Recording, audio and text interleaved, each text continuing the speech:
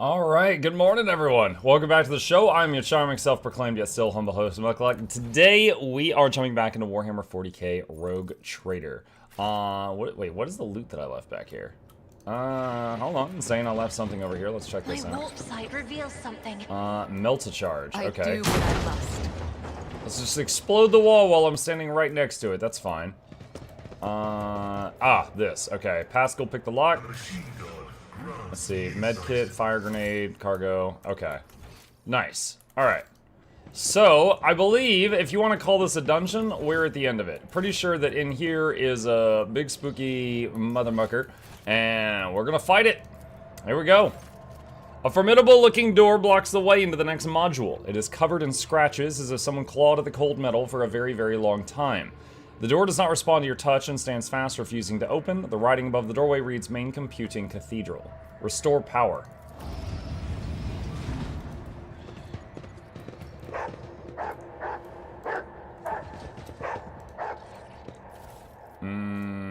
Headhunter Light Carapace. Pretty solid armor. Does anyone else need a set of that? Let me see. Hold on. Can he use that? 30, dodge 9%, minus 32, plus 2 to tech use. What does hers do? 30, 45, 15. Alright. That is a flat upgrade for her. And what about you? No. 16. Alright, she can have that. I think that's the best we can do right now. Alright, tap quick save in case I get rocked. What lies beyond? Alright, Magos Tiberius Mala. The air in the room is permeated by a wild mixture of miasmas of both mechanical and biological origin. Blood, rust, vomit, machine oil, excrement, kerosene. All these smells blend together into such a thick stench it almost feels palpable. Just as the air here is one mad tangle of odors, the device in front of you is a mishmash of wriggling wires and transplanted fragments. In all the clutter, one could almost miss the main component, a heavily augmented man whose upper body is embedded into the frame of the machine, dozens of wires piercing his flesh. A crust of congealed blood and other bodily fluids covers the man's entire body, but his eyes are open and his gaze keen. This gaze turns to you, devoid of surprise or deference. Who are you, disturbing the peace of holy martyrs in the home of our grief? What do you want?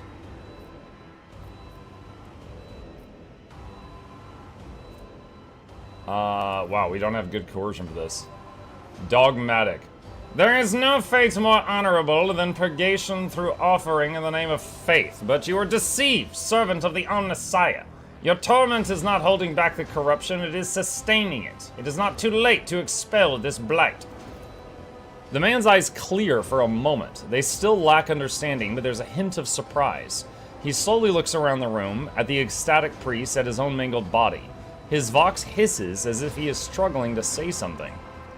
Muck has gained Conviction of Faith. Grants 100% critical hit chance until the next critical hit is scored. Okay. Suddenly, the mingled stench in the room is drowned out by sharp, piercing smell of ozone and grease.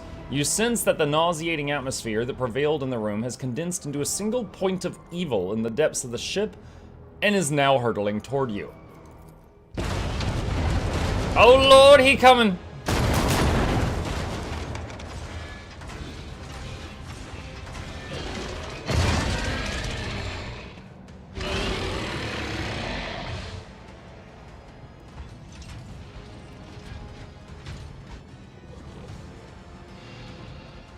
Showing up uninvited. Oh God, it's right in my face. That's not great.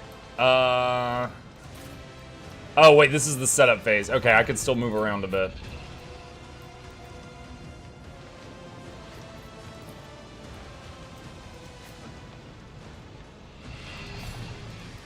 Oh, I can't move the...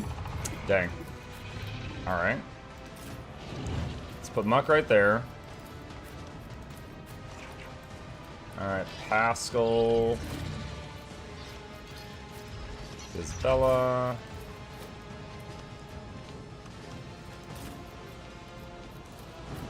Now we want to kind of be near each other just for the buffs on turn 1. Let's see what we can do. That's why I was trying to warn you. No, I know, Mr. Madman.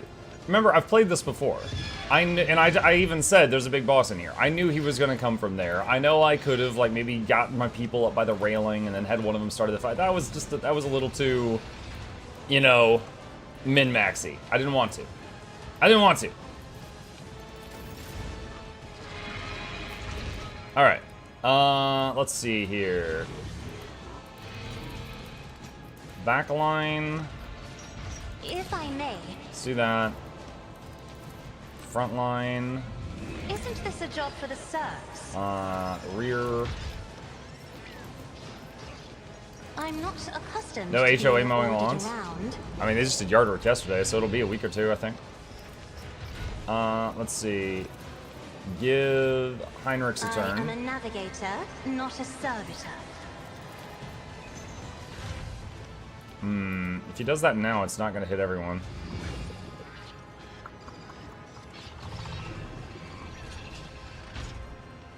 It'll hit most. I won't object to it. Alright, and then put the curse on him. If you insist, So he takes more Lord Captain. damage. Don't you need a breathing? Jeez. My tank hasn't had a turn to taunt him yet.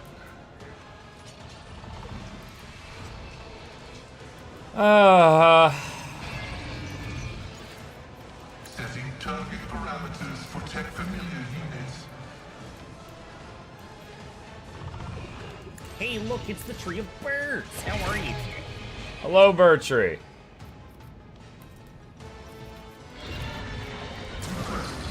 Approved.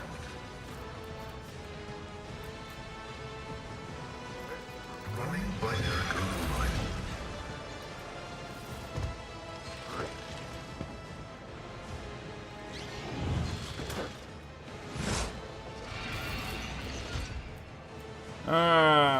Let's see, what was this?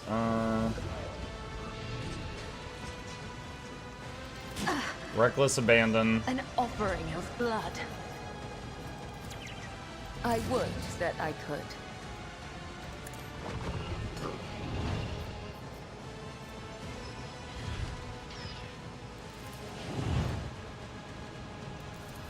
As the tenants demand. Alright.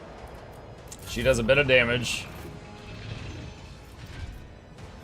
Heinrichs used his whole turn to just get up. Oh, did the bird die? Oh, dang it. Alright, Commands are more pleasant. Medicae signal on that. Reactivate the bird. Easy. I need you by my side.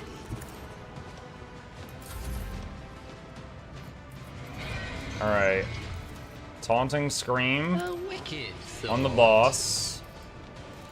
Sworn enemy on the boss. Schemes.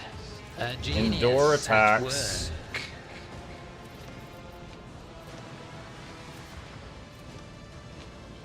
Let's see.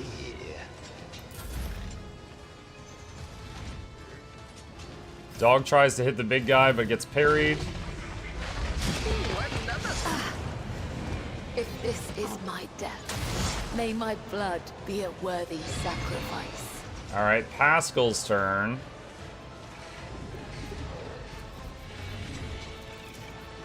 Tech familiar activated. Setting target parameters for tech familiar units. Okay, bird takes out one of those. The Elder Sire knows all. Tried to hit that with Machine Spirit Banishment, it didn't work though.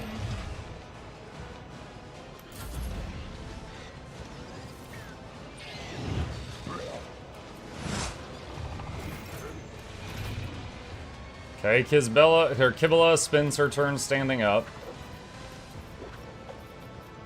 Okay, let's see, relocate here.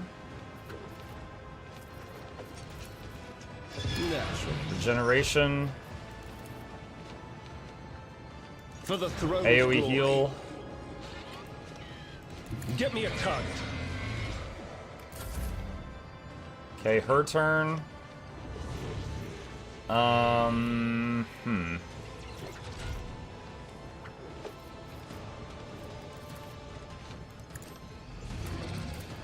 me, and it is Heinrich's another turn.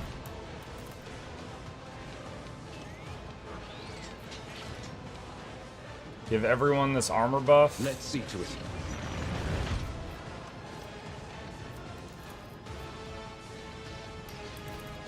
But of course, Lord Captain. Resolve.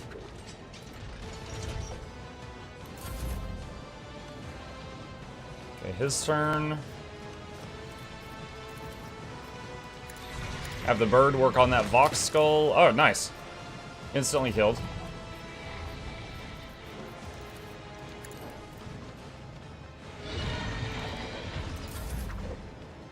Alright, her turn.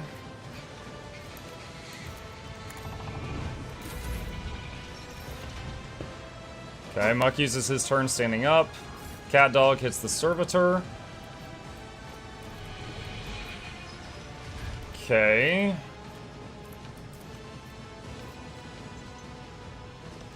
Give him an extra turn. Taunt again for what it's worth. Raise your shield.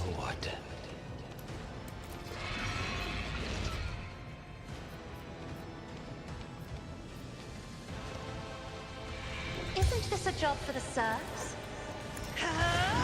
Zap it. 36 damage.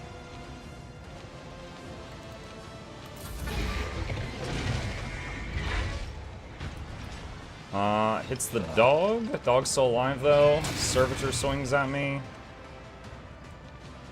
Okay. Put bait on him again. Blessed creations of the Omnissiah. Tech familiar. Activated. Kinda. Oh my god, he got to swing twice? I was not expecting that. Okay. Machine Spirit Banishment. Kill the Servitor. Terminated. More debuffs on the forgefiend.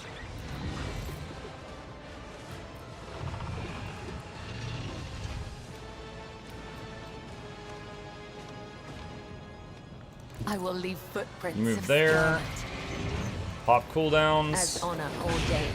Spin. It did a bit of damage. Alright, end your turn. Let's see.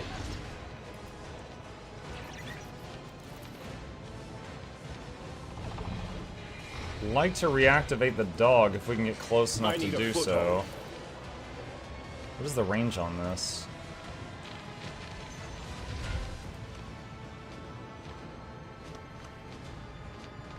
I'll put my psychic abilities to use. There we go. I won't object to it. Alright. Muck is way back there. Hey there, hey Muck. Hello there. Hey, Hanny Kenobi, what's up? Almost 2 hours till they release the next Elite spec. That's what it seems like, yeah, I would imagine so. Muck can probably solo this guy, to be honest. I don't know. I mean, it looks like 2 or 3 clean hits before the regen can work, can take him out, so it's definitely a risk.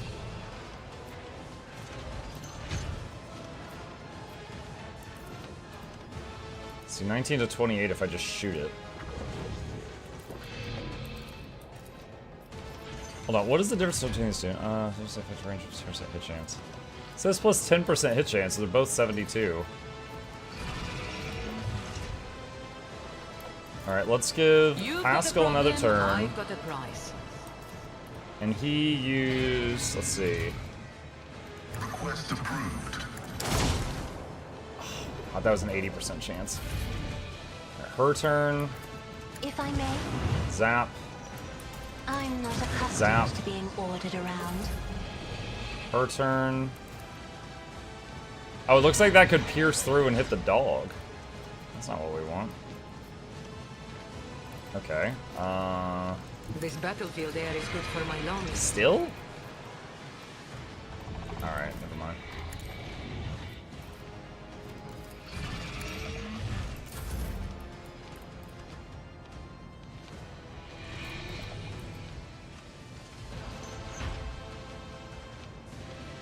Through the smoke and gunfire.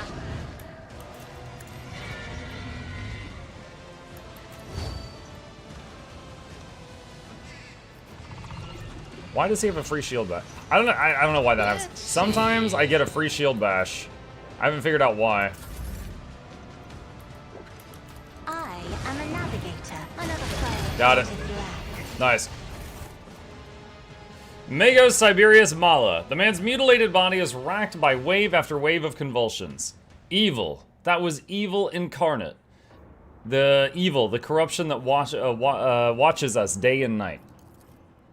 Suddenly the man raises his head and looks you straight in the eye. You have banished the evil. You tried to warn me, but I was deaf. The ship, Kiava Gamma, it followed us from there. Kiava Gamma? Is that where your ship is from?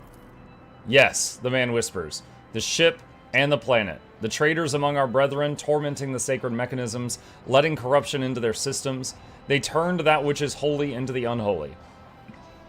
And they set these new twisted machines on us, their tech comrades. We managed to flee, but one of the monsters found its way onto the ship. A tear appears at the corner of his eye. He thrashes frantically in the mess of wires piercing his body. We fought. We cut off one module after another as one cuts away rotting flesh, but it followed. Its invisible influence, the corruption it exuded, it claimed us one by one. The crew were merely humans of flesh and blood. They were so weak.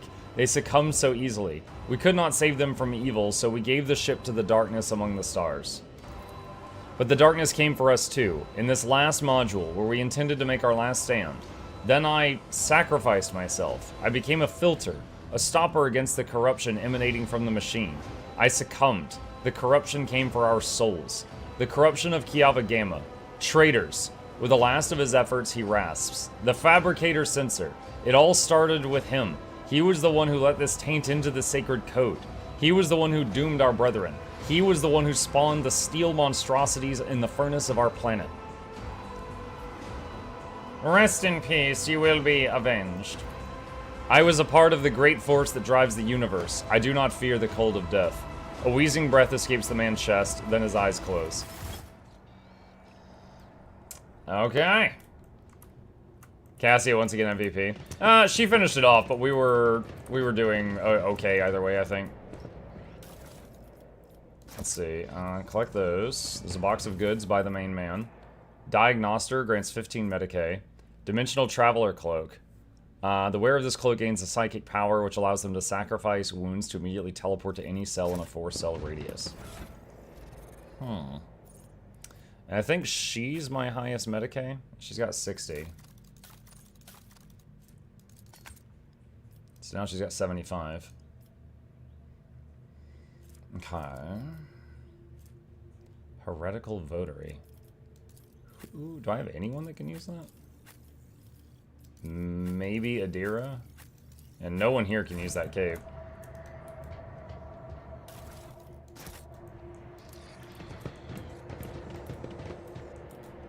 See, lore warp. And done. The empty shell of a daemon engine. It was this creation, a horrifying mix of real space technologies and the deranged powers of the warp that disrupted the ship systems and twisted the tech priest's minds. Of course, Goth Girlfriend has highest Medicae. Of course. Alright. Curiosity sings in my veins. Back to the ship, which will heal our injuries. Let's see, already explored, not explored. Scan it. It's beautiful. There are ardent... Okay, muck me then. There are ardent views in the void, the like of which I could have never imagined. A single vivid world bleeding flames, yet so much substance for my thoughts.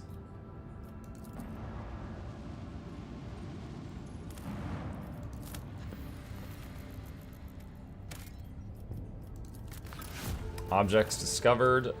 Plasma batteries.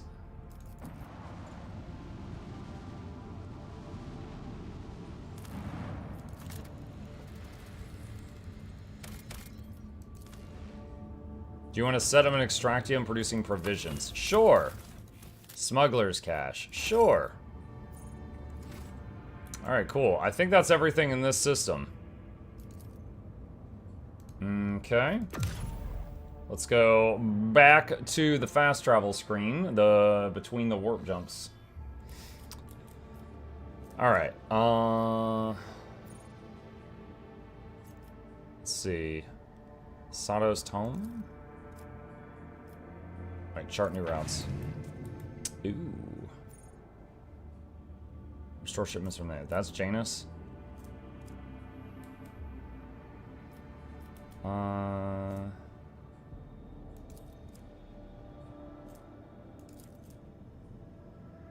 Navigator's Insight is a special resource acquired by exploring the Expanse, by scanning new systems, anomalies, or participating in non-combat space events. The Navigator, the flagship, uses it to build new warp routes, as well as make them more stable and safe as much as possible.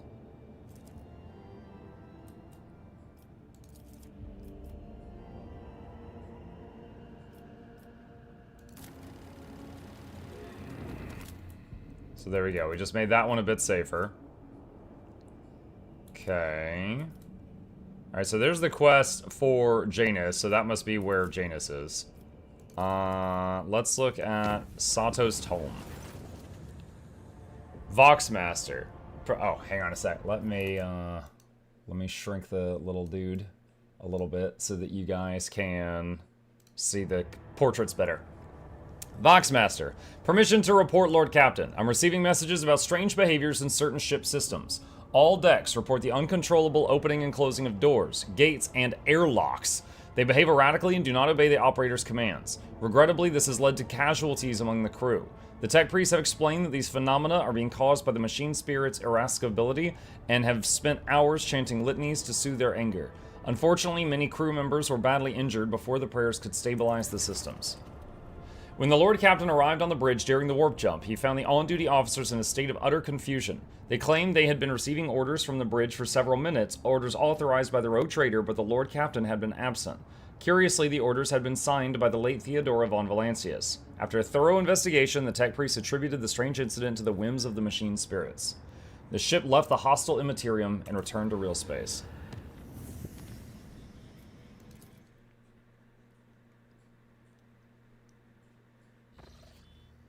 Alright. One planet in this system, an ice world. Oh wait, have I already been here? Oh, okay. Well. Alright. Done and done. Let's see. So... Alright, back here. Lord Captain, I hasten to report disturbing news brought to me by the machine spirits of the ship. The matter is extremely delicate and concerns Lady Cassia. You see, since her first day aboard, her presence has been a disturbance to the crew's way of life. If you'll allow, I have prepared a detailed report. Deliver your report. The first incident occurred immediately after our departure from Urak 5. The Lady Navigator chastised one of the ship's runners, after which he went to his living quarters, killed his family, and then shot himself. The second incident was noted while traversing the warp. The Lady Navigator gave the pilots the wrong instructions, and the void ship was thrown off course for a matter of minutes, but this was enough for the forces of the Immaterium to anger the machine spirits enough for them to start a fire in the service bay.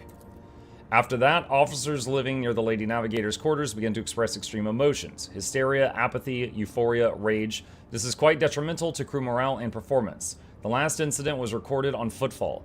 Around 100 living birds were delivered on board during our stay on Footfall. Each bird cost a hefty sum, but I have failed to discover their purpose and subsequent fate.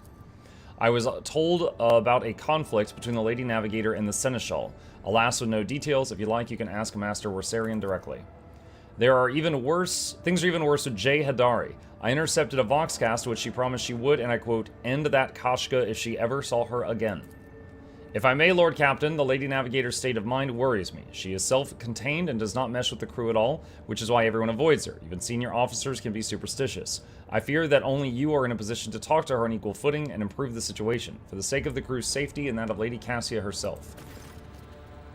There was commotion on the lower decks. The chief mutant hunter, who was responsible for eliminating heresy in the hold of the Void ship, went mad due to the perilous influence of the warp. The officer climbed the parapet above the central accelerator complex and threatened to jump unless the entire crew immediately submitted to a rigorous examination to uncover physical deformities and unholy perversions. After calculating the time and financial cost of the inspection of thousands upon thousands of crew members and consulting tech priests about the danger of the foreign materials getting into the intake of the accelerator complex, the deranged mutant hunter was graciously allowed to proceed with ending his life in the desired manner. They're like, man, that'd be too expensive. Go ahead. Do a flip. The Immaterium released us from its crypt this time. Wow. Wow, wow, wow, wow, wow. Let's see. Trinitos.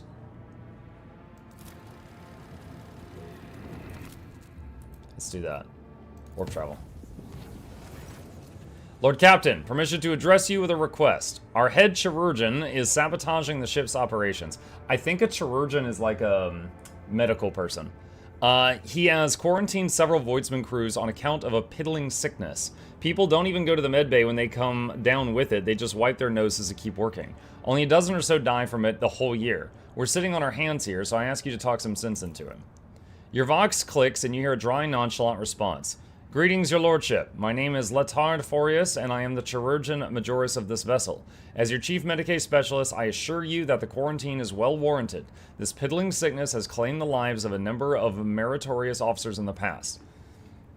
This time I intend to get the epidemic under control, study the disease thoroughly, and develop a proper cure. I hope you will agree that a single period of downtime is a small price to pay for the number of lives that will be saved and the increase in the crew's performance during other such outbreaks in the future. Not to mention the fact that we won't have to waste stimulants due to the afflicted using them as a crutch to offset limited work capacity. How do you intend to study this disease? By gathering enough infected individuals together, letting the illness progress, comprehending its properties, and finally killing it. The disease goes through several stages, with which containing clues to its nature and vulnerabilities. The Voidsman will have to stay sick for some time until I discover the cure, assuming of course that the disease is reversible in its final stages.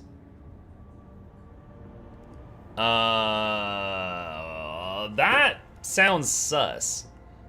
He's saying that to cure the sickness, he has to get the people that are sick together and let them get as sick as possible? And gather them all in one place. That sounds a bit nurgly.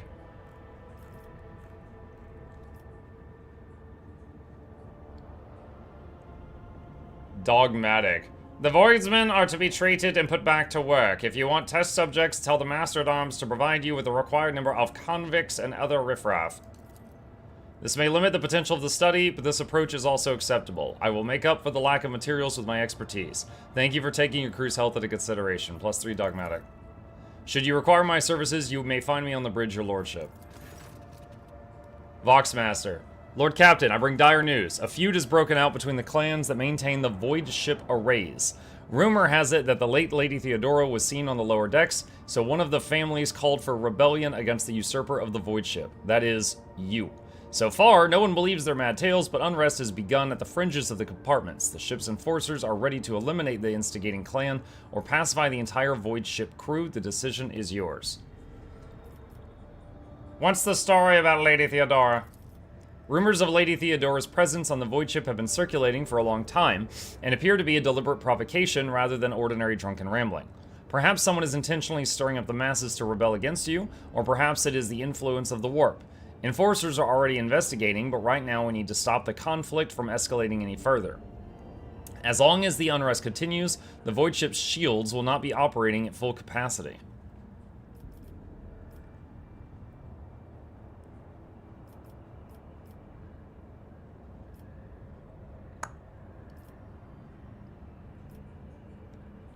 Find the source of the rumors and punish those responsible. I don't want unnecessary deaths.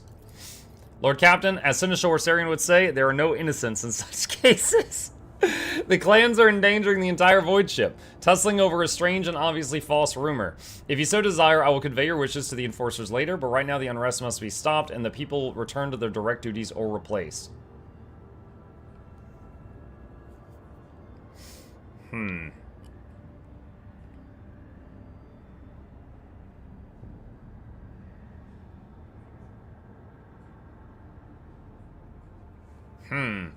So no violence. I mean, sending a riot squad to put down a rebellion with no violence is pretty tough.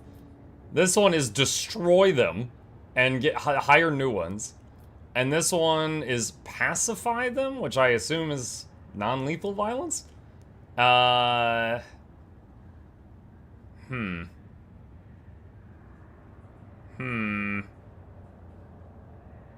Pacify the entire Void Shield crew. Those who succumb to the provocations of the unruly are no less guilty. I'll see to it. Oh, she didn't complain about that. During the period designated as the night shift, the air throughout the ship suddenly turned stale. Those who were awake reported feeling incredibly tired. Those who were asleep later reported having horrible nightmares. Seneschal Abelard Rosarian was found in his quarters in a trance-like state. He was pacing the room and talking to an unseen interlocutor, asking the same questions over and over. Why won't the fever break? And does the esteemed chirurgeon have the faintest idea what he's doing? Then he sat by the bed for a long time, clutching the sleeve of a void suit and repeating, "Everything will be all right, son." With great difficulty, the enforcers managed to return the Seneschal to his senses. By the order of Seneschal Rosarian, the report on this incident has been erased from the ship's logs. Oh, when you do something embarrassing, you just erase it from the logs. Okay. The Immaterium has released us from its grip this time. Chart new routes.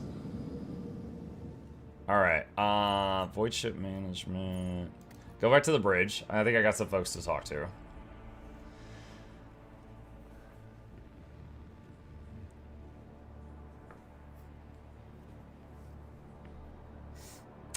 The thing you said was Nurgle might also be the work of Isha, Nurgle's beloved. Ooh, I don't know of Isha. Heinrichs. To what do I owe this visit?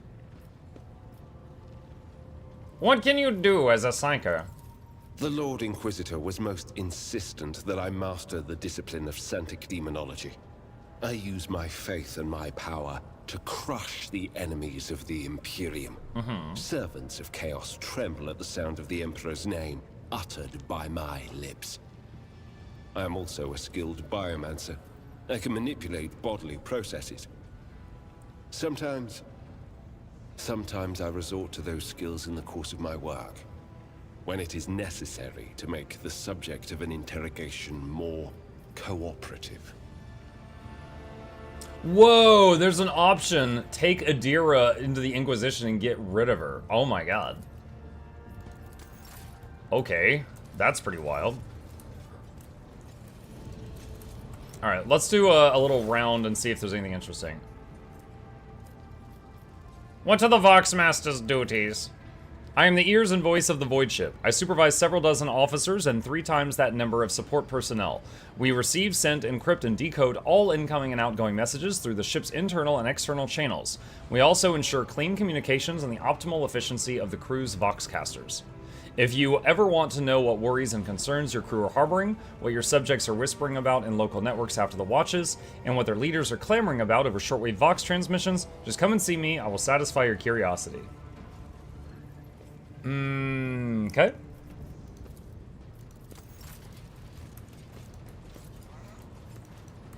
Einrich.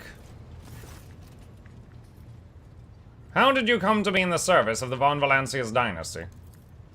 Not in the usual way. My ancestors wronged yours and were appointed Inferni as a result. Hard labor, deadly risks, plenty of opportunities to atone. These criminals have been dead for generations, but we're still serving their time. Maybe we'll find redemption one day. It's okay.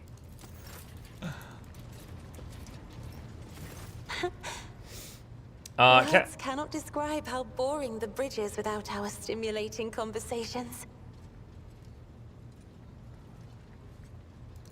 Oh, I just remembered. Okay, so hold on. So I need to talk to Rosarian, and then I need to talk to her about her behavior or whatever. Abelard. Lord Captain? I heard you and Cassia exchange words recently. What happened? And who brought this piece of news to you, I wonder? Then again, I have nothing to hide from you. Of late, the helmsmen have been going off course with increasing frequency, and the reports are full of contradicting accounts. The problem continued, even after several demotions were handed out. so I took it upon myself to investigate. To just demote everyone involved. I was astonished to learn that our Lady Navigator has been amending entries in the ship's log, and the officers have been keeping silent on her orders. I immediately demanded an end to the outrageous conduct, and I reprimanded Lady Cassia in front of the officers. She greeted my words with silence, and then quickly departed. I should not have acted thus. I never even found out what drove her to do it. Lord Captain. Okay. Now let's go talk to her. Words cannot describe how boring the bridge is without our stimulating conversations. I have heard rumors you are not getting along well with the crew. Wow! Panic flashes in her ruby red eyes and your heart starts beating a little faster while your hands go cold. Okay, so, for any new bloods in chat, she's, I don't know the word for it, like an empath, kind of? Like, whenever she feels strong emotions, everyone around her is subjected to them. Not here. I'm begging you. Aren't noblemen supposed to discuss such things away from the servants? Let us go to my study. No one will disturb us there. Then lead the way, and I will answer all of your questions. Alright, quick pause. Mr. Maddyman's got the lore dump. Atmuk, she is the elder goddess of life and healing. Isha? When Slaanesh was born and subsequently ate the majority of the other elder gods, Nurgle actually fought Slaanesh over her, and she's now caged in a place of honor in Nurgle's garden. Since she's the goddess of healing, Nurgle tests all his new diseases on her, and she surreptitiously whispers the cures for those diseases into the minds of her mortal followers, even those that don't know that they follow her. So she's still trying to help people despite being a prisoner?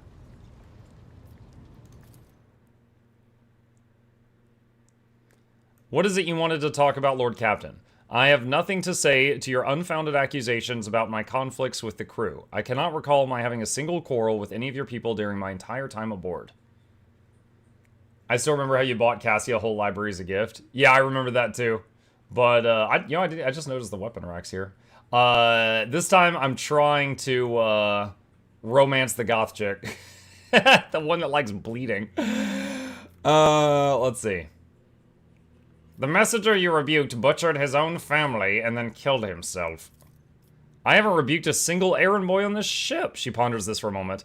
Ah, I think I remember. A kind young man with a shy smile and skillful fingers with too much rotten ochre on his shoulders. I grew tired of the disgusting color and advised him to lighten his burden by casting the weight off his shoulders.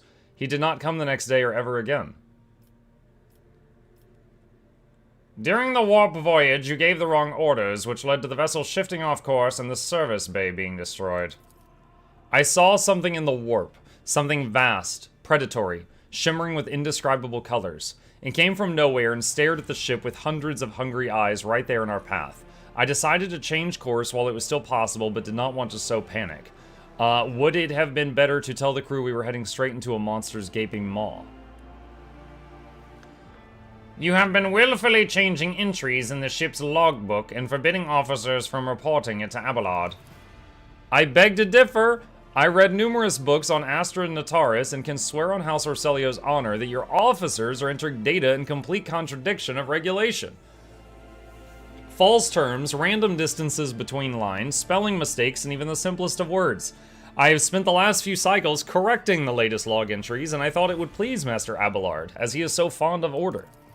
And yet the Seneschal did not appreciate my efforts, and for some reason called them an outrage, even though mere days before he had been swaddling me in warm yellow words. I notice all your people do this when they are expressing sympathy. I merely wanted to repay the Seneschal with the same courtesy. Perhaps he finds my friendliness off-putting. Would you mind telling me why you needed 100 species of bird and what you use them for? Admittedly, I am at a loss myself. The day we arrived on Footfall, I sent a request to the ship's quartermaster and asked him to get me a songbird. But he never asked for clarification, and shortly after we left, I had a countless number of cages delivered to me, wrapped in bright red panic with flickering tints of fear. There was a bird in every one. I was so excited, I thought I would have 100 friends instead of just one. They were squeaking so piteously, I let the poor things out. I even fed them my breakfast and dinner, but the stupid birds would not stop chittering even after bedtime. They were dashing out of the room, smacking me in the face with their wings, and defecating. I became angry and suddenly they started pecking at each other's eyes and attacking me. Then I became afraid and they fell over dead. I do not think I want to keep pets anymore. Oh my god.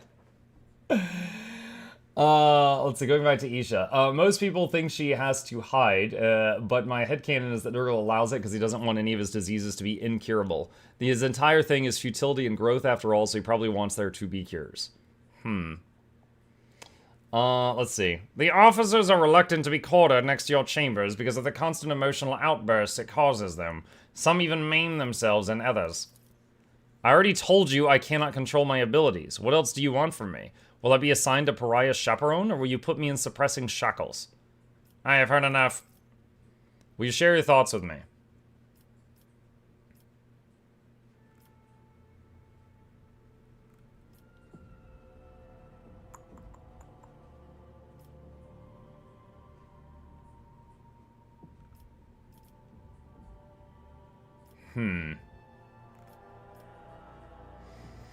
Pretty sure I did this one last time, but I still feel like it's the right option. You have a kind soul, but have difficulty reaching out to people. I could teach you the art of communication, if you like. That would be wonderful. My education on Urek 5 was cut short, but I had realized by then that the wisdom of books is a poor substitute for the wisdom of experience. Very well. Since we are done with this misunderstanding, I would like to change the subject. It would only be fair for me to ask you a few questions now, wouldn't it? She hesitates and continues in a less confident tone. Do not mistake me, I'm not going to accuse you of anything, it's just that you are the most worthy interlocutor on the entire ship and you're always so busy. What would you like to ask? I read a treatise by Passius de Mobius very recently, who claimed that subjects would never believe their new ruler was better than the old one, unless the old one had been a tyrant. No matter the circumstances, the low-born rabble become deluded about their prospects and rebel in favor of base desires. What do you make of that?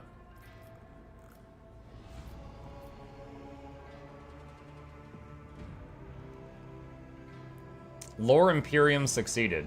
Your interpretation of this classical text is not entirely correct. If the subjects have grown accustomed to the ruling house, all the sovereign must do is refrain from breaching long-standing traditions. Adjust unwanted laws as gradually as you would shift the bed of a flooded river, and no one will ever take your power from you.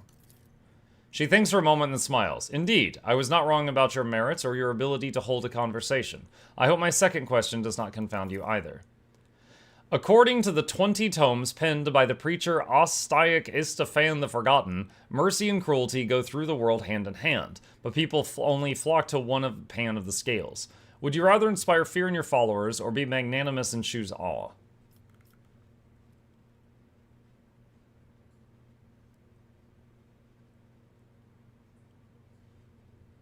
65%. One must be a tyrant, a friend, and a jester to one's subjects. What matters is to clearly discern which role is required at a given moment. Succeeded. There is so much power in your words, power that makes me want to join you. I understand now why your subjects are eager to follow you. I admit I was afraid we were too different, and yet you helped me realize that I can be candid with you. Please continue. I must confess, sometimes I can hardly bear the burden of the house is placed upon me. I feel I'm not doing my best. Tell me how you, heir to the Protectorate, can bear the responsibility for billions of lives day after day and not stoop under all the weight.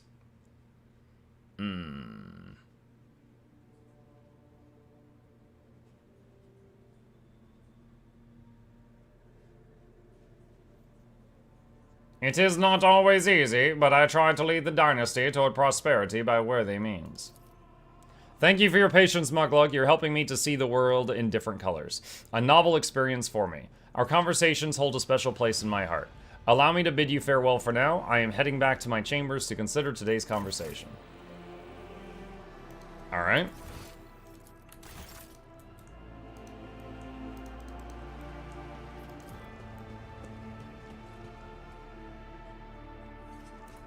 Alright, back on the bridge. Let's see. Jocasta. Jocasta Sarbak is the very picture of discipline. Her uniform exquisitely pressed, armor polished, her postures imposing and rigid. The only flaw in her immaculate appearance is the heavy enforcer's maul, which is worn and battered from frequent use. She salutes you with a practiced motion. Greetings, Lord Captain. How did you come to serve on my flagship? I come from the noble Sarbak family of the capital world of Dargonus. I dare say that our house is renowned for its loyalty and strict adherence to the law, and the members of my family have been your faithful enforcers for centuries. I'm honored to be the 6th Master at Arms named Sarbak to serve on this ship. She speaks the words with unmistakable pride. And why are you here instead of basking in luxury on Dargonus? Because of my cousin Marcarius. A furious crease appears between her brows. I cannot stand him, but the feeling is mutual. We can hardly be in the same room together, so I jumped at the opportunity to become your enforcer. I should thank my obnoxious cousin for nudging me toward the best decision of my life. I serve you with all my heart and wish for no other fate than this one.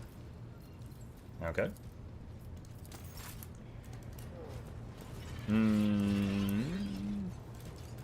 J.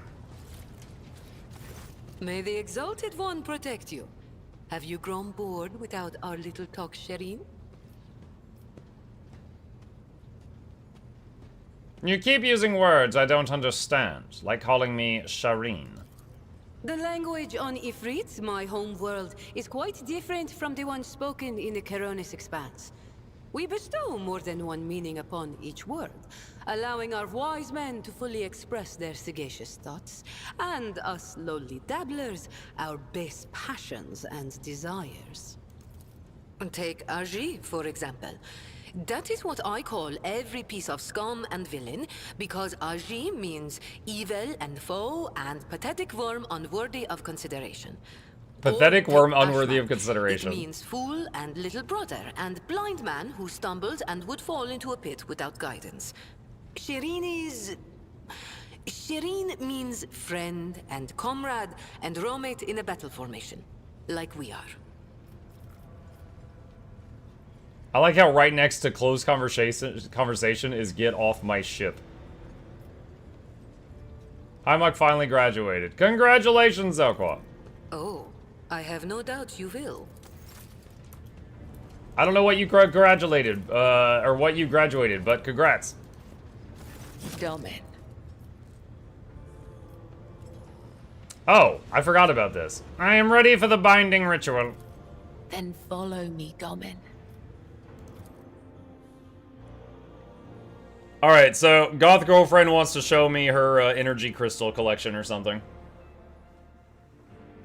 Agricultural engineering degree. Oh, shoot! That sounds neat. What is it? What does an agricultural engineer do exactly? Do you like study like the most efficient way to grow crops or something?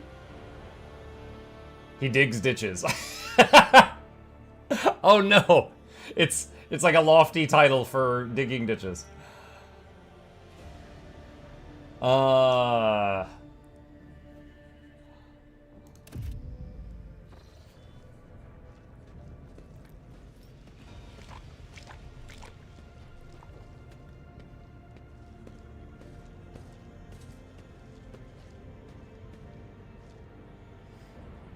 Are you ready to step into the labyrinth, Domin?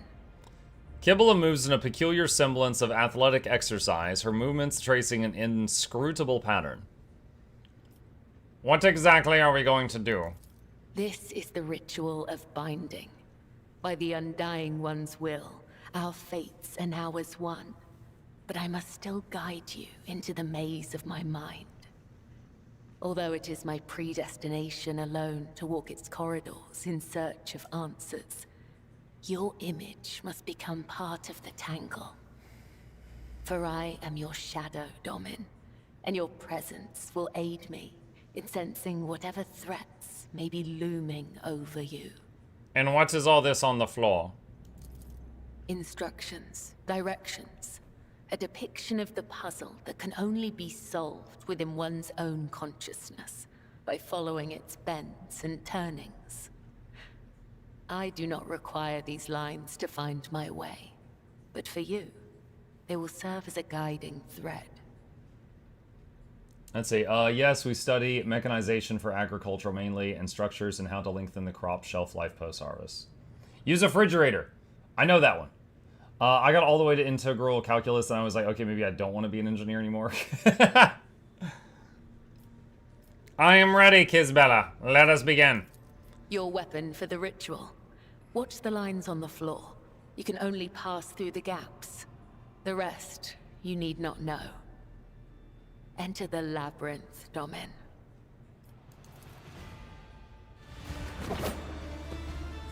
What?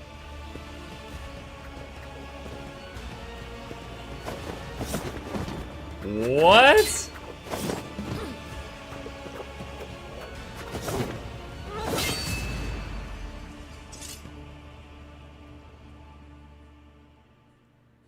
You are now upon the path. Your shadow now walks the labyrinth, and my gaze can now see when danger Oh my draws gosh. near you. Yo, getting a goth girlfriend's dangerous, chat.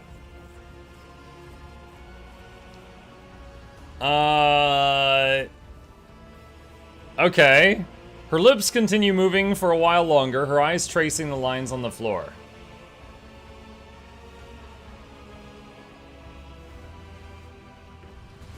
Can you tell me what this really was? What is the true meaning of this rite? You are not required to understand. You have joined the ritual. That will suffice. I only seek to understand why this matters to you. To understand you. Understand me? Why, Domin? My fate is preordained, and our places assigned. We both must serve the Undying One, as his design foretells. But if such is indeed your wish, my path of service to the Undying Emperor is one of many twists and pitfalls. Every mind is fraught with weakness, and only by honing it tirelessly can one achieve focus and prime one's perception. I envision the tenets of the web as a maze of tangles and dead ends. Each time I go into a trance, be it one of the soul or of battle, I walk this path from beginning to end. And now that you're a part of it, you will be there with me when next I enter the labyrinth. You may deem it strange. You live in a world so far removed from my own that such rituals must seem absurd to you. I am sure I would find your rituals equally mystifying. She permits herself to smile in the very corners of her mouth, and a spark of flustered curiosity lights up in her normally aloof gaze. My rituals? What do you mean? She's like, I've seen you. You brush your teeth. You're empowered by the will of the Undying One himself. And yet, when I look at your life, I am surprised. You follow a different thread. One that does not seem as strict to your thoughts and deeds. There is so much luster.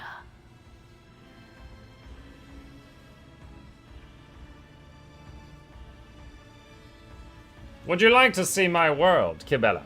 You have allowed me to witness your ritual. It is only fair that I show you one of mine. To partake in one of your ceremonies? Returning the courtesy. That is how you say it up here, isn't it? I will await your invitation. The labyrinth has accepted you. We have danced amid the crossing lines and minds. And by the dance, we are now bound.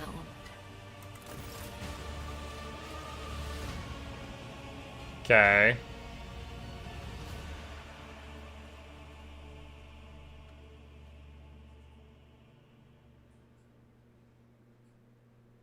That was a pretty cool fight scene for a CRPG.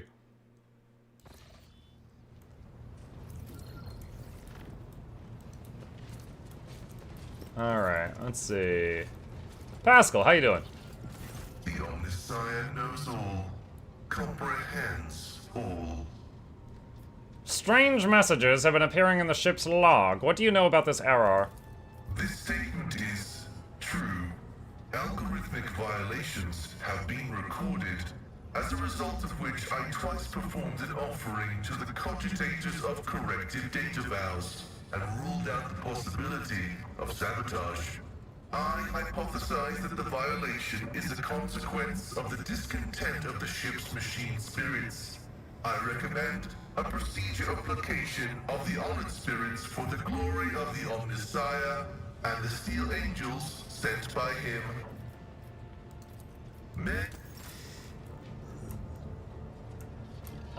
Wait, what is this? Activate the control panel. Oh, a quick save. I don't know what this is. Fuel system analysis in progress. No failures detected. System operational.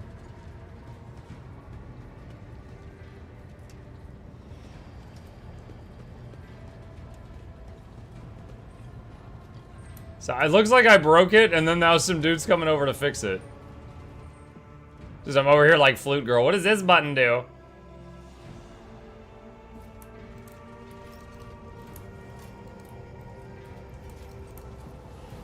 Idira. The tall, middle-aged woman stares straight ahead, eyes vacant, as she rubs the implant at her temple. Her collar's undone, and one of the clasps is on the verge of falling off. Sensing your presence, she turns her head toward you and offers you a crooked smile, even as her eyes look right through you. You seem to have a very strong reaction to what Argenta said by the broken lens.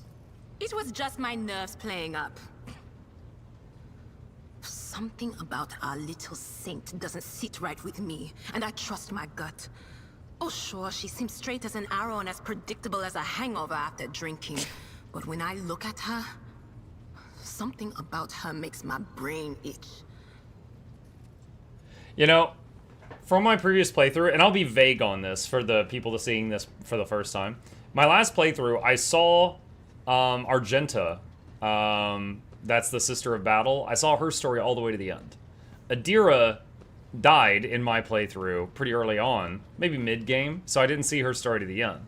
But Idira is the one who's constantly losing control of herself and endangering us, and the Sister of Battle is the one that's constantly, like she said, straight as an arrow. However, despite all that, knowing what we know about Argenta from, like, the end of Argenta's story, like, this is a totally fair statement. After that conversation, I tried to listen to what was being said about her. Beyond the door. What I heard was strange. Blood in her past, twilight in her present, and something like a star leading her. But where is it leading her?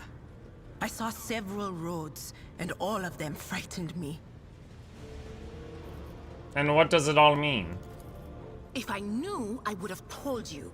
Hearing things clearly requires cooperation from the other person you know. But that cobra just hisses and spits its venom at me. I don't trust her one bit. Maybe we should warn Argenta? Oh yeah. You go ahead and tell her the wicked Psyker has divined something about her. She'll be so pleased and grateful, and of course she'll listen to what you have to say. No, that would be pointless. And anyway, I'm not even sure what it all means. Maybe the danger is to her? Or maybe the danger's coming from her. Awareness test succeeded. Idira's voice is full of animosity, but you also detect concern and a hint of pity and compassion.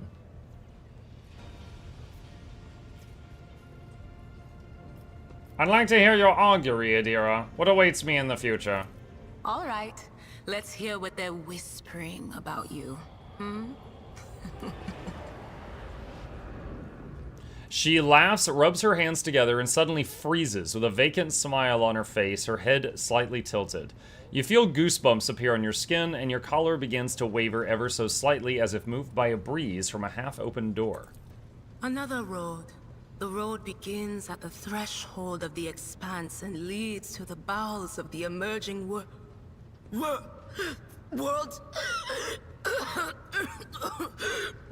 Reading the threads of fate is not meant for you, slave of the enthroned corpse. Step into the embrace of doom, for thus was it preordained by the architect of fates. Guards? Yeah, Heinrich, can you come here for a minute? That wasn't me. I swear on everything that's holy. I don't know what the second road is or who watches over it, but I beg you, stay away from it. Idira sucks in a breath and coughs. Something pale and wriggling flies out of her mouth and hits the floor. White maggots that immediately melt and turn to smoke. Dude, your powers suck. I'm glad I don't have your powers. I must take my leave. Of course. I just watched a Goers 2 news video for July 8th that laughed so hard at I cast gun, prepare to meet God, thanks to the I definitely got that quote from someone else, but glad I could spread the joy of it.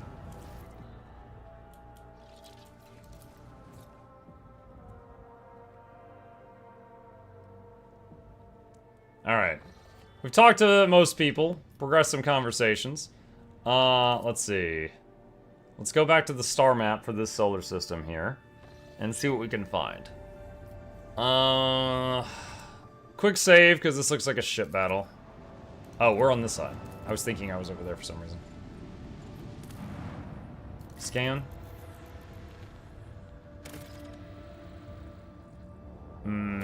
Okay.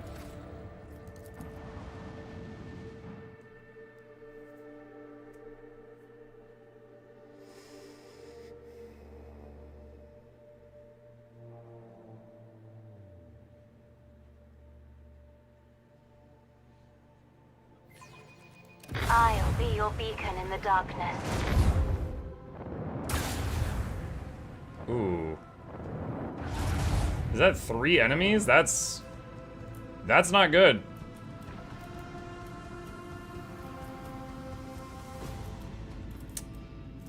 All right.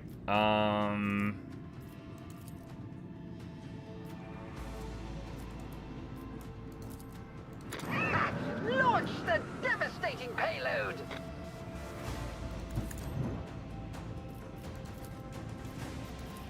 Initiate macro cannon barrage! The destination is known.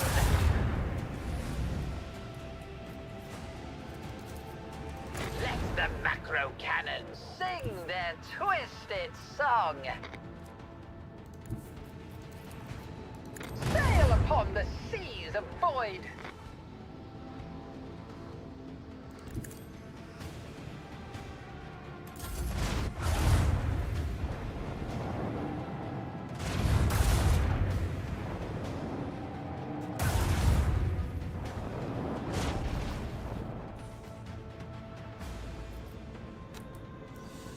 Okay.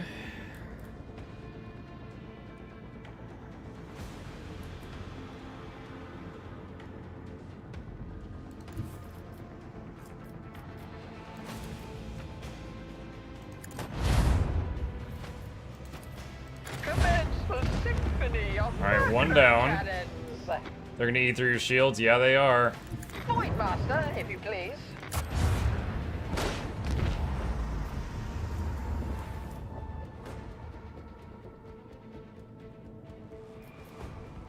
Torpedo control.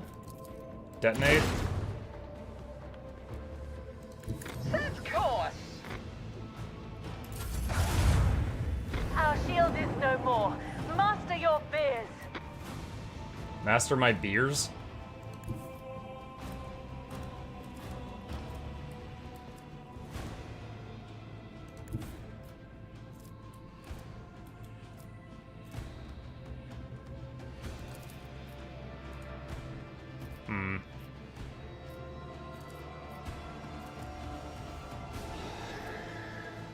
I can't reach it.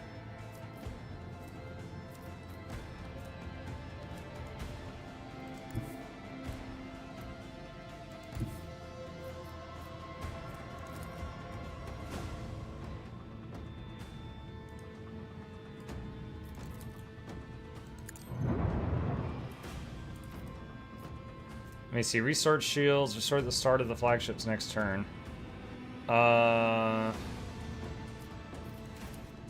Torpedoes. Alright, reboot shields.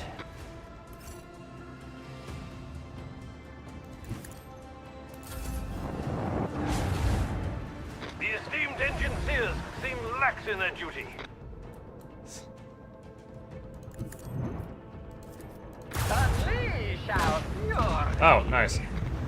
Bloody throne, we did. Alright, that hurt. Unholy Amulets 3 and Did you use a pattern macro battery?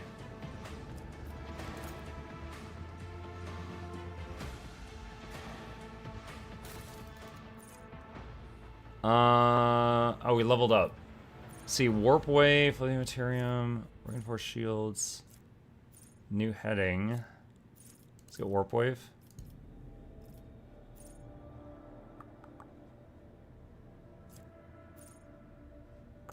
New heading. Components. Alright. I can never remember which one's starboard and which one's port, but that will upgrade one of the guns. Add that one to cargo. Repair. Alright. We already looked at that, yeah? Yeah, we did. Alright. Okay, let's scan this world. Do you feel more confident in the ship battles compared to the first run? I've got the difficulty lower. So, the game starts on normal difficulty. Above that is daring. That's what we're playing on now. Last time I played it on hard difficulty. And I'll be honest, in terms of combat, like, with the people, hard was fine. But the ship combat was, like, insane. Especially in the early game when you have so few moves and you're fighting, like, 3 ships. I remember one of the fights, it was, like, 30 minutes of kiting. So, I feel like the ideal difficulty for me, if I were to fumble with the custom settings, would be to play on somewhere between daring to hard mode, but then turn the ship combat down to, like, normal. Because the ship combat is pretty nasty for, the amount of tools that you have available to you.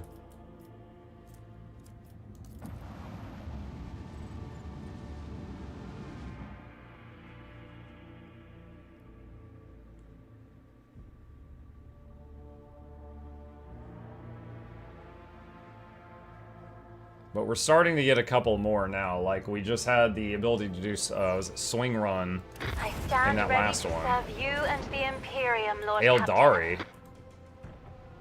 And Eldari torpedoes, too. Oh, boy. Okay.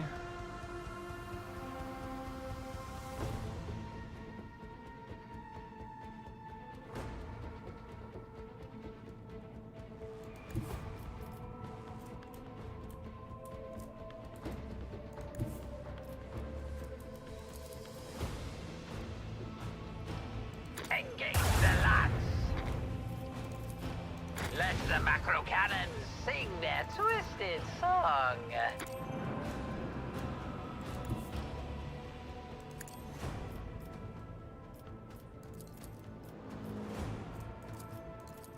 Dang, not in range of either one.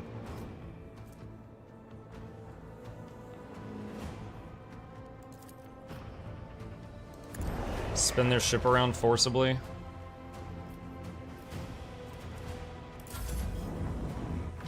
Our shields fail us. Muck, you don't want those torpedoes to hit you? I am aware. Voidmaster, if you please. Oh, shoot. I thought I was controlling the torpedoes. Dang it.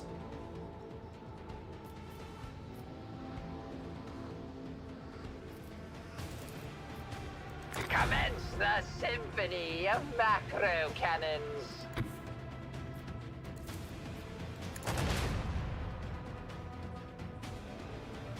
He just missed every shot.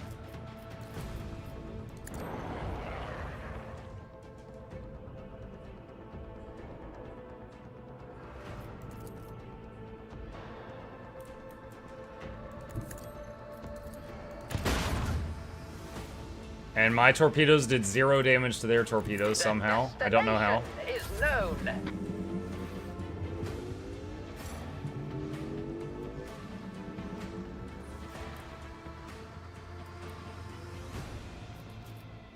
Alright. Sharper turning.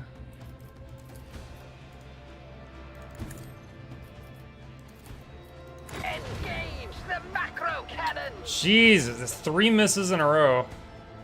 Commence torpedo launch.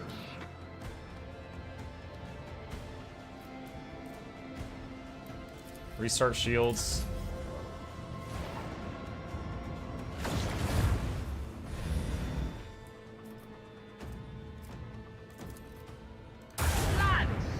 4... Oh my god, actually no, that did a little bit of damage. Damn though.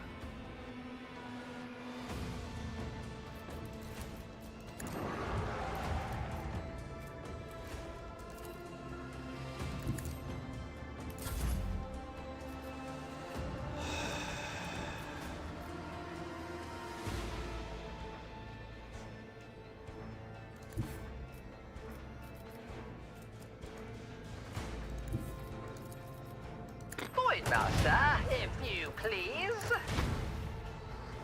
Another miss.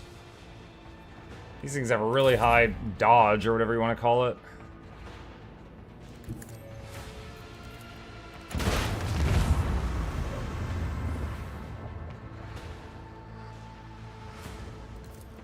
Drown them in the void. Another miss. Let the Another macro miss. cannons sing their twisted song. Alright, so these torpedoes are currently... That one's aiming up left. So I want to move down here to make them have to turn really hard.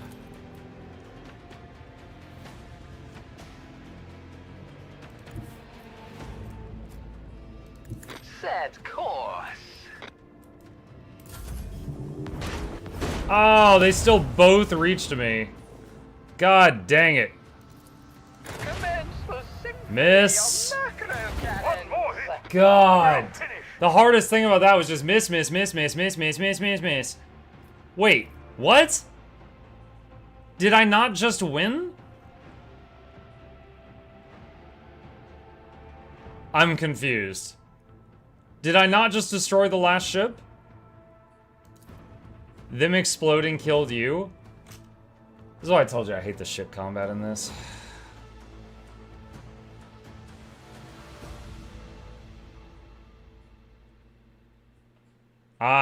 If they were supposed to kill me, I did not see it.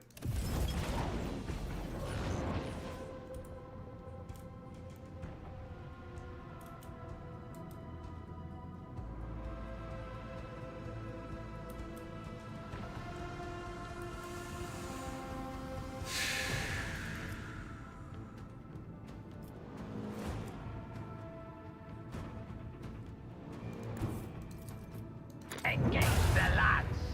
Miss. We're off to a great start. Sail upon the seas of void. Engage the macro. Oh wow, we actually killed one really early. Alright. Launch See the what happens. devastating payload.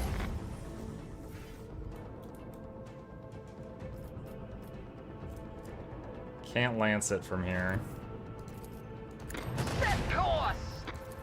Initiate macro cannon barrage. Miss.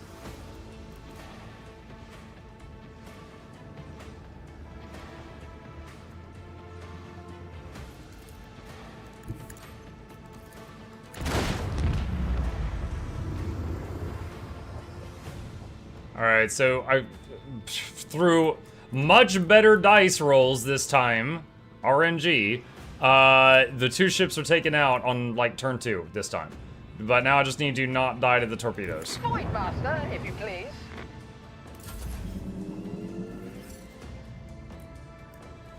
No one can outmaneuver House Orcelio. That one's significantly different. So Eldari ships have very high, I mean, I guess you could say dodge, evasion. That's what it feels like.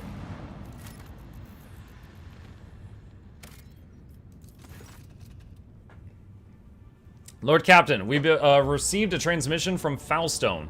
It was sent by members of the Order of the Hammer, votaries of Saint Cognatius, whose monastery is the only settlement on the planet.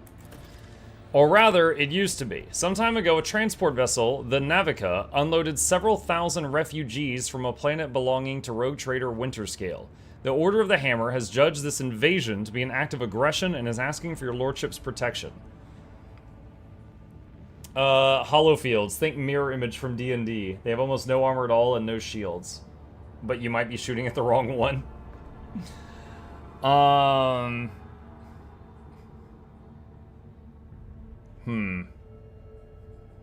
We will not abandon people of faith in distress. Prepare a landing party and my shuttle. I am taking the monastery under my protection. As it pleases your lordship. 11 days after the feast of the passing of Nicomedes Kephi, the champion of faith, disquietude marred the calm of the monastery of the Order of the Hammer. Countless tortured souls steeped in fear arrived on Foulstone in a star barque. Bark? A great apostasy had befallen their home and turned them into abject wanderers seeking help and refuge. Their wicked and cruel captain, the owner of the Navica, had betrayed them. Once the unknowing souls in his care had made landfall on the world's surface, he most deviously recalled his shuttles and left, thus ridding himself of his duty to care for the unfortunate lot. Not knowing how they would survive in Foulstone's grim wastelands, the Forsaken people came to the monastery of St. Cognatius, where they surrounded its walls. They hammered their fists on its gate, implored and wailed, "Take us in, protect us," and what once was a place of serenity and grace is now full of din, disorder, and all manner of things despicable. The interlopers brought with them worldly futility and strife, and mayhap also the seeds of alluring blasphemies, if fiendly heathens lurked in their midst. After a prayer, the prelate Hectarchius turned his eye to the past in search of instruction. Prelate Hectarchius recalled the first missionaries to set foot on Foulstone's vast wasteland, led by their zeal for serving St. Cognatius. And those missionaries had received the blessing of Nicomedes Kephi, the champion of faith, who had traveled with them in their starbuck to found this place a humble and pure abode wherein to cultivate wisdom and piety. And St. Cognatius, a man of great endeavors, a warrior and a wise artificer, never cowered behind the walls of a librarium, but stepped bravely into the darkness, carrying light in the palm of his hand, and he commanded others to do the same. And not only Foulstone, but many other worlds of the Coronis expanse bear its imprint. Prelate Hectarchius did welcome the interlopers warmly as his guests, but he did warn his brethren to keep their vigilance. The brethren and sisters of the Order of the Hammer came forth to meet the strangers, carrying water and protein victuals and medicinal herbs and jugs of promethium. But the crowd came to blows over viands, and blood was spilt, and many were trampled or mauled in the stampede, some of them dwellers of the monastery. Then the warriors of the Order of the Hammer donned their flak cowls, inscribed words of praise to the God Emperor on their tactical visors, and went forth ready to render service in battle. With lasguns and bolters they pierced the interlopers, and their chainswords and power flails they struck them, and a great and bloody harvest was reaped that day. But the interlopers too, scant though their armament was, and scanter their skill in battle, slew many among the monastery's dwellers, for great were their numbers and greater their desperation. The monks fled beyond their walls and rang the vox alarum, and shut the gate and commanded the armed guards to keep watch over that gate, slaying any who approached. A quarrel broke out. The hungry and the sick lay siege to the monastery, begging for help. In their spite, they blocked the water collector and unpowered the generatorium. The faithful, in the meantime, made ready to resist. And a miracle came to pass. The God Emperor sent his champion, his confidant, his right hand.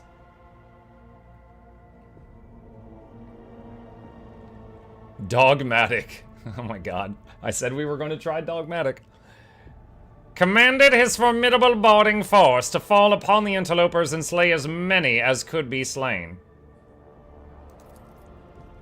And there was a great battle, and the accursed miscreants lost their lives in great numbers. The rest fled swiftly to the wasteland, there to hide in fear. And Prelate Hectarchius sent a vox transmission to the rogue trader, beseeching, "Destroy us not, but extend a hand of protection over us, for these wicked people will return to exact their vengeance." The most exalted rogue trader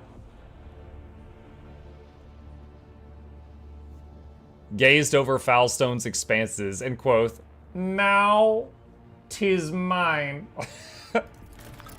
And the faithful rejoiced. Henceforth they would have an unwavering and mighty guardian, and they proclaimed it all to hear. Singing hymns of glory, they unsealed the airlocks and opened the abode's gates, for a great endeavor in the glorious name of the rogue trader awaited them. Foulstone was to be led to prosperity and faith to triumph. After a prayer, the architects set to work. In accordance with the saints' teachings and the parameters set forth in the standard template construct, they erected spacious living quarters and sturdy fort walls for the planetary militia, and a spacious auditorium wherein to trade and store goods, and a proud censorum within whose walls clerks and servo bondsmen would maintain order and keep statistical records.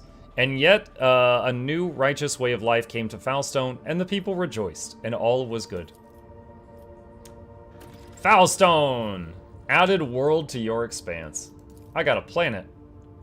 Colony projects. Pick one.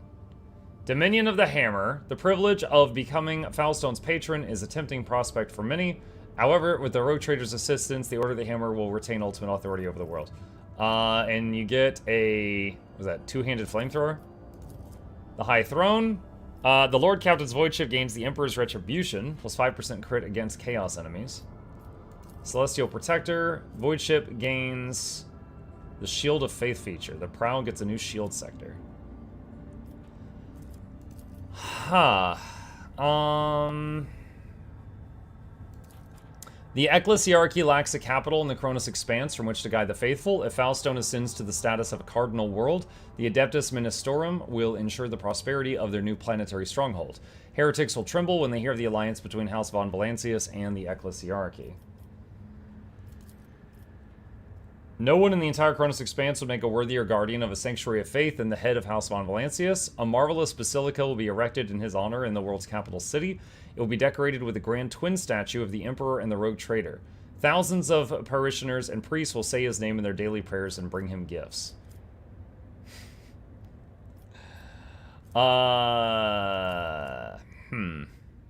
Let's go for High Throne.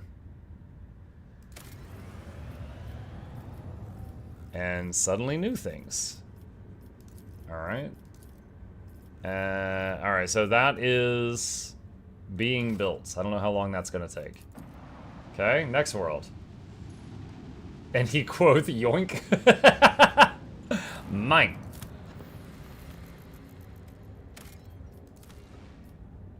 Plasteel. Sure. What did she say? A place so lifeless. Contemplating it brings me indescribable calm. I will preserve its memory for my meditations.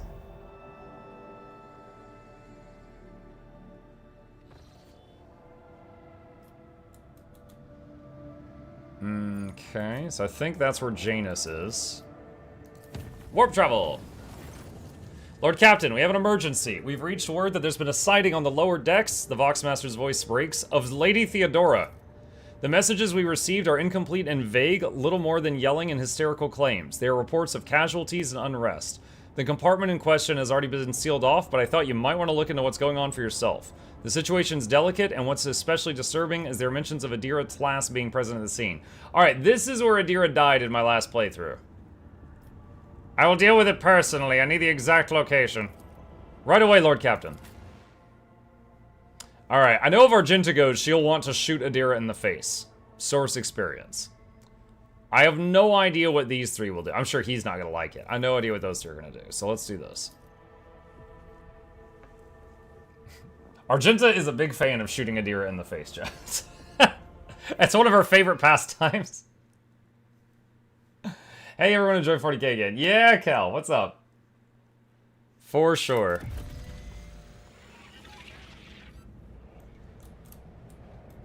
Let's see, One step at a time. The breath of the Immaterium.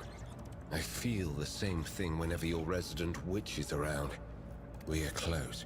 The cogitators regularly I too feel something drawing near, but I do not see any colors. The whole world drained of color the moment we set foot on this deck. The cogitators regularly display reports on the screens, endless chains of symbols, many of which only high-ranking tech priests can likely understand. Operation. The instrument terminal, an important part of the compartment's internal infrastructure, appears to be in working order.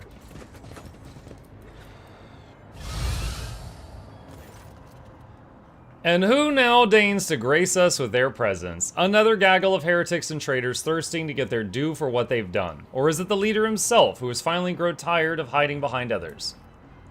Theodora von... Oh, the music. It's like starting to play her tune. Theodora von Valancius is before you, and she looks grotesque. A hole yawns wide in her chest, rusted hooks protrude from beneath her skin, and a lumpen inflamed scar cuts across her throat. The figure flickers as though it is dropping in and out of reality. She looks at you with the whitish eyes of a corpse and smiles venomously. Rogue Trader, we meet at last. I had grown tired of waiting for you to pay me a visit.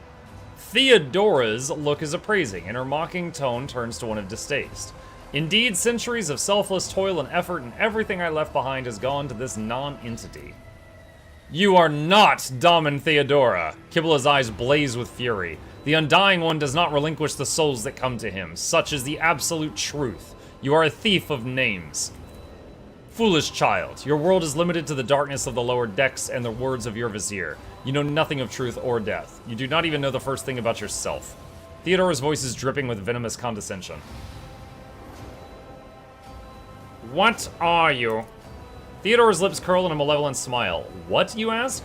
You dare say that to me, little boy? I'm Theodora von Valancius Massimo of Scaris, rogue trader of the Imperium and commander of this void ship. Alas, my glorious voyage through life has ended in the dullest way possible, by death. A nuisance I staved off as long as I could, but I do not weep for me, boy.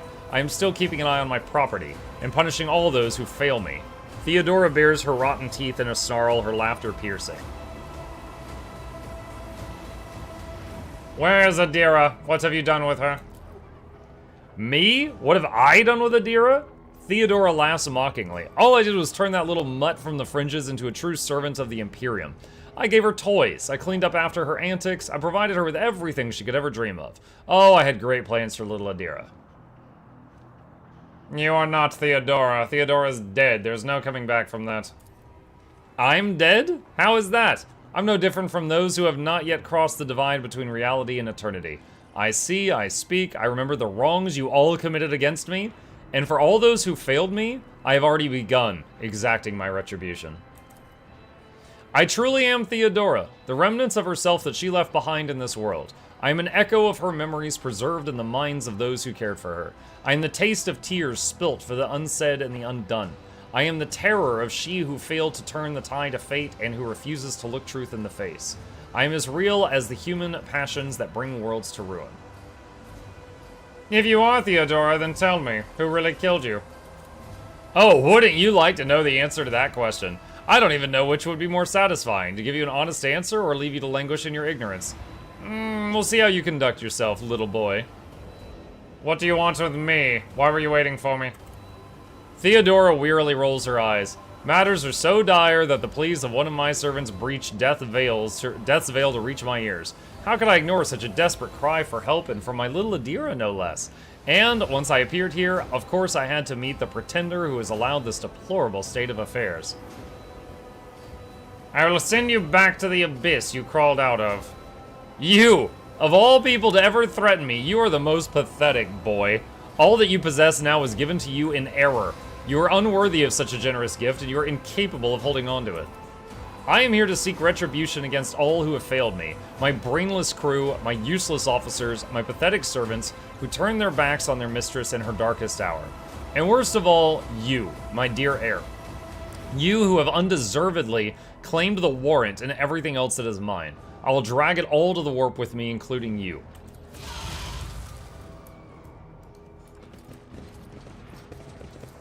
As it should be. The lines on the screen look fuzzy, as though the cogitator's readout system or data storage has been damaged. The people's remains have been hideously mutilated. Their flesh seems to have melted at the edges and is thickly coated... Wait, what? In stinking mucus. Let me just take cargo for my own ship. The wall lining is dented as though someone tried to break their way out. Labored, stuttering growls and periodic rattling comes from beneath the casing.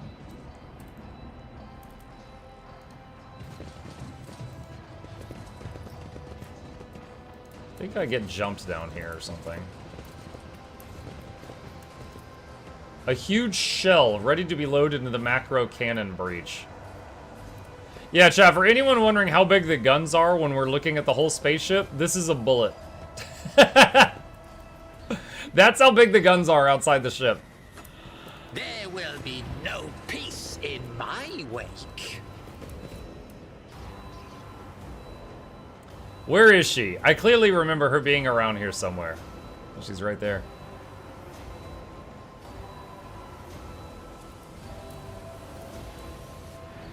A spilt liquid, cloudy and carrying a strong chemical smell. It is the coolant used to stabilize the major cogitator systems. I don't like that red barrel right there, chat. That makes me nervous. Ah, there you are, my little coward. Why don't you look at your captain, Idira?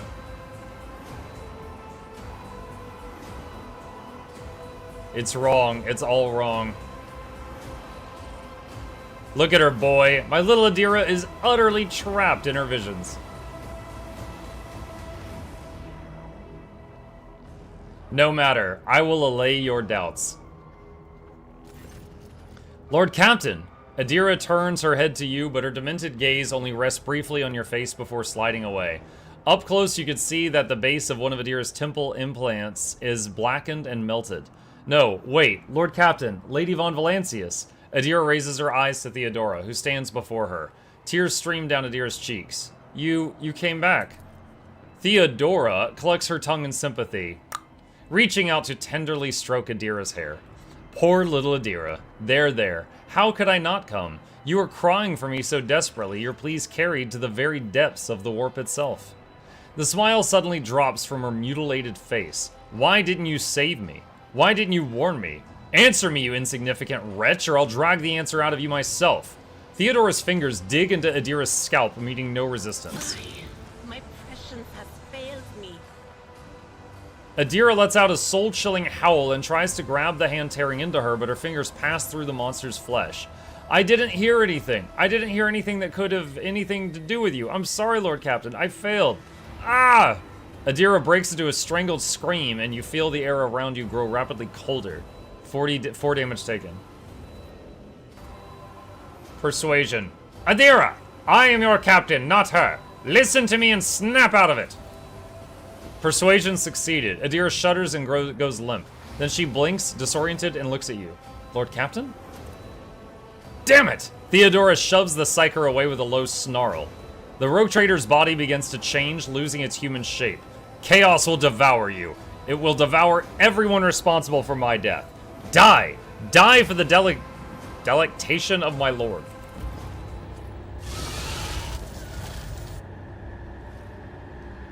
A pink horror of Zinch. Blue horrors of Zinch. Another annoyance. Brace yourself.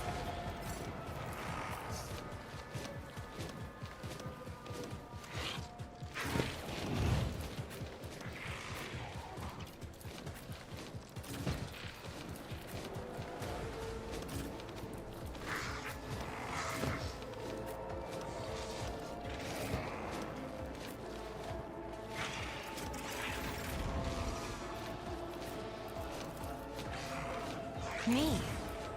If you insist, Lord Captain. That is foolishness. Alright, Heinrichs.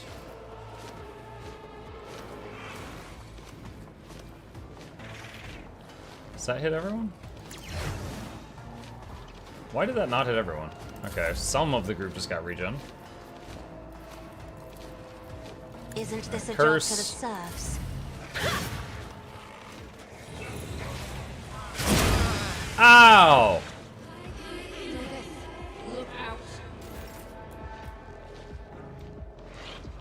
Alright, Two are better than one. Medicae signal.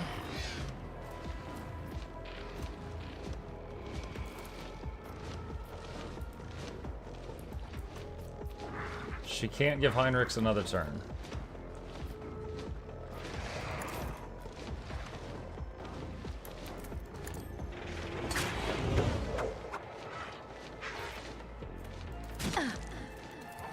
The shadows will see it done.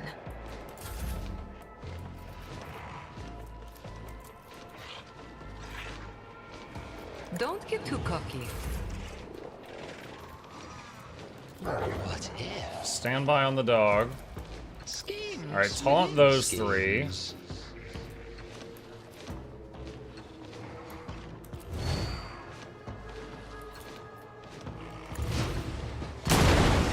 Ow. Quick! Emperor, protect me! Oh, why are all these workers trying to kill me?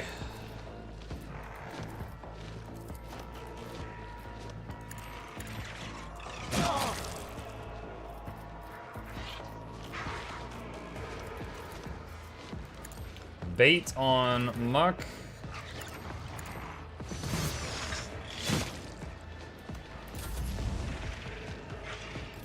What is this foreboding?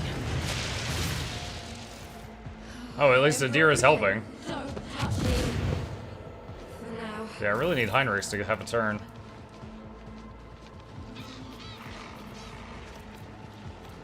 Trust me.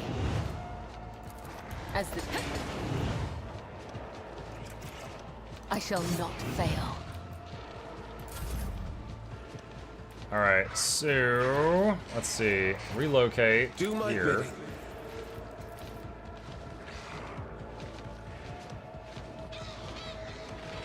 Does he already have regen? No, he doesn't. Okay, let's move you here. Step aside. Alright, now that should... So I think, like, the box here is, like, blocking line of sight for regen hitting everyone, which is odd. But... let's see to it. Alright, so now I think everybody has that. And there's an armor buff for everybody. Okay, Robo Dog does 23. I have read tomes of military tactics. Me? Let's open the third eye over there. As duty demands. Zap that guy. Let's give Heinrich an extra turn. And he can do an AoE heal. Let's see to it. I won't object to it. Buff resolve.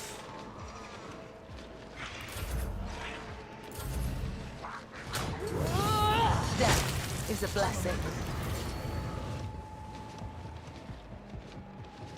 Okay.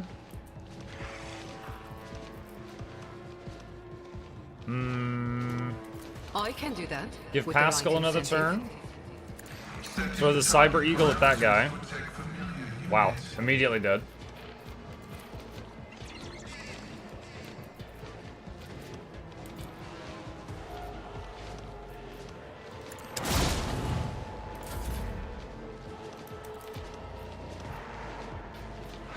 Tell me, and it is done. Alright, finest hour on Wanna see a Cassia. trick? I'm not accustomed to being... Me try to die with grace, at least. Okay, so when you kill the pink horror, it splits into 2 blue horrors. You've done Eldari. Oh, that was a nice shot. Alright, taunt those two.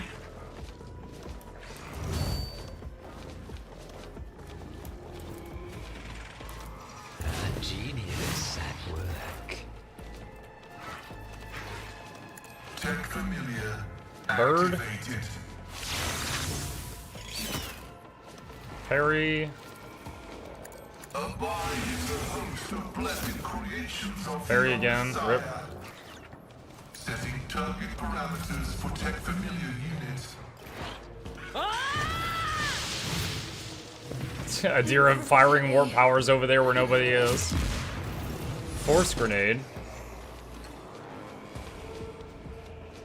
Death comes in silence as honor. Let your soul be purged.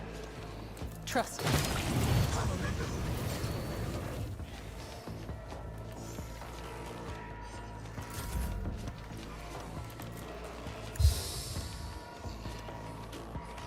Let's see. Can Heinrich hit that guy? No, he's too far.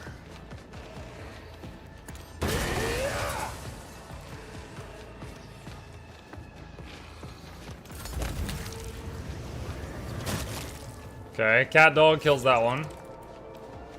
Alright, now we got that guy.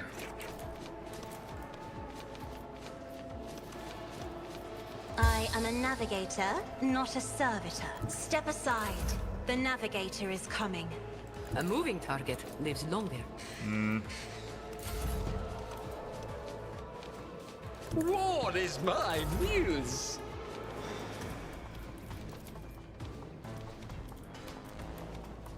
He threw a grenade over here. There is a spot where there's line of sight. I just can't find it.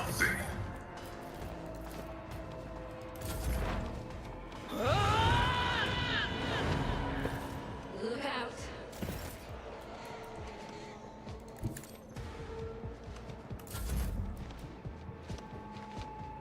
The Emperor is on our side. Naturally. That didn't do damage?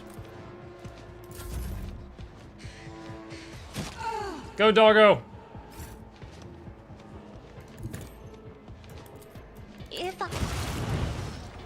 There we go. Alright. Those, I'm glad we've got AoE healing with the Heinrich plus familiar thing. That's really good. But, like, that was a lot of damage we took on turn 1. Idira stares at you with crazed eyes while clutching the wounds on her head. At first, no sound comes out of her moving lips, then she coughs sweetly and whispers, "Lord Captain, is it really you?" Ah, it's dogmatic. I'm not doing that. I want to see her story. Dogmatic is just a killer right now. Die heretic. The abomination claims you called her. Is this true? Me? Did I? Yes, Lord Captain. I think it was me who called her. I could barely remember. The voices, my old good whispers, they suddenly turned red, sharp. They started cutting, tearing, ripping me to pieces. I cried out, I called for help, and she came. Idira groans and clutches her head. Damn it, why are the voices making so much noise now? Shut up, shut up. Has anything like this happened to you before? Like this? Never. Well, there was something, but it was different. It wasn't as strong or as terrifying. Apparitions appeared, mechanisms malfunctioned, the crew lost their minds.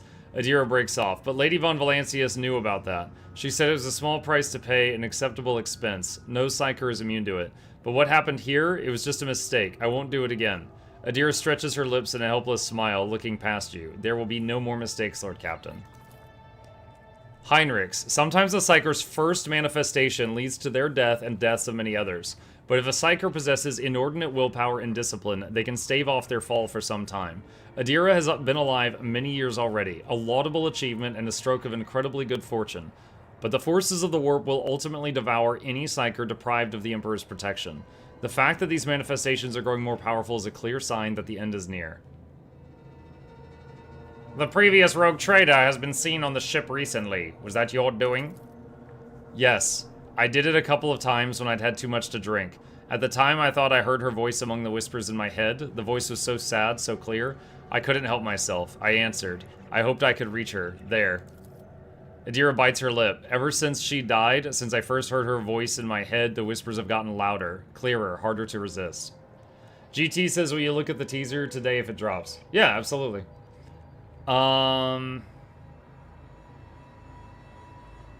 Lore warp succeeded. You hear the warp whispering in your head and you answered. Are you insane?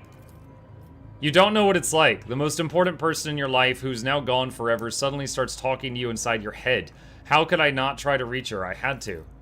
She falls silent for a moment. When she next begins to speak, it is in a barely audible whisper. I know what you're thinking. During the warp jump, when Lady Theodora came out toward us, I keep thinking about that meeting. I keep blaming myself. Why didn't I divine it? Why didn't I stop her killer? These thoughts have been playing at the back of my mind, day after day, choking me with guilt. But you know what? The one on the officer's deck? I don't know what that was. But this time here, this was the product of my guilt, an accuser straight out of my own mind. So what am I supposed to do with you now?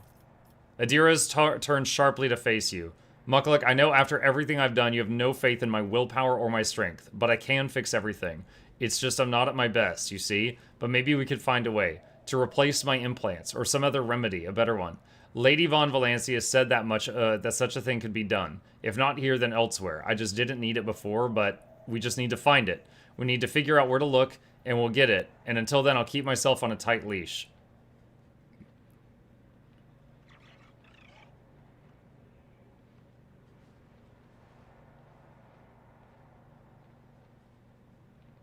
And what will happen to my crew while we look for this remedy? She swallows and straightens. I'll pull myself together, Lord Captain. The death of Lady Von Valancius knocked me for 6. I'll get myself under control. No more booze, no more obscura, nothing. And I'll stop walking around the lower decks. I'll be stone cold sober. She determinedly wipes the tears and blood from her face.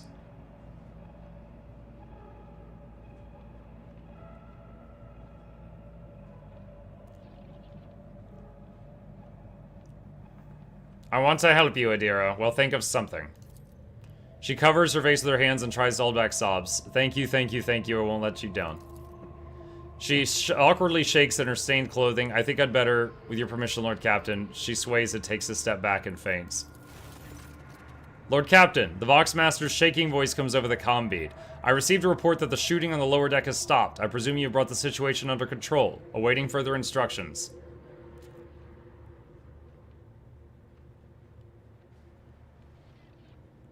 throw Idira out of an airlock. Oh my god. I got rid of the warp's illusions. Idira is alive. Bring her to the chirurgeons and have them see her. You hear unconcealed relief in the Voxmaster's voice. Of course, Lord Captain, as you command.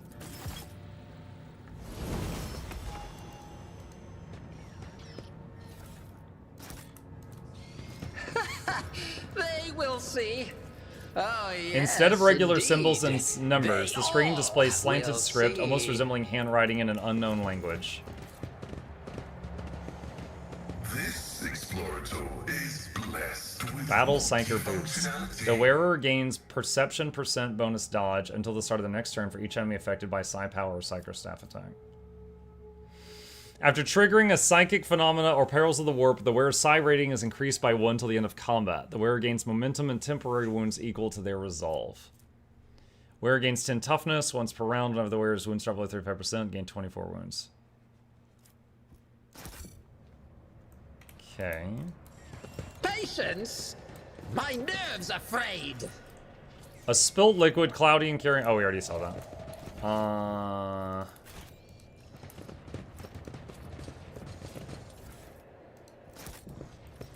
All those items agreed on, Idira? Yeah. Last time I got them right after killing her. Overseer. Improvements unlocked. Overcharge. The Mastiff immediately heals to full. The Overseer's next 3 abilities cost -1 AP. Until the end of combat, the Cyber Mastiff deals additional damage equal to Familiar's WS bonus % of the target's max wounds. Taken hold, chooses a combat area. Every ally inside it gains an extra turn with +1 AP and 2 MP at the start of the Grand Strategist's next turn. For every enemy that was killed in the selected combat area, this AP is increased by 1 up to 3 and MP up to 6. Overcharge. Heal the Eagle to full. Next is cheaper. Until the end of combat, the obstructed enemy's attacks in the direction of the Cyber Eagle that hit the enemy's allies automatically score critical hits. Carnival of Misery. Until the end of combat, all damage dealt to enemies by damage over time effects is increased by 100% after all other modifiers. This effect stacks and can be inflicted by more than one executioner. Overcharge on Servo Skulls. Until the end of combat, the Overseer's allies also ignore the cover of enemies that are under surveillance. Additionally, allies within a 4-cell radius around the Servo Skulls are immune to critical hits. Overcharge on a Raven. Until the end of combat, the Overseer can relay attacking psi powers through their Cyber Raven. Okay. Back to the bridge. So this event was where I lost Idira last time, so I've never seen whatever her story is past this point. Time to not be lawful stupid. Yeah, I didn't click the dogmatic button that time. I believe last time I was there with Argenta, and I had an option that was like, Argenta, handle this, and she's like, yes, sir, and just shot her.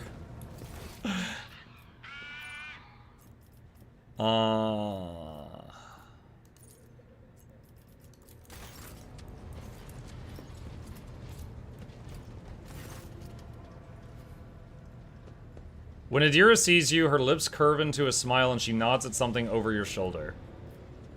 Have you recovered from your encounter with false Theodora? I'm not going to lie. I haven't. Maybe I never will. But I'm not hearing random voices anymore. And I haven't been calling anyone from the other side. No. All that's done with. After what you did for me, I can't let you down again. Very well, Idira. We will hope for the best. Yes, sir, Lord Captain. We will.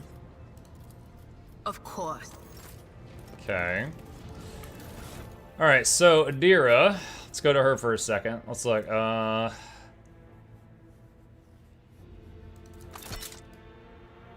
is a weird hat on her. Hold on. So look, there's her hairline, right? Put the hat on, and then she gets my hairline. What the heck? Why does it do that? That's so weird. Like that's her punishment for betraying the rogue trader. She gets my hairline.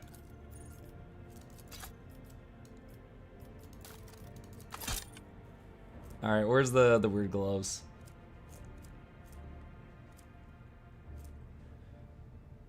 This is it. Muck's hair was made for wearing helmet confirmed. Yeah, my hair is a punishment. You can hide the helmet. How do I hide the helmet?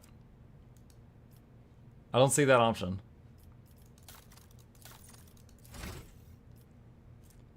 Helmet visibility. Is it per character or is it like in the options somewhere?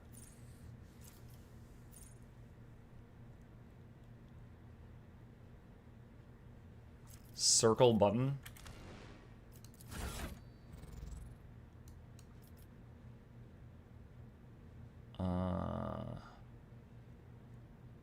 I'm sorry, what? Circle button.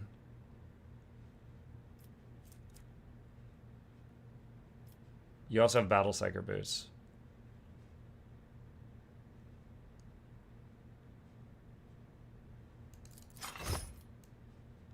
On the right above the accessory. Oh, thank you. Shoot, I might do that for a few people. Hang on.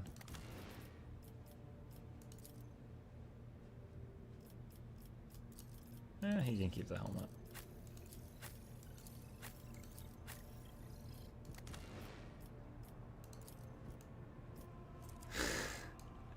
I mean, she looks kind of goofy either way.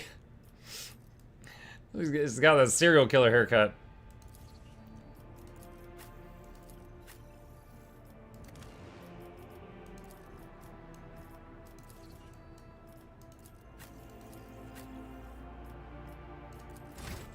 Let's see. Boca, yeah, new teas are out. You can change their color schemes, apparently. Shoot me a link, I'll take a look at it. Armored hide. Does that get familiars? Max wounds are increased by 2.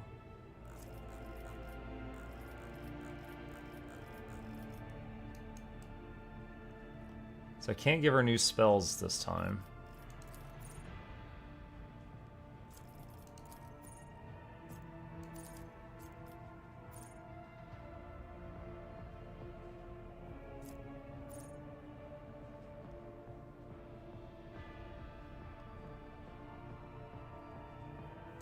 Psychic Barrage. Overcharge. Alright. And then him. Give him the other Battle Psyker boots.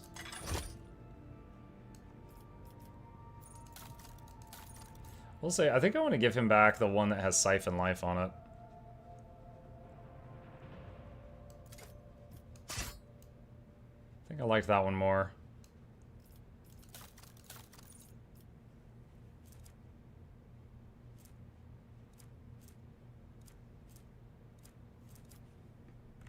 Alright. That was something. Okay, quick save here. Let's see. Sorry, this post was deleted. Okay. Whatever was on that Reddit thread, it's been deleted. Alright. I wonder if Argenta has anything to say about Idira. Probably nothing good.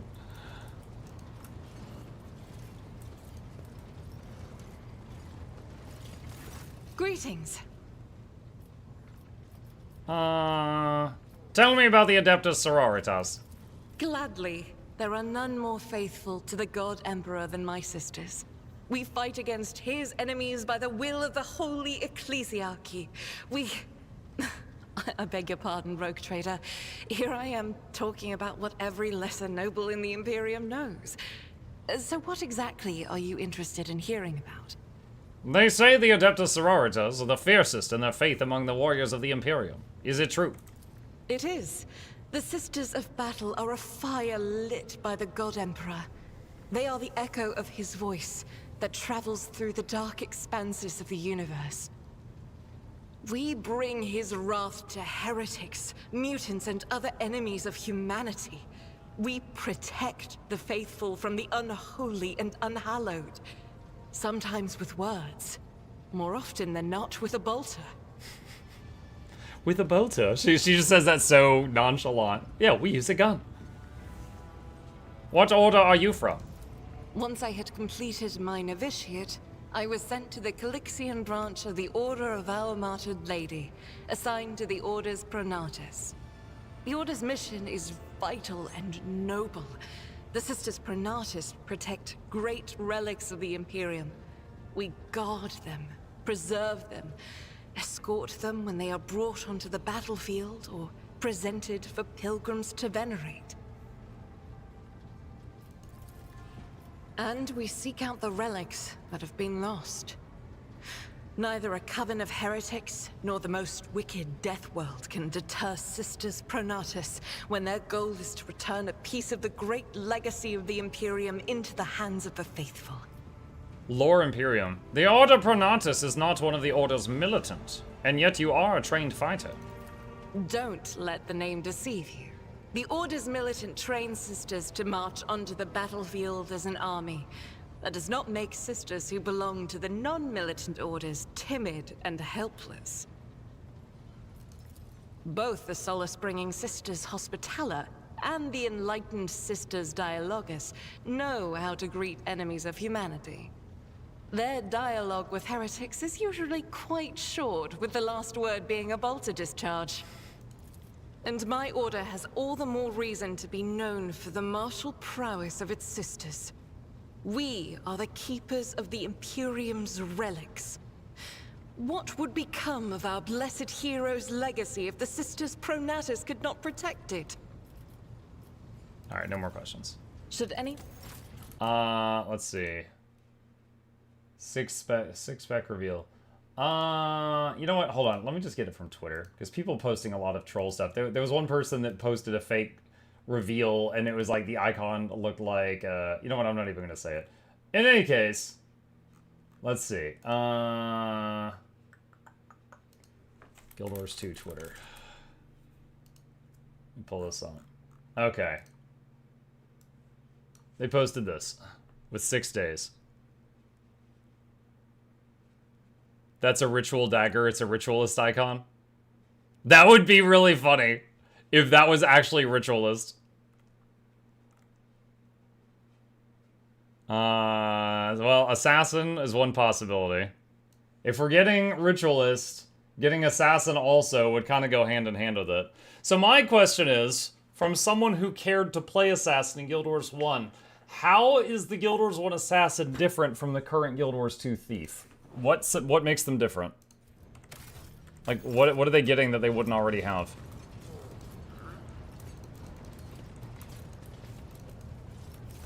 Tons of combo. Shiv Master? More descriptive.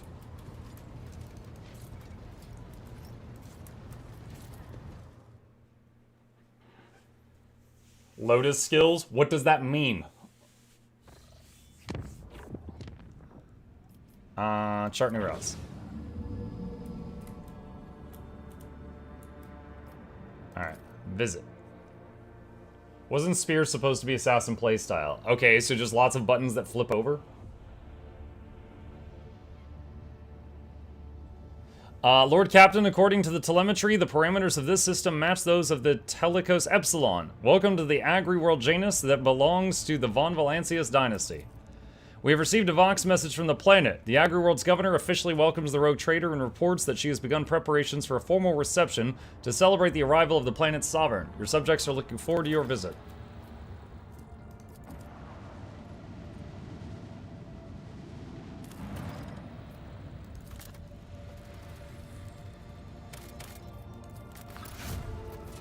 Got some loot.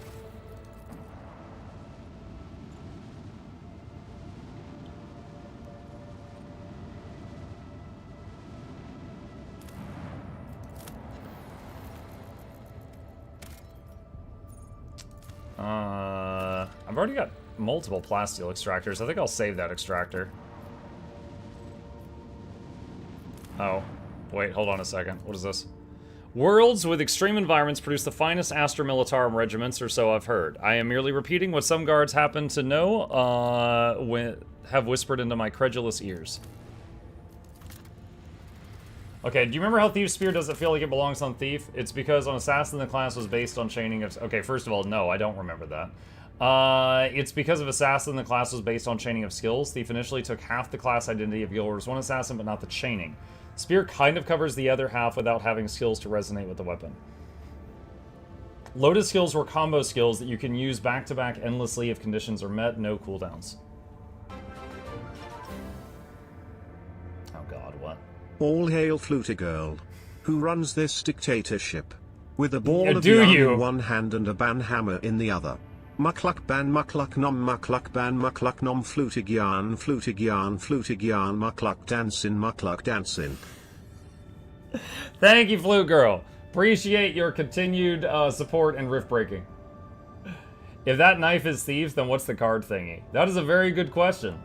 Maybe it's a tarot card. Maybe it's, some folks have guessed Arcanist Elementalist. Not sure if true, but possible, sure. I feel like I'm supposed to take Abelard with me coming down here, but for now, let's take these folks.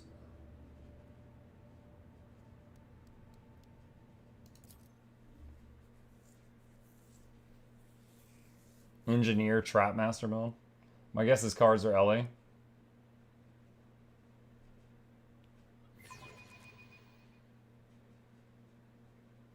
If this dagger is Thief, then the cards are the Mesmer and the bards are necromancers with heavy metal. No, death metal. Come on. Come on. It's too easy.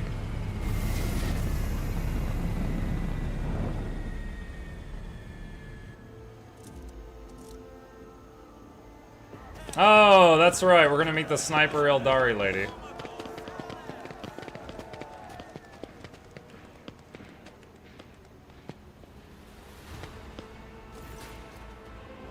A lavishly dressed noblewoman in an opulent silk gown watches you with an expectant air, but then gracefully bows her head. Gem-encrusted implants protrude from her arms and neck. I welcome you on behalf of the noble house of Viant Ab Aram. My name is Vistenza Janus Viant Ab Aram Af Coronas. By the grace of the Emperor and the will of the rogue trainer Theodora von Valancius, I serve as planetary governor and imperial commander-in-chief of this world. Vistenza Viant raises her head slightly. In truth, your arrival in the place of the esteemed Lady von Valancius is quite unexpected. Theodora von Valancius is dead. I am now the head of the dynasty. Such tragic news. I will see to it that the planet observes a month of mourning. For Janus!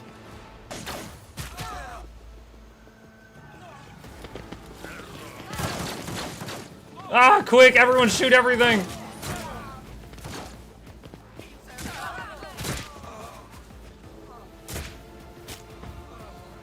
Oh, glorious spectacle of your demise. You've been ambushed. The battle begins.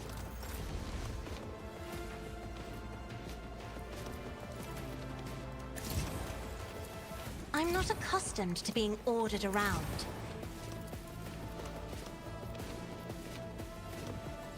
Isn't this a job for the serfs? Let's see. All right, everyone has regeneration.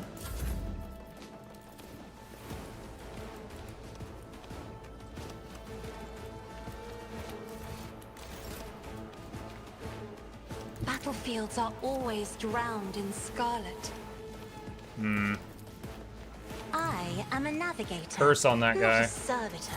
I'll do what it takes. I can't stand it. Stop hitting me!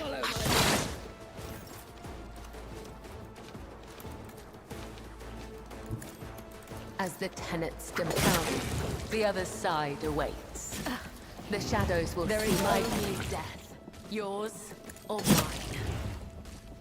Alright, she has chewed through quite a few of them. I can handle it. A wicked Taunt thought. those two. Dog on standby. What if? I won't object to it.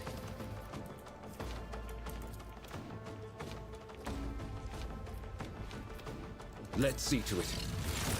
Buff everyone's arms.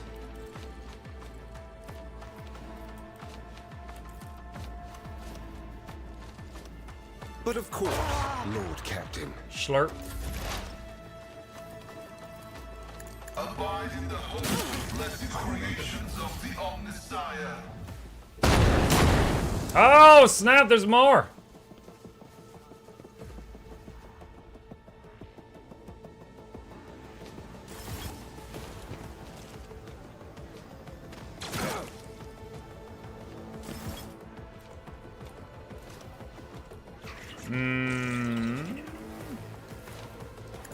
Tech Familiar activated.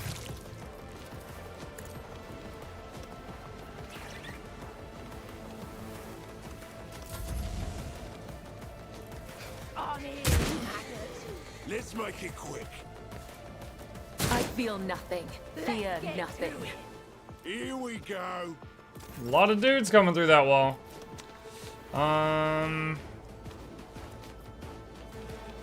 Let's see. Commands are Medicaid signal. to give than to follow.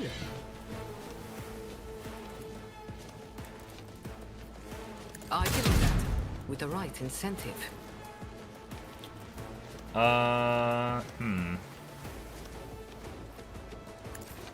Give Cassia another turn.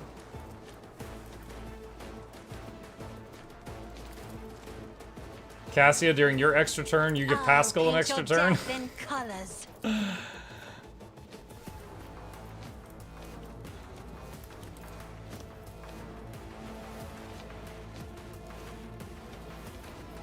Let's see. Me. Or curse on that If guy. you insist, Lord Captain.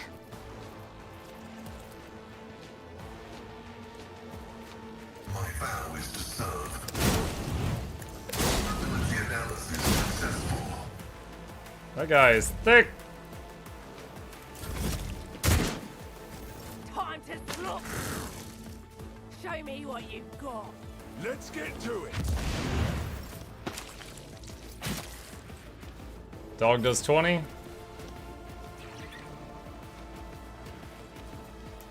I'm not accustomed to being Give him ordered another around. turn. Setting Burb. parameters for Tech Familiar units. Abide in the host of blessed creations of the Omnissiah. Another foe Zap. painted black. If only that were possible. Do not dare ask. If I may? High momentum.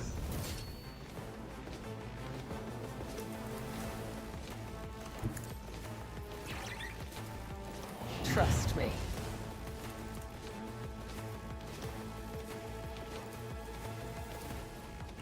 Actually, let's use Death Waltz. The undying Emperor whispers his will. Ah!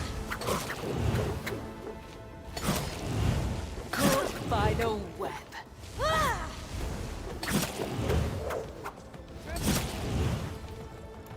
I shall not fail. Death is a blessing. As it comes, the other side awaits. My blade whispers your name. Killing brings me no pleasure. Alright, so she took out 3 of them. Another one died from dots.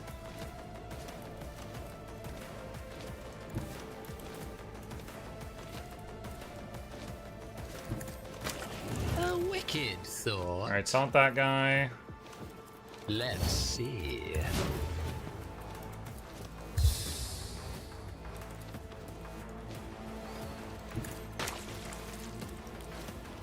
I won't object to it. Naturally. Okay. Setting Bird. target parameters for Tech Familiar units. Abide in the host of blessed vital functions Successfully I cast gun. Request denied. Let's see. Weight of Dumb Revenants already used Shiro Tagachi, the legendary assassin stance. I thought you were making a deadpan joke on it to make it funnier. Their Paragon Warrior already has. Load the key Art Warrior and Paragon gear. Yeah. Yeah, Warrior Paragon is like 99%. I'd be blown away if it's something different at this point.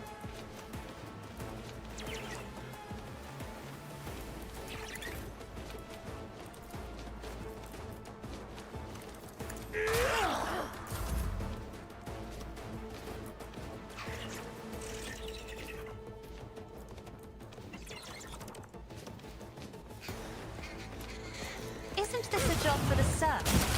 High momentum.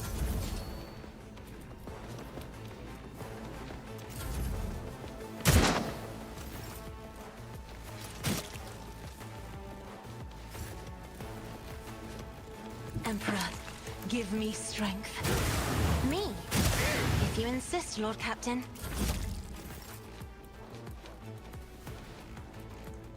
I am your blade all the way and over there. shield. Trust me. Caught by the web.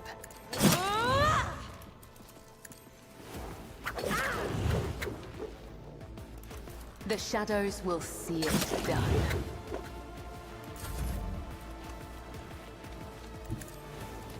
Schemes within schemes. Let's see. Apprehend. A wicked thought. Let's see. Apprehend. There we go. Dog finished everything off. Your lordship, Emperor preserve us, are you all right? Do not fret, layperson. We have grown used to outrageous slovenliness among the wardens of every world we visit. Pascal's vox, quiet at first, is booming with fury by the end of his remark. Pale grayness is strangling this peasant like a noose. His words are laden with fear for our well-being, and yet he fears his own even more.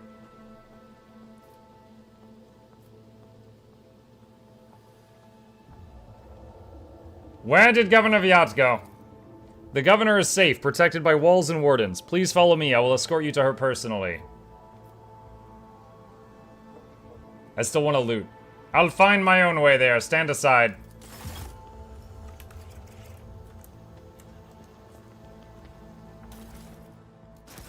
Lots of guns. Curiosity sings in my veins.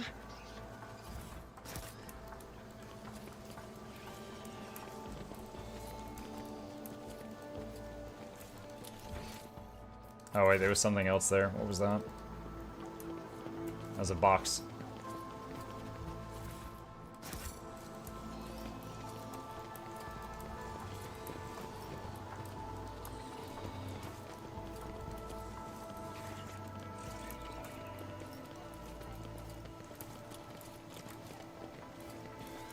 Imagine if the dagger was Revenant, it was Zenrei's spirit. What if the dagger is assassin, but it's Revenant channeling the best assassin from Guild Wars 1? Other than Shiro. They would channel the chick in the blue leather from the cinematic. So Revenant gets a second assassin stats. One and it's done. The fountain is an expensive toy for the nobility. Pure water is currently bubbling from it, but additional pipes indicate the presence of separate siphons for sparkling wine and other beverages. Nika. Yeah, that one. Oh, one step at a time. Lore Imperium.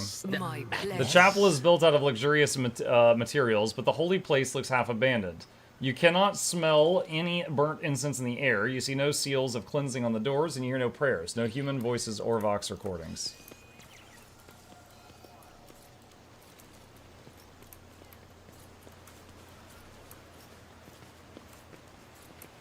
Medicae 65%. Chains or ropes with shackles on the end can be seen in the water. Something white is also visible through the glimmer. A fragment of bone with marks made by sharp teeth. So people get, like, chained in the water. The wearer gains 5 fellowship and 10 commerce. If the wearer has dogmatic, their lore imperium will depend on fellowship instead of intelligence, and they gain 10 lore imperium.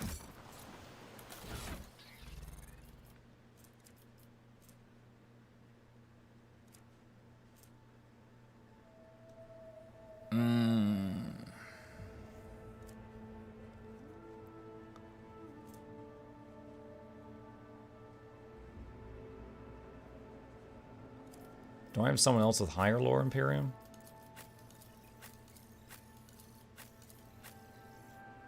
Oh, she's 115.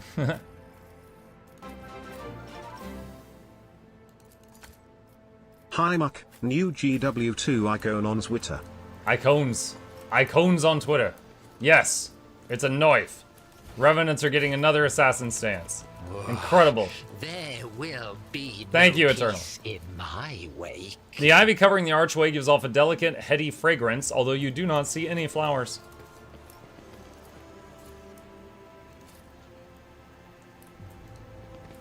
An otherworldly silence reigns under the arches of the gazebo. Perhaps a sound barrier generator is mounted in the dome.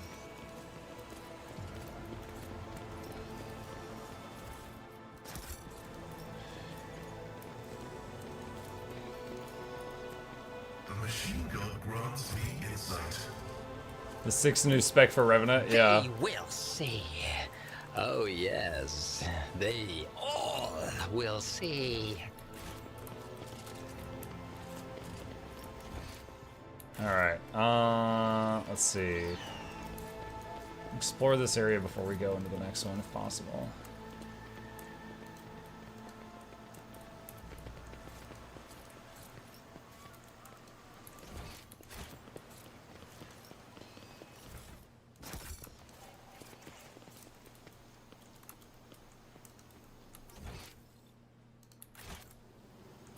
Patience! My nerves are frayed!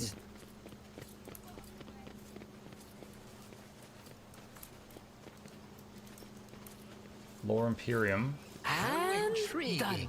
Sealed containers marked with the familiar insignia of the Munitorum and additional seals of a forge world unknown to you. The crates contain high-grade weapons, likely made to order.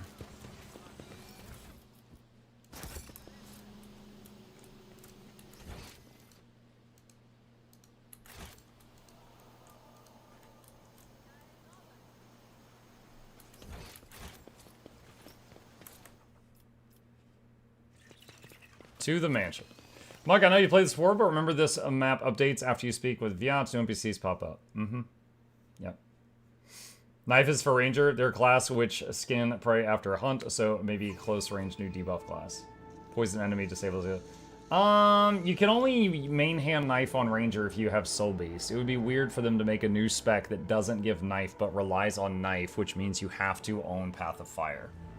I don't think it's Ranger.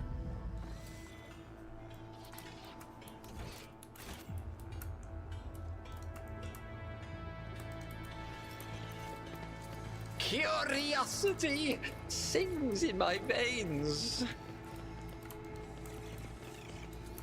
Lady Cassia, is something troubling you?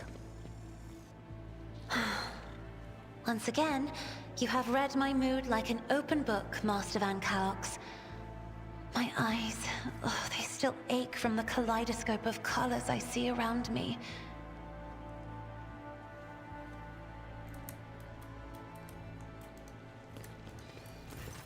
Upon seeing you, the guard at the door lets out a frightened yelp and doubles over into a low bow. Your lordship, the most honorable Mukluk von Valancius. The governor is waiting for you in her office where she is protected by walls and guards. Would you prefer to meet her alone or with your entourage? My entourage will accompany me.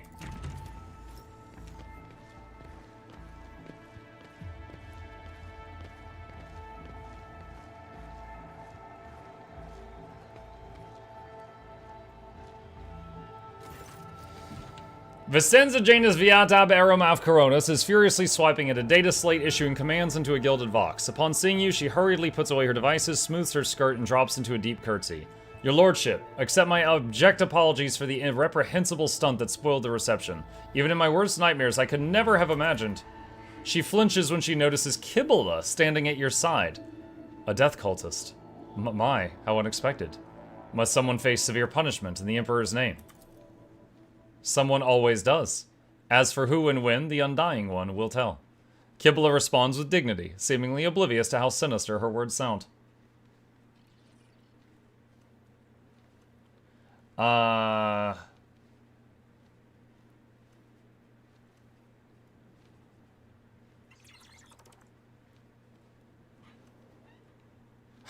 Reprehensible stunt. I thought firing at moving targets was part of the ceremony. The woman standing next to Vistenza laughs delicately, but after a sharp, sidelong look from the governor, she resumes her air of deferential sorrow. No, your lordship, I would never dare to deliberately endanger the heir of the illustrious von Valancia's dynasty. However, I cannot but express my joy that you took some pleasure in what happened. One of your wardens helped us in battle. A superb shot. Who was it? You must be referring to Irliet, our chief ally in the struggle against the rebels. I have turned a blind eye to her horrific mutations, given the undoubted advantages she brings. You see, Irliet comes from the local degenerate stock of the world and knows Janus like the back of her hand, so she has provided several leads as to where we can find bases and secret storehouses. Although I admit that at times I am tempted to send her away from the estate, her unnaturalness means that speaking with her always leaves me feeling uneasy. Such a gaunt, unfeminine figure, and so tall. Heinrich's expression shifts. Did I hear you correctly, Governor Viat? You have a mysterious mutant on your estate this very moment. One of the prodigious height, slight build, and with a supernatural talent for shooting? Did the arrival of this helper never give you pause for thought? Allow me to make myself clear. To refuse Irliet's help in our circumstances would have been incredibly rash. Yes, mutants are creatures abhorrent to the Emperor and they should be exterminated, but sometimes humanity makes exceptions for those who can serve the Imperium. I'm not concerned that your aide is a mutant. I am far more concerned that she may be nothing of the sort. Heinrich turns to you. Mukluk, I would like to meet this helper of Governor Viat's without delay, out of professional interest. If you wish to speak to Irliet, you will find her outside in the orangery, most likely by the gazebo. She prefers to keep her distance from others. Footfall Station is on verge of starvation. Can Janus supply the people there with provisions? Yes and no, your lordship. If the question is, can such an expansive and fertile world as this one feed a few thousand void rats? Of course it can. We lose more provisions to gnawing pests every cycle than those on Footfall could eat their entire lives. But can we ship said provisions to Footfall? Not a chance. Any cargo shuttle that leaves the surface will be a target for attack. The rebels will not hesitate to bring it down, sending flaming debris over the capital. Our silos could become targets for sabotage. Food could be poisoned or mined. The logistics of transporting supplies to Footfall will only be possible once the uprising has been completely crushed. It really is embarrassing to admit that even Vladame, may Ozzy take that man, is better at doing his job as Liege of Footfall than Lady Viat is at keeping her world in check. What's happening on the planet? Several months ago, uprisings broke out on Janus. I was not even notified at first. Griping worms are for wardens to worry about. Alas, I only learned of what was happening after the miscreants began targeting noble families. She shakes her head. Then it became apparent that what the Administratum's accounts had referred to as unrest were in fact organized attacks on infrastructure and society leaders. They've already brought 13 agri-complexes to a halt and now moved on to assassination attempts. My wardens are doggedly tracking down the rebels, but the leaders are slipping from our grasp yet again. Can Janus fulfill its foodstuff supplies under current conditions? I risk angering you, your lordship, but there is nothing compared to shamelessly deceiving you. Let us consider the situation dispassionately. Even the most talented logistics experts of the Administratum are unable to guarantee stable ties when shuttles are wary of landing at the spaceport, and the terrified peasants are indulging a dangerous minority within their ranks. Until the usual order of things is restored, any trade is nigh impossible. Considering what has occurred, your visit is a true blessing. You see, Janus does not have its own fleet. We could organize a planet-wide search if we had ships at our disposal. Ships like yours, your lordship. Perhaps you will find a way to support your subjects in their hour of need. I'm sure even approximate coordinates would be sufficient to have ground forces and ship crew work together to hunt down the enemy.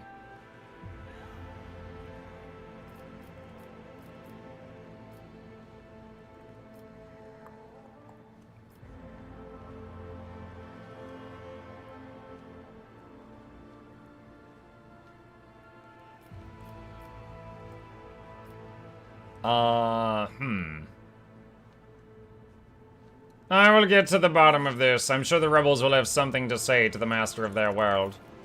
She inclines her head. I'm immeasurably grateful for your assistance, your lordship. If any of those who attacked the estate had survived, then perhaps they could have been a valuable source of information.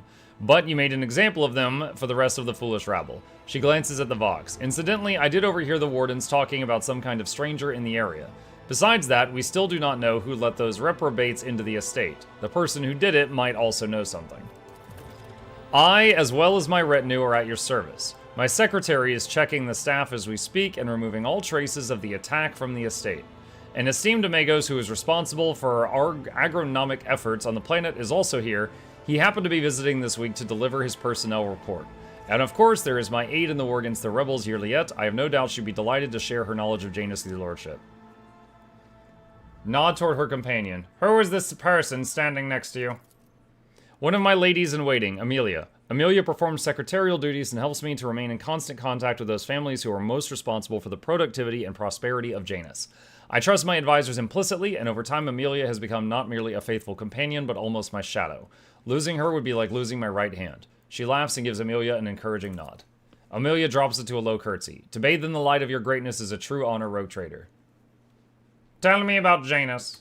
Hey guys, is there a new teaser? There is, Barry. It's a knife! What is that? It's a knife! No! Vistenza leans forward. Janus is a remarkable world, both in terms of its vast potential and in terms of the work that was carried out to transform it into an agri-world. House Viat has ruled on Janus for many generations, and each new governor has without fail contributed to the planet's taming. This world was once a wild planet full of xenobeasts and utterly unsuitable for growing anything. To this day, despite our best efforts, Janus regularly rebels against us. Earthquakes, tsunamis, the emergence of new pests and weeds that invade the arable land. Sometimes I cannot help but think that this world is endowed with a consciousness, the consciousness of a capricious and stubborn child who likes to spoil everything we've achieved. What do you grow on, Janus? Mainly Helican flint corn and red turnip. Apart from that, in the southern hemisphere, we have set aside vast tracts of land for the Grox population. And of course, I cannot fail to mention the several thousand acres of tilled land given over to cultivating fermentable fruit, for personal use and limited export. I must take my leave. What lies beyond? Let's see.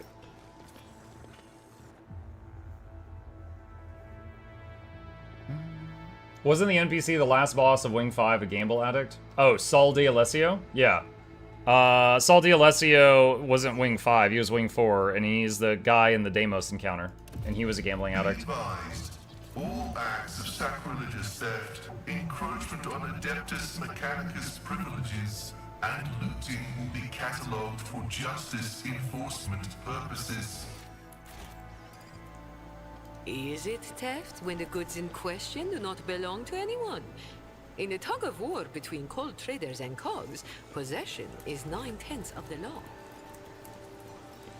There will be no peace in my wake.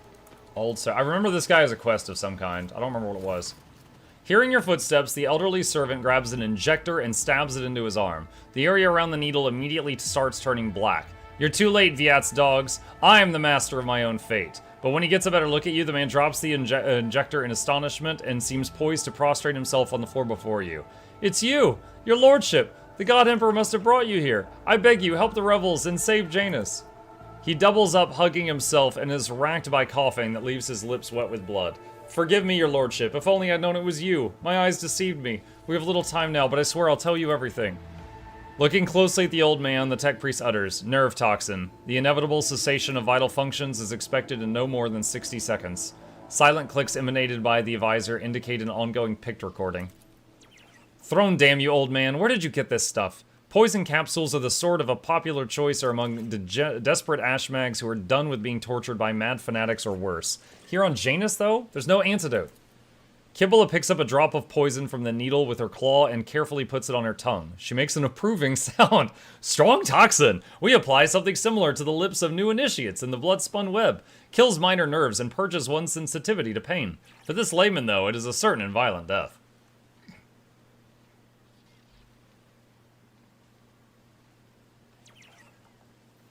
You helped the rebels gain access to the estate. Your lordship, could I have done otherwise? I could not. Not after everything I've seen in the palace. People being shipped in and tortured. Servants being driven mad. For a long time, I thought it was going on inside the estate, but when I was contacted by people on the outside, I learned that all of Janus is under threat. Only your mercy and the light of the God Emperor can save us. The old servant lets out a moan. The dark stain on his arm seems to creep through his veins until his arms and neck are a latticework of black. The servant's breath quickens and becomes irregular. Don't waste time asking obvious questions, Mukluk. You won't last long. Make your questions count. Say whatever it is you want to say and be quick about it. In the name of the Golden Throne, your lordship, show mercy on the humble workers, the salt of Janus. Save them. Vistenza Viat, the untouchable governor and leader of the nobility, is creating something monstrous behind closed doors. She used the Imperium's interest as a smokescreen and purports to be a scholar, but her actions are poisoning our planet. Did you know that the settlements that fail to pay their due tithes on time have been allowed to pay with people? They even deliver them to order, sometimes old folks, sometimes children. He lowers his voice to a whisper and leans toward you. I've seen those people. I've seen them being delivered to the estate, and when they're never seen or heard from again.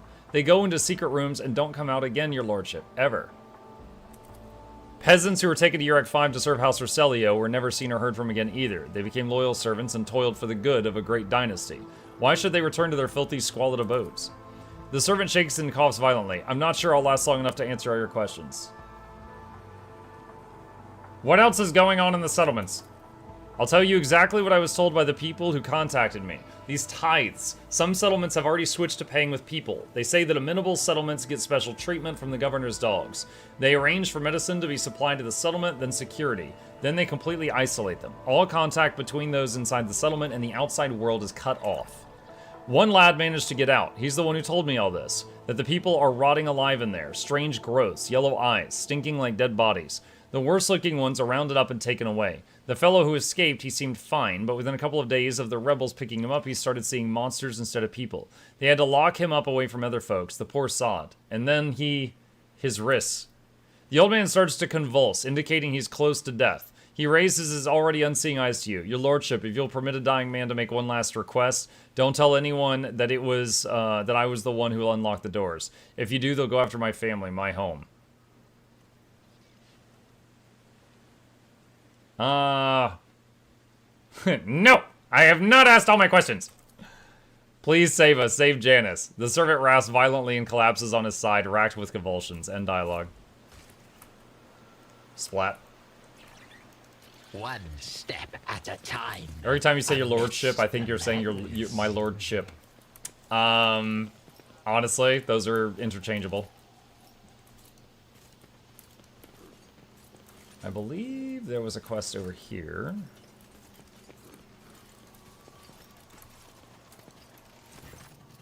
A hulking man dressed in a uniform marking him out as an officer of the Gubernatural Wardens is closely monitoring his subordinates as they surround the building. Seeing you approach, he whips around, face going pale, and he offers a bow. Your lordship! Please do not stray too close to the building. One of the terrorists from today's attack has holed himself up in there. He could be dangerous. What's going on here? Ready to report, your lordship. We conducted a sweep of the area for the attack. All the assassins were arrested or neutralized except for one.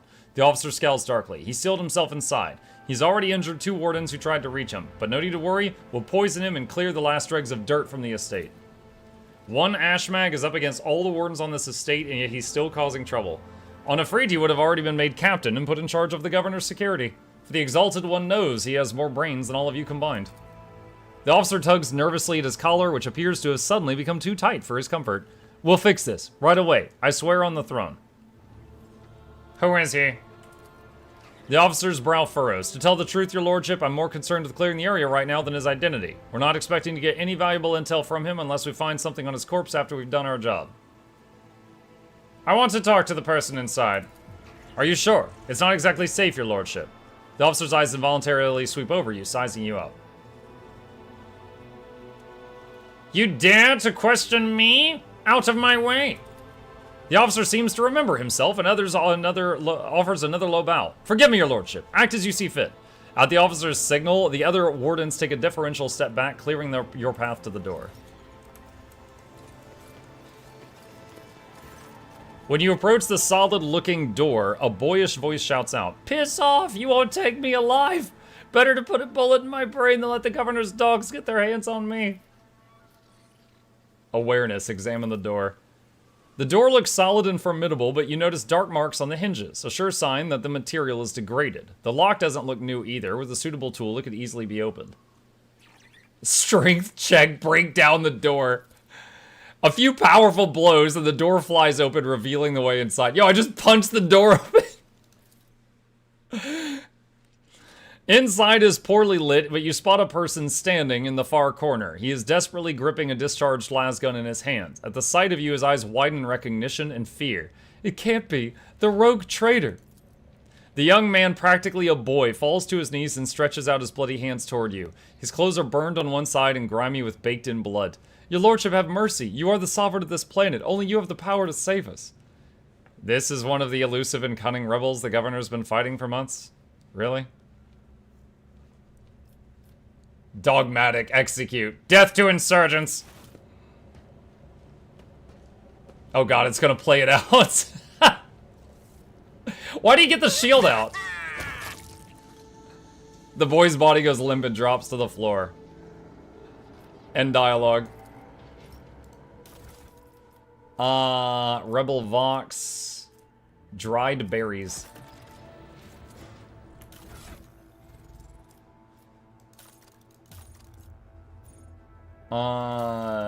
Where's the Vox? I think it has some information.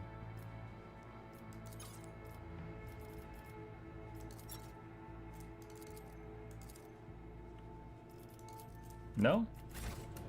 Hmm.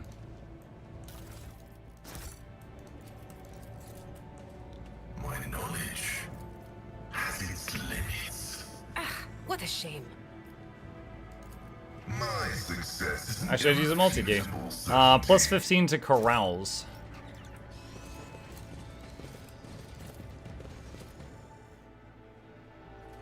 How dare he die in front of the rogue trader even though his lordship forbids it. Now you're getting it.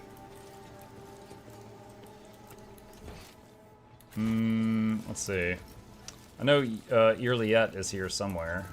Need to talk to her.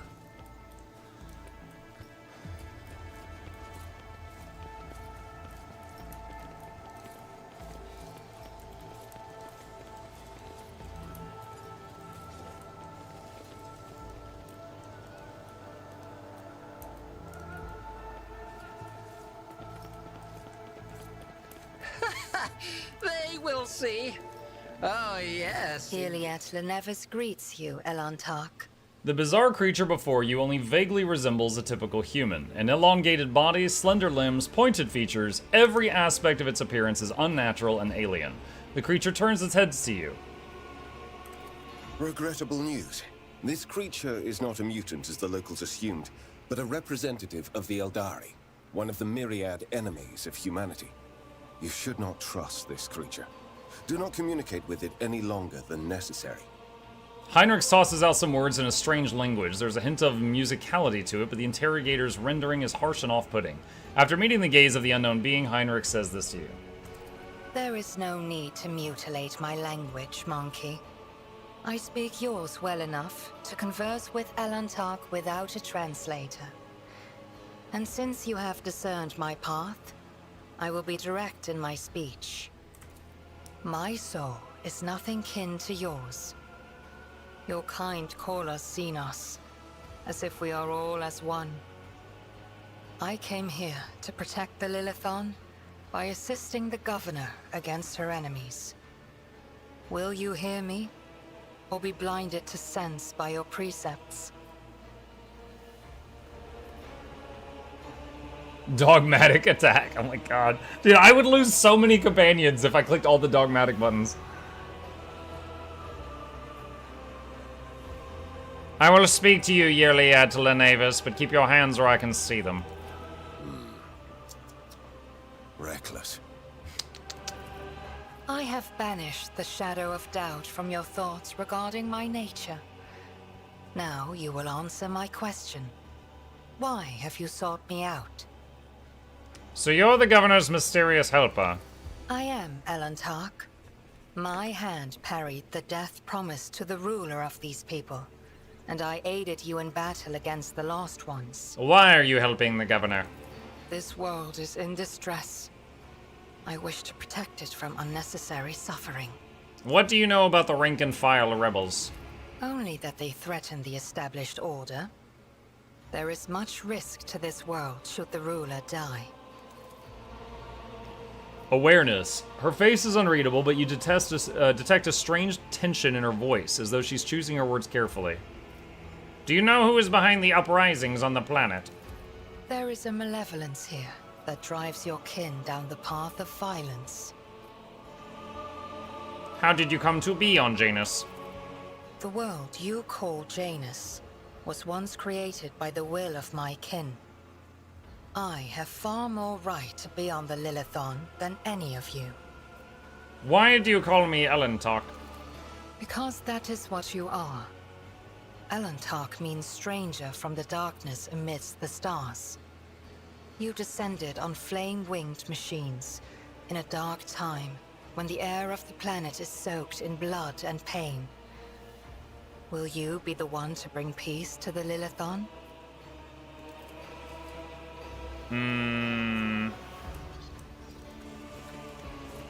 Elantark?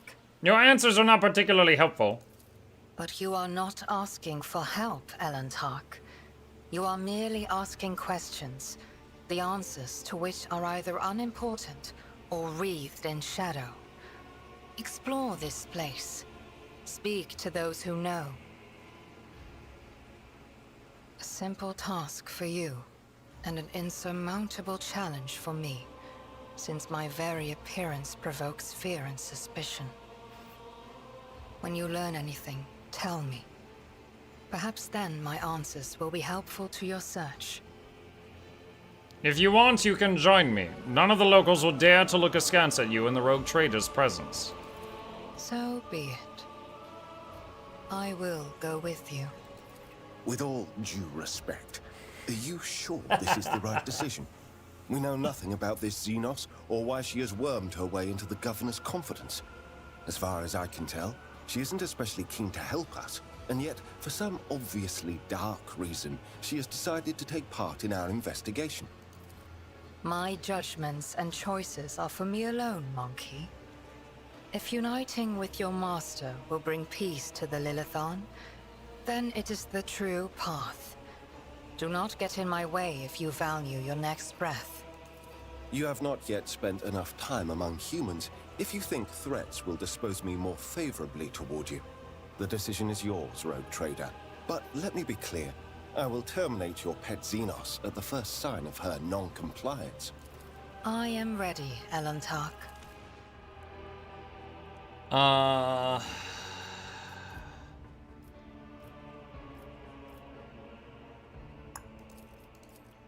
Let's do that.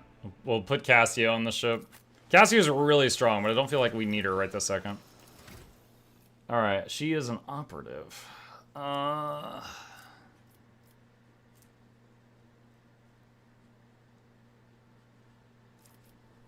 on, what kind of weapons does she have? Eldari long rifle.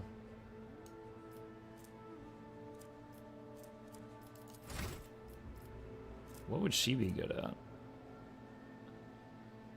Mike Arbity's got a nerf in the form of a bug fix today in Darktide. Apparently the bleed on Pounce talent was getting buffed by other talents, so it would result in damage in being increased up to 450%. I never really noticed the bleed taking things out, but okay.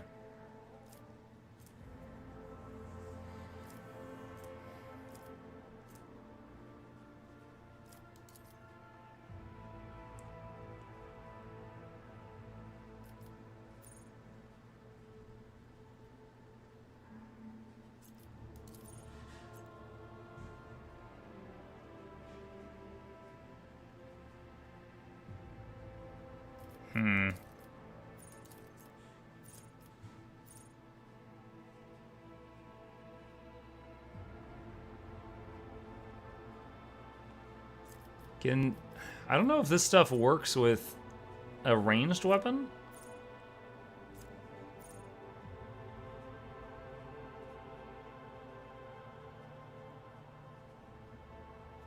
I think it does. Alright, let's try this. See, Death Whisper. Make an attack that does not count toward the limit of attacks per turn and does not block your movement, but deals only 25% of your usual damage. If it's successful, the target starts hemorrhaging. It takes 7 rending damage each turn.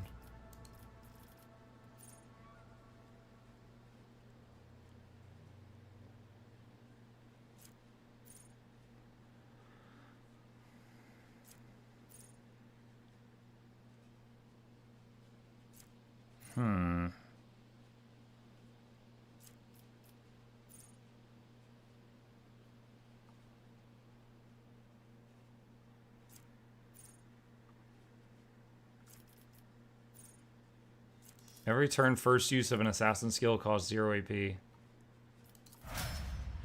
Let's try that. Alright, any equipment that would be good for her?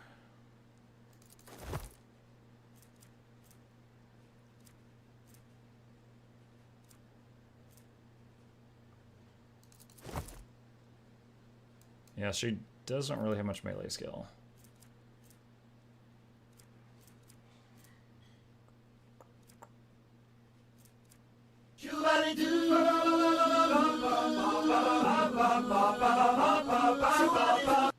Hello.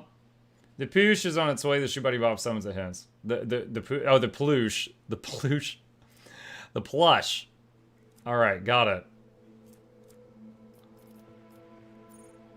The plush. Okay. Let's see. There's some kind of box over here.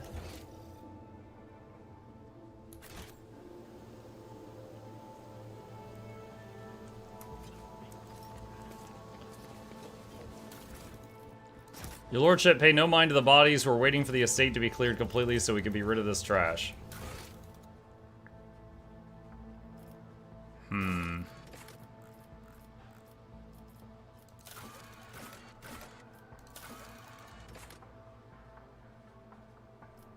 Return to the ship to check the Vox recording you found. Okay.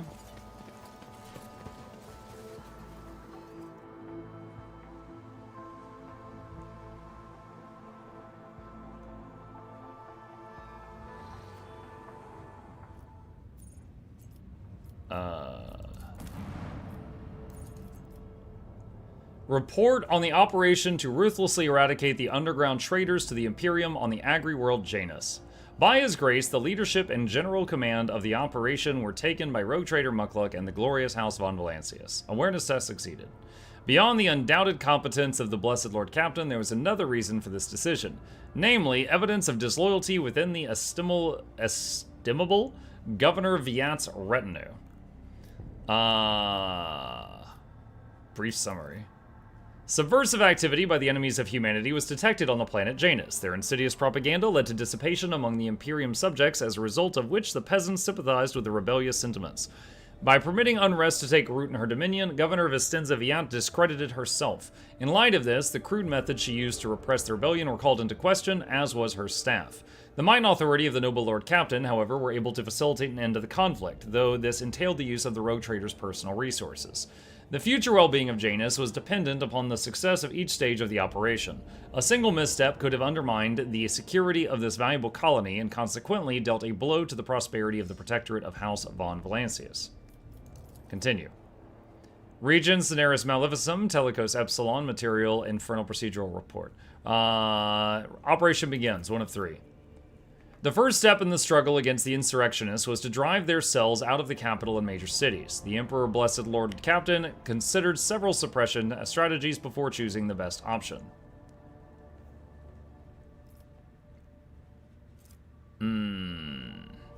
Universal surveillance by Master von Kalox's network of agents. With the support of resources from Governor Viat, the spy network of the esteemed Heinrich von Kalox quickly established surveillance in the planet's major cities.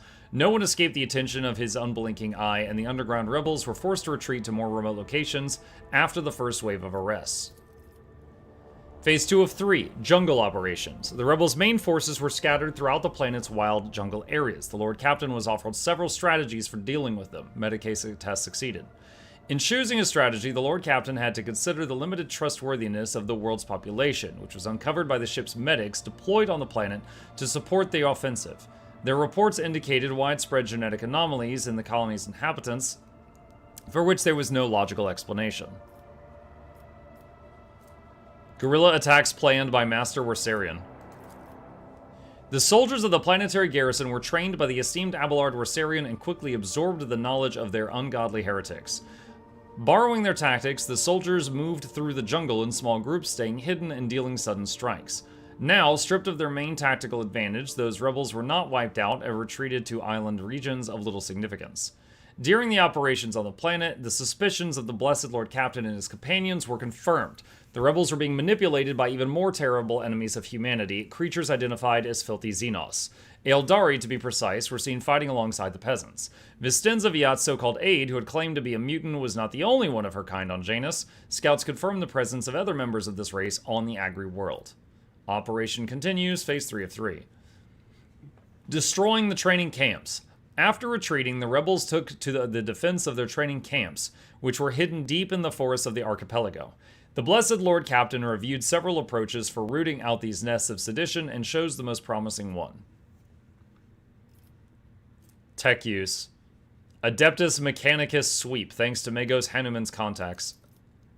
The wise ones of the Adeptus Mechanicus appeal to the sacred machines of geological monitoring with prayerful inquiries. After analyzing the blessed rhythms of seismic activity, they gave the Lord Captain a report which the supposed coordinates of the rebels' camps.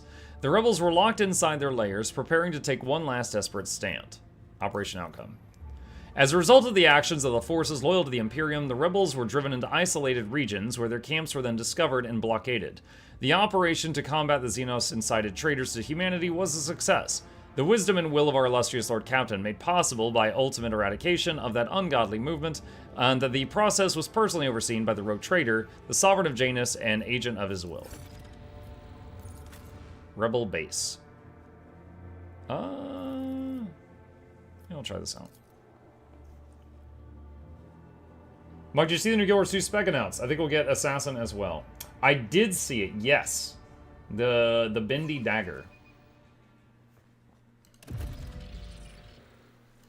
I'm seeing a few theories about that one, but yeah, in about a half an hour, we'll look into that. I considered these forests my home for a time, but I still feel myself a stranger here. I suppose it's because the jungle is ever so slightly hostile to visitors. Speaking of visitors, Lord Captain, have you ever, in all your infinite wisdom, considered setting up a resort for rich folks here? Oh, another annoyance. Show them no mercy. Damn it, we're under attack. Kill the intruders. Stop, lower your weapons.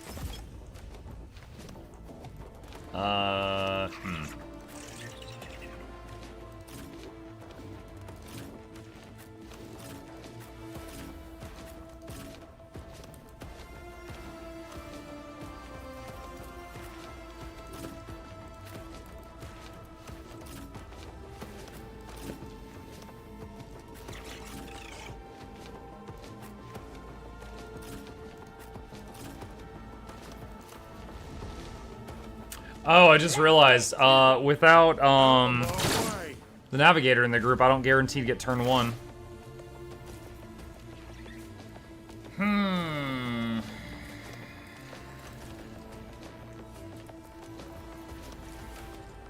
I am not your Xenos pet, monkey.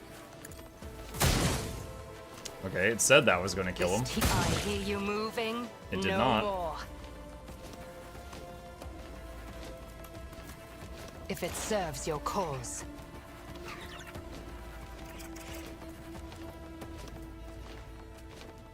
Yearly ends her turn. At the start of her next turn, if possible, she makes an attack that cannot miss and does not count toward the attack per turn limit.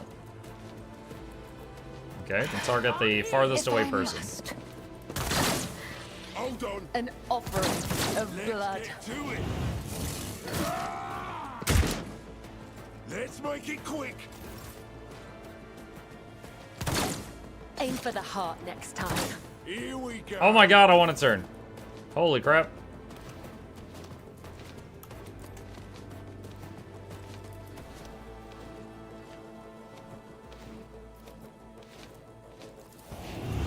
I shall not fail.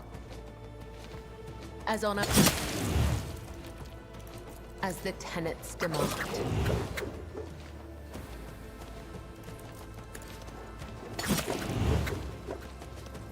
The shadows will come. The other side awaits. Alright, she took 2 of them out. Alright. Regen on the bird hits everyone.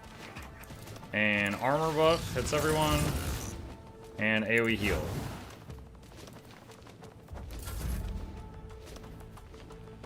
And Medicae signal.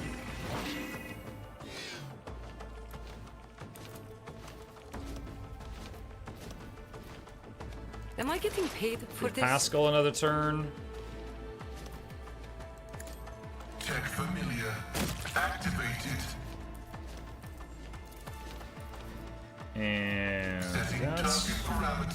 Tech Familiar And Heinrichs.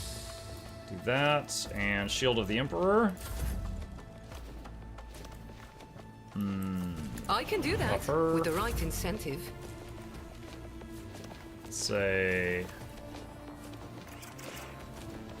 Step by step, I lead.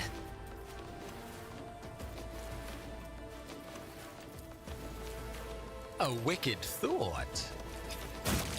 Apprehend. And... A Bite. genius at work. And... Stand by. Let's see.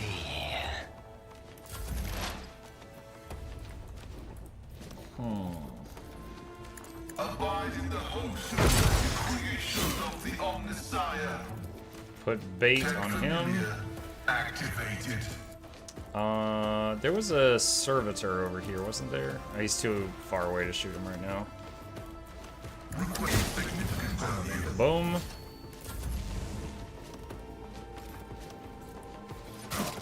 Dog runs off and attacks something. Okay. Let's get to it. Let's get to it. Hey. Time to slaughter. Thank you. Let's see. All right, Yurliet's turn. Did she already shoot the guy at the start of her turn? I don't know if she did. All right, let's see. I understand. No weakness is Why hidden did it from say my that that was sight. going to kill? It didn't.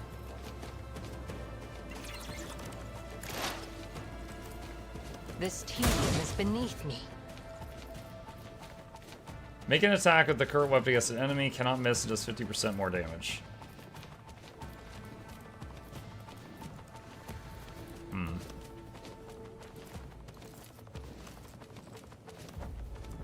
I am not your Xenos pet, monkey. There is only death, yours or mine.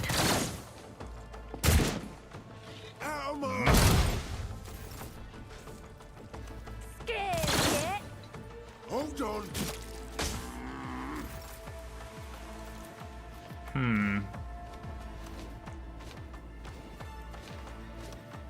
A dance of blades and shadows.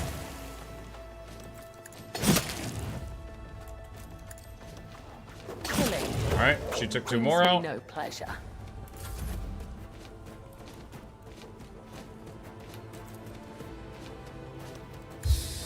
For the throne's glory. Zap.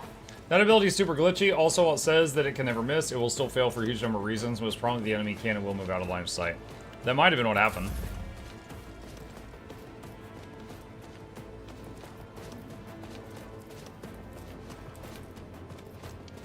Tell me.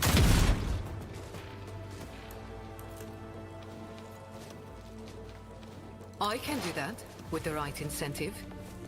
Abide Bird. in the host of blessed creations of the Omnisire.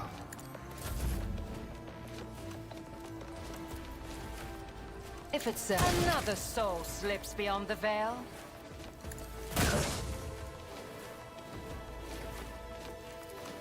Pay with your blood in the name of Kaela Mensha Kane!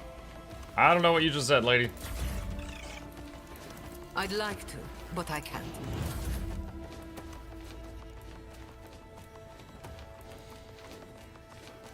Shattered foes in my wake.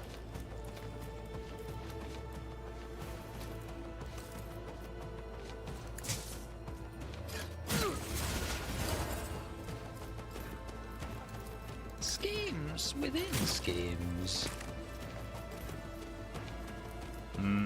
Let's see.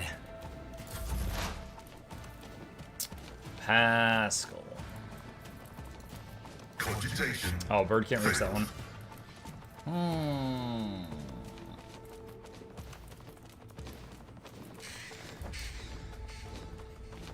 Activate calculated fury algorithm. Setting target Bird. parameters for tech familiar units.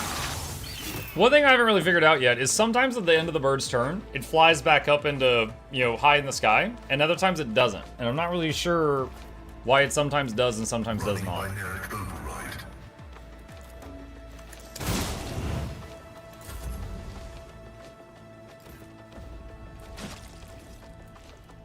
Dog finished off the target. Let's get...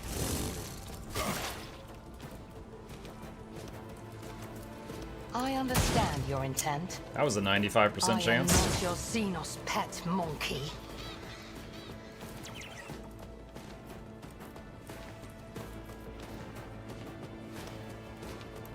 If it serves your cause. The dying one favors you. Let's make it quick. Accept your gift. Army maggot. I'm a member. No, my turbo skulls. I shall not fail. Trust me. I hear you moving.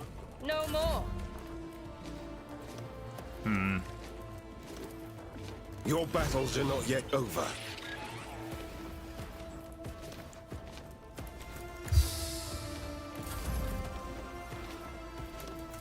You've got a problem. I've got a prize.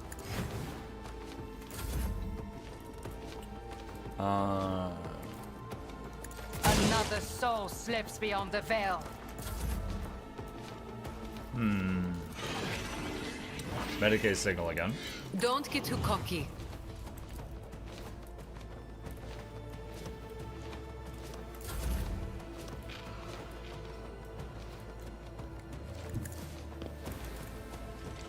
Can't reach that with a taunt.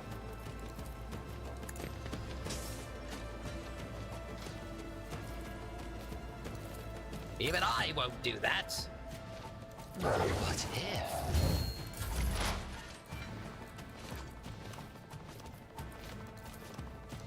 Abide in the host and blessed There we go. creations of the Omnissiah.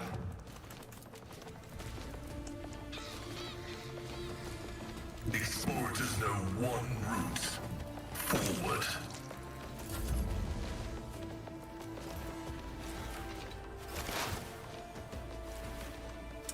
Uh-oh. There's more? They're sending more dudes? Stop, my kin. It is me. I don't think they're listening. If I must. This too is beneath. I'll return this favor tenfold. I feel nothing. Fear nothing. Woo! The dog dodging.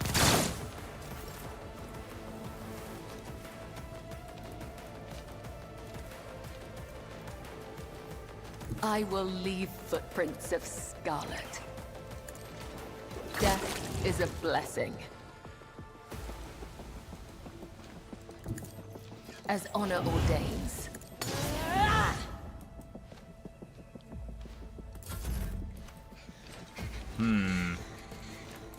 I won't object to it.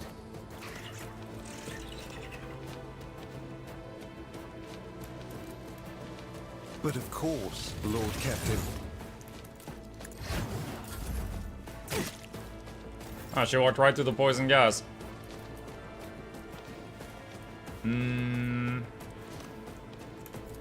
I can do that with the right incentive.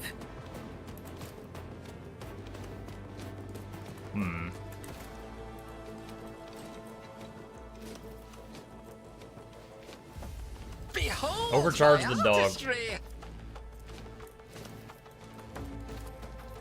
A wicked thought.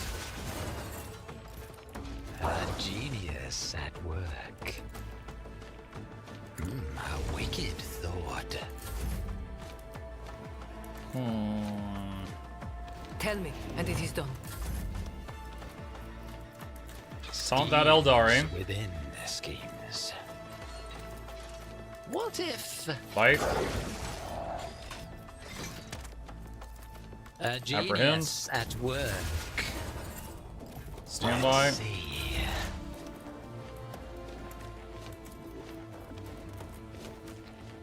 Heavy is the tread of his faithful. Pascal anti-machine thing on him. Murder burb. Oh, snap. Yo, we got rocked.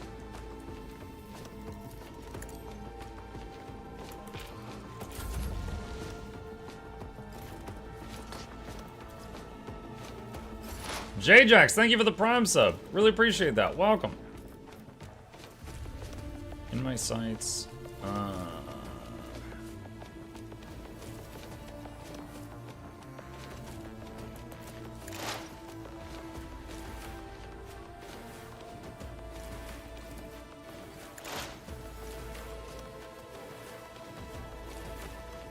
I am not your Xenos pet, monkey.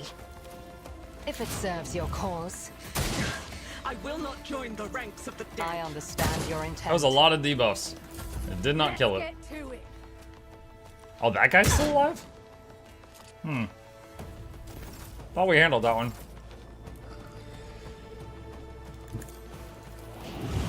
Caught by the web. 000. What? I won't object to it. Someone's death wish is mine to grant. Naturally.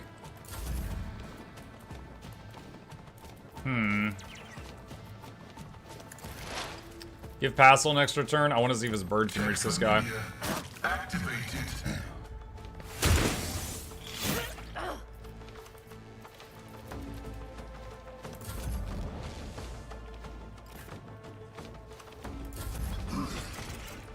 Through the smoke and gunfire.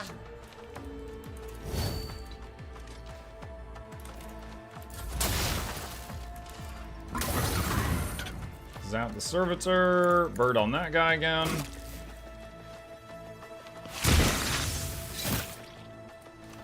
The bird's dodge chance is quite high, considering it provokes an attack of opportunity every time it hits.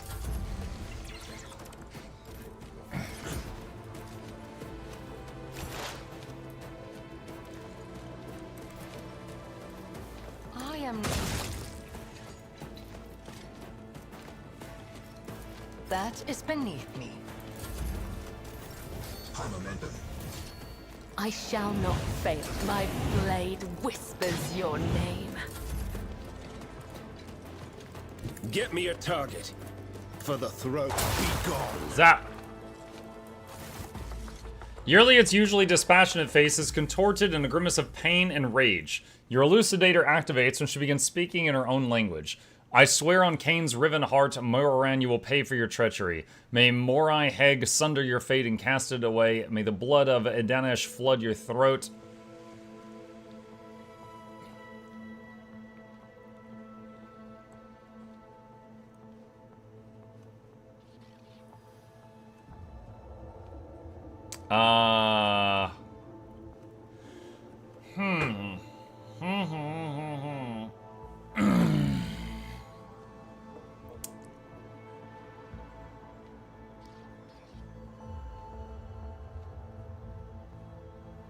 I don't know who you're talking about, but I promise I'll gladly help you pour the cup of suffering down their throat.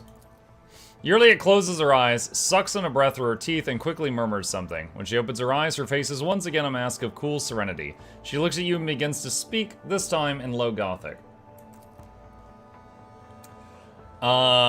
Please excuse me, Alantok. I allowed the turmoil in my soul to win out over my reason. A slip like that could cost me more than you can even imagine. My very soul. I must be more careful, even in the face of treachery. Who is Muraran? What treachery are you talking about?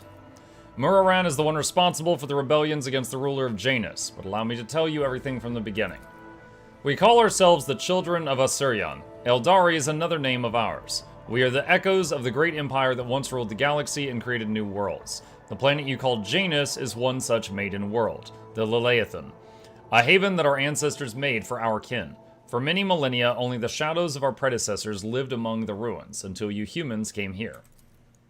We are the heirs, and we are entirely within our rights to call the Maiden World our own. However, our arrival is a tragedy, not a homecoming. Sorrow seeps into Yurliet's voice. We belonged to Craftworld Cruderok, which fell on the border of this star region. Only the providence of the merciful gods allowed us to escape the fate that befell those whose souls perished amidst the stardust along with our abode. A destroyed craft... Jay breaks off and then hurriedly whispers to you, Muck, if we get a chance, we should check that place out. Even if the craft world was blasted to bits, anyone who finds a piece of it will make a fortune. An angry vox crackle interrupts Jay. However, Pascal confines himself to this threatening gesture, obviously not wanting to bicker in front of the Eldari about who has the right to plunder the world of her kin. His green visor flashing with interest, Pascal carefully clarifies. Which border exactly? You don't need to know that, Iron Monkey. I am aware of your looting practices.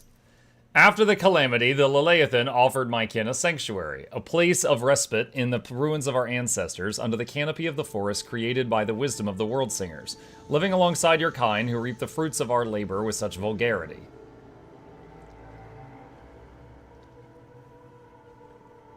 Why did your own kind attack you? I do not know. I know not the answer to that question. She lowers her head. Many cycles have passed since I departed these forests and my kin. They cannot have forgotten me, can they?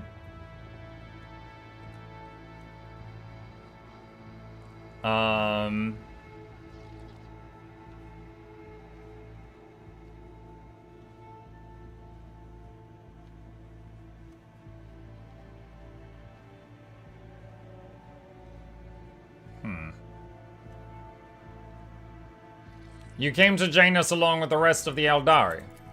No, my path brought me to the Laleithan later. She hesitates, by another route. It was Muraran who welcomed me here. He was one of the surviving Farseers of Krudarok. He was with a handful of Asuryani who had escaped death and found the path here to the destroyed cradle of our kind.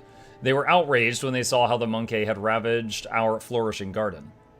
How are your kin connected to the uprising on the planet? The Asuryani do not enter battles they cannot win. However, it is in our power to direct the current so that the elements themselves wash obstacles and enemies from our path. And so it was in this case. Muraran, the Farseer from Krudarok, saw a future without the Monkey, and we followed his lead. We simply used the Monkey's passions against them. Their love of freedom and anarchy. Their love of domination and violence. Stoking enmity between servants and rulers is easier when your targets are governed by emotion rather than reason.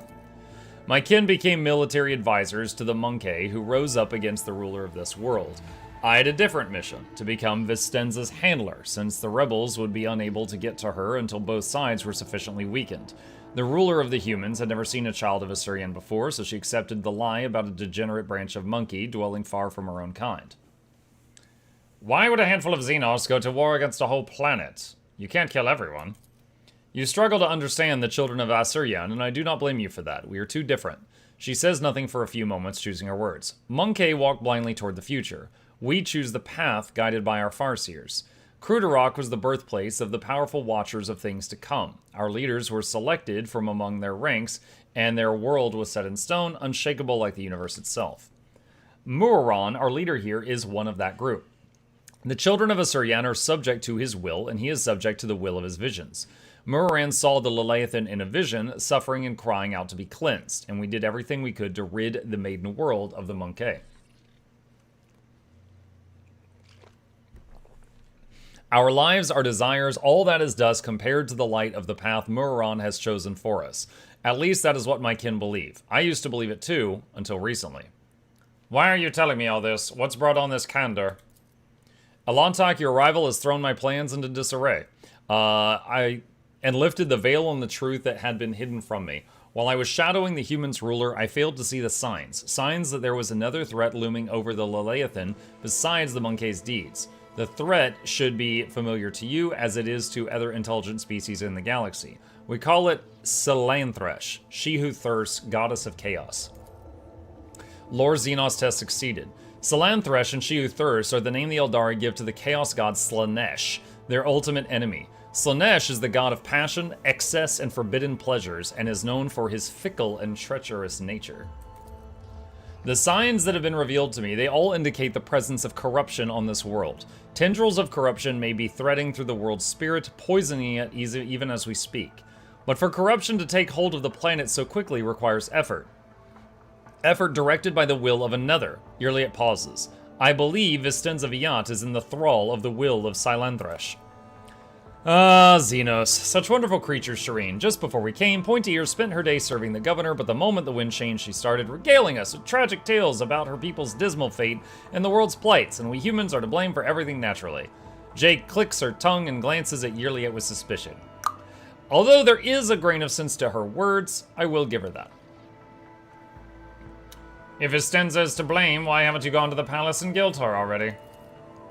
There is only one crime graver than serving Salanthresh. It is betraying the children of Asuryan for her benefit. Muraran saw the past, he beheld the future. How could he not see the dark stain on its face? How could he fail to do everything in his power to rid the Lelathan of this canker? Irliot's voice grows angrier, more piercing. Before I rip this poison seed from Lelathan's body, I will make Muraran answer me.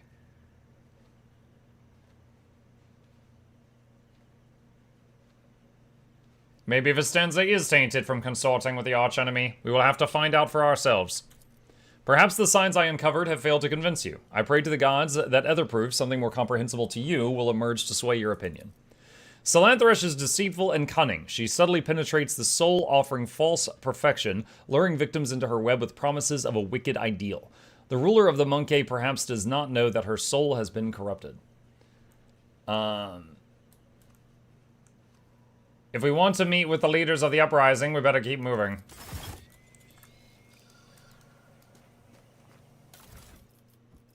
Lots of loot.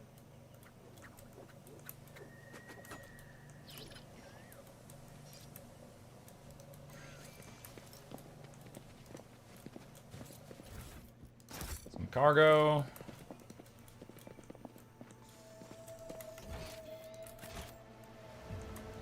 What lies beyond? Intriguing.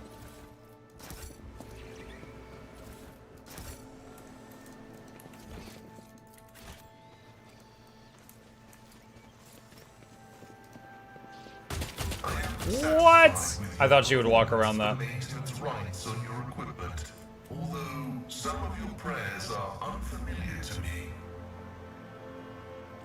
They are rites performed by the Imperial Night pilots of my world. I must commend you on the delicacy with which you expressed your suspicion that I was deviating from dogma. Lore. One and it's The runes form the lines of an ancient Xenos poem that tells of the creation of a Lelathan, of turning a lifeless, dead world into a blooming garden.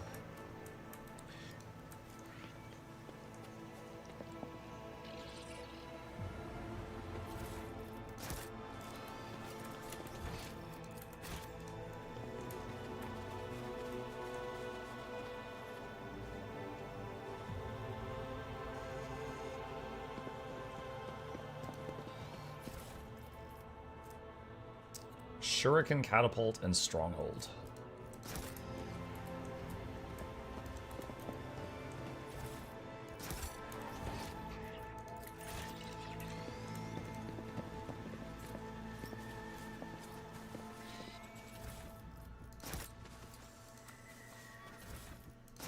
Getting all the loot. In this tapestry of a world, I am the rogue thread.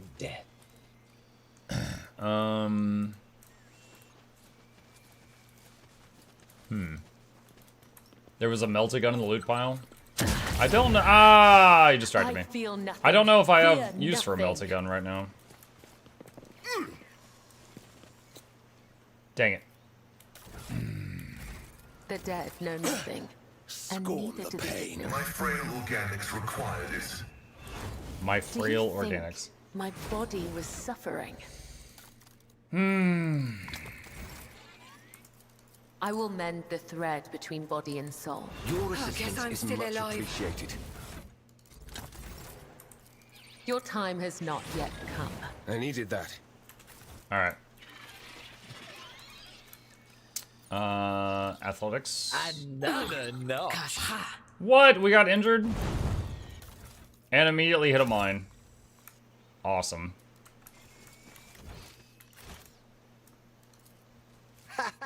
Applaud my brilliance.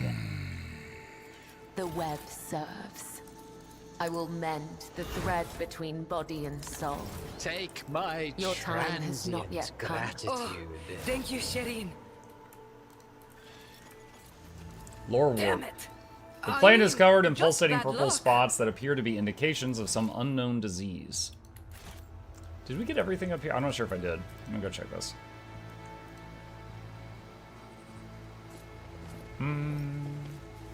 Did you read the, let's see, Mug, did you read the latest statement on the Chinese feeds? No, I don't have a link for that. shame and dishonor. That was a 90% chance. Just as he ordained. Curiosity. When it comes to Warhammer games, they canon in the 40k universe? Yes. Do not. Just as I was I think it's basically that just... It's such an expansive universe that they can basically just like make up new worlds each time. Nearby. Just as he ordained. Operation successful. Who swears agility by 5 and athletics by 10?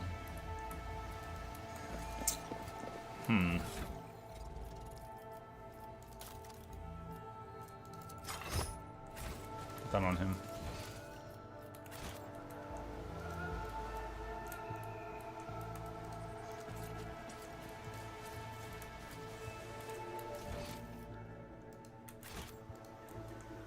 Let's go down here.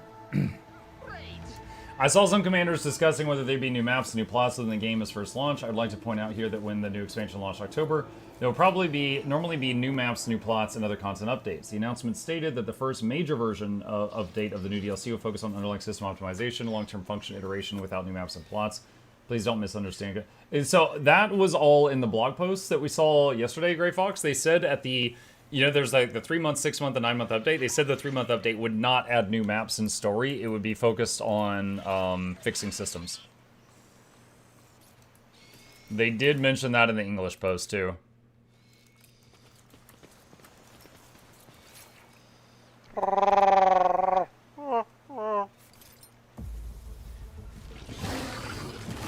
Ooga boogers! Welcome his embrace. These creatures were once so timid and reticent. Could the seed of evil have taken root of them as well?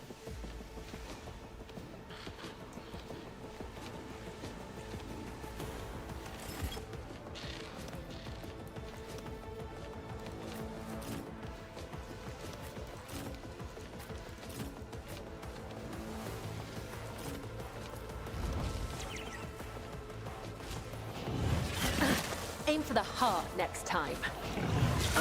Too bad I never leave that on. Oh shoot, why is the sniper in the front?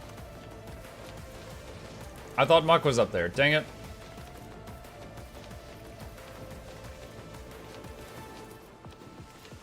This tedium is beneath me.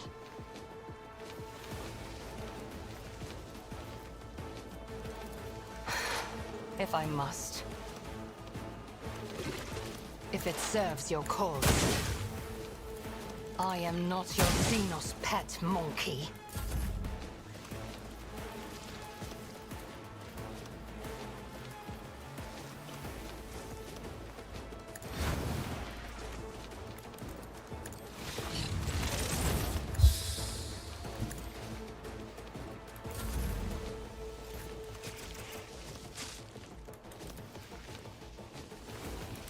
A wicked thought. I taunted them both.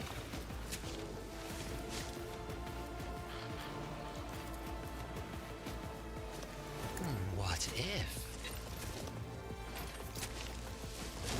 Dodge. Parry. A wicked thought. As the tactical imperative dictates.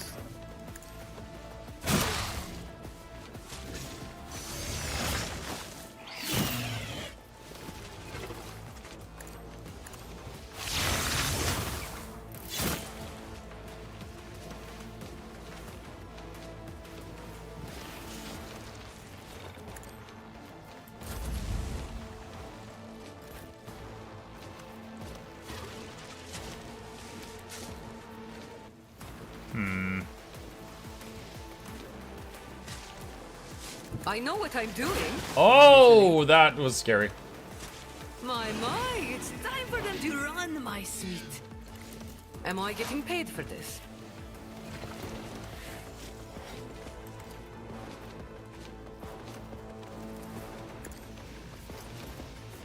Parry. I understand your intent. Howdy, sir.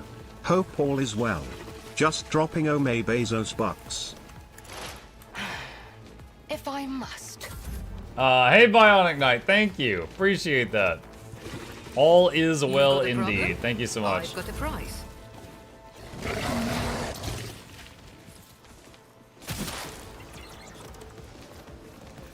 This tedium. I am not your Xenos pet, monkey. Fall, creatures!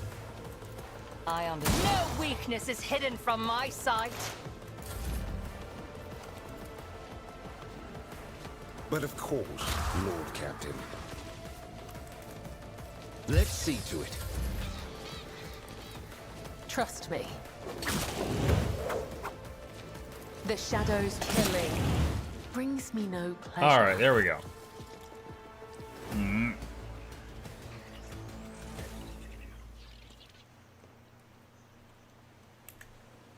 Did you see today's teaser? Yes. We're going to get to it in a little bit. There will be no peace in my way. The Shadows reveal their secrets. The Vizier. Would he be proud? Am I? My pleasure. The massive statue depicts one of the gods, the Eldari, an ancient Xenos race that once inhabited vast regions of the galaxy. Alright. I remember this. There's a massive battle up here. Boss fight that is going to take quite a bit of time. So, I think this is a good moment to actually save it and swap over to the news update that we need to do. And we will return to Rogue Trader at this boss fight tomorrow. Alright. Okay, chat. Let's change categories here and do the news. As I'm getting asked about, I'm imagining someone watching this Rogue Trader playlist in the future, and just like every couple of episodes, everyone's like, "Did you see the update? Did you see the update? Did you see the?" Literally, because I've been playing Rogue Trader every time this has happened, and so they're just like, "What are they talking about?" Like people are gonna be so confused. All right, here's two. Let's see. Discussing new teaser! Exclamation point. All right, chat. Let's get this open. Okay, so what the hell is that? That is the question of the day, my friends. That is the question of the day. Hang on just a second. Let me move this over here. Okay. All right, so knife. All right, I'm making some notes here. One thought, assassin. Second thought, ritualist dagger. Because it's all curvy and looks impractical. It doesn't look practical, all right? So, slash cultist dagger, okay? I would think something Necro related, but we know Necro's getting writ. Could be writ. Absolutely could be. If it is assassin, all right, hang on a second. Let me do this. If it is assassin, then who is getting the deck of cards? Actually, let me rephrase that. If it is assassin and it is going to thief, then who is getting the deck of cards?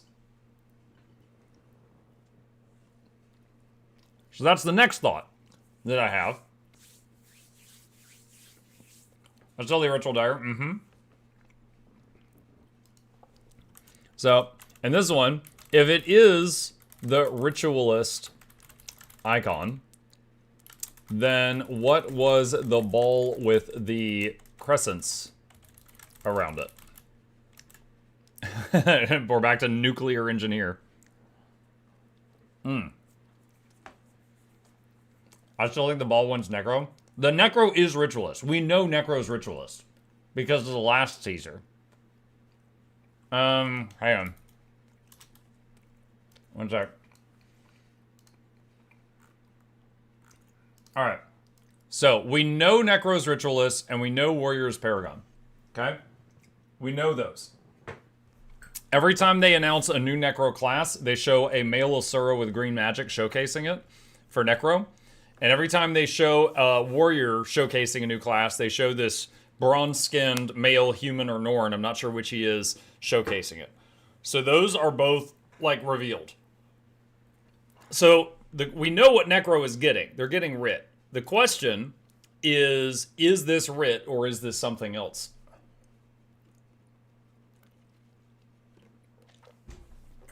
If it is assassin, then what is assassin getting that thief doesn't already have?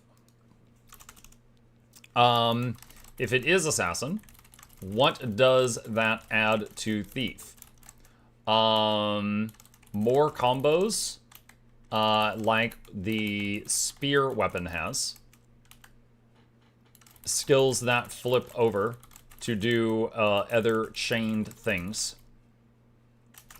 What else?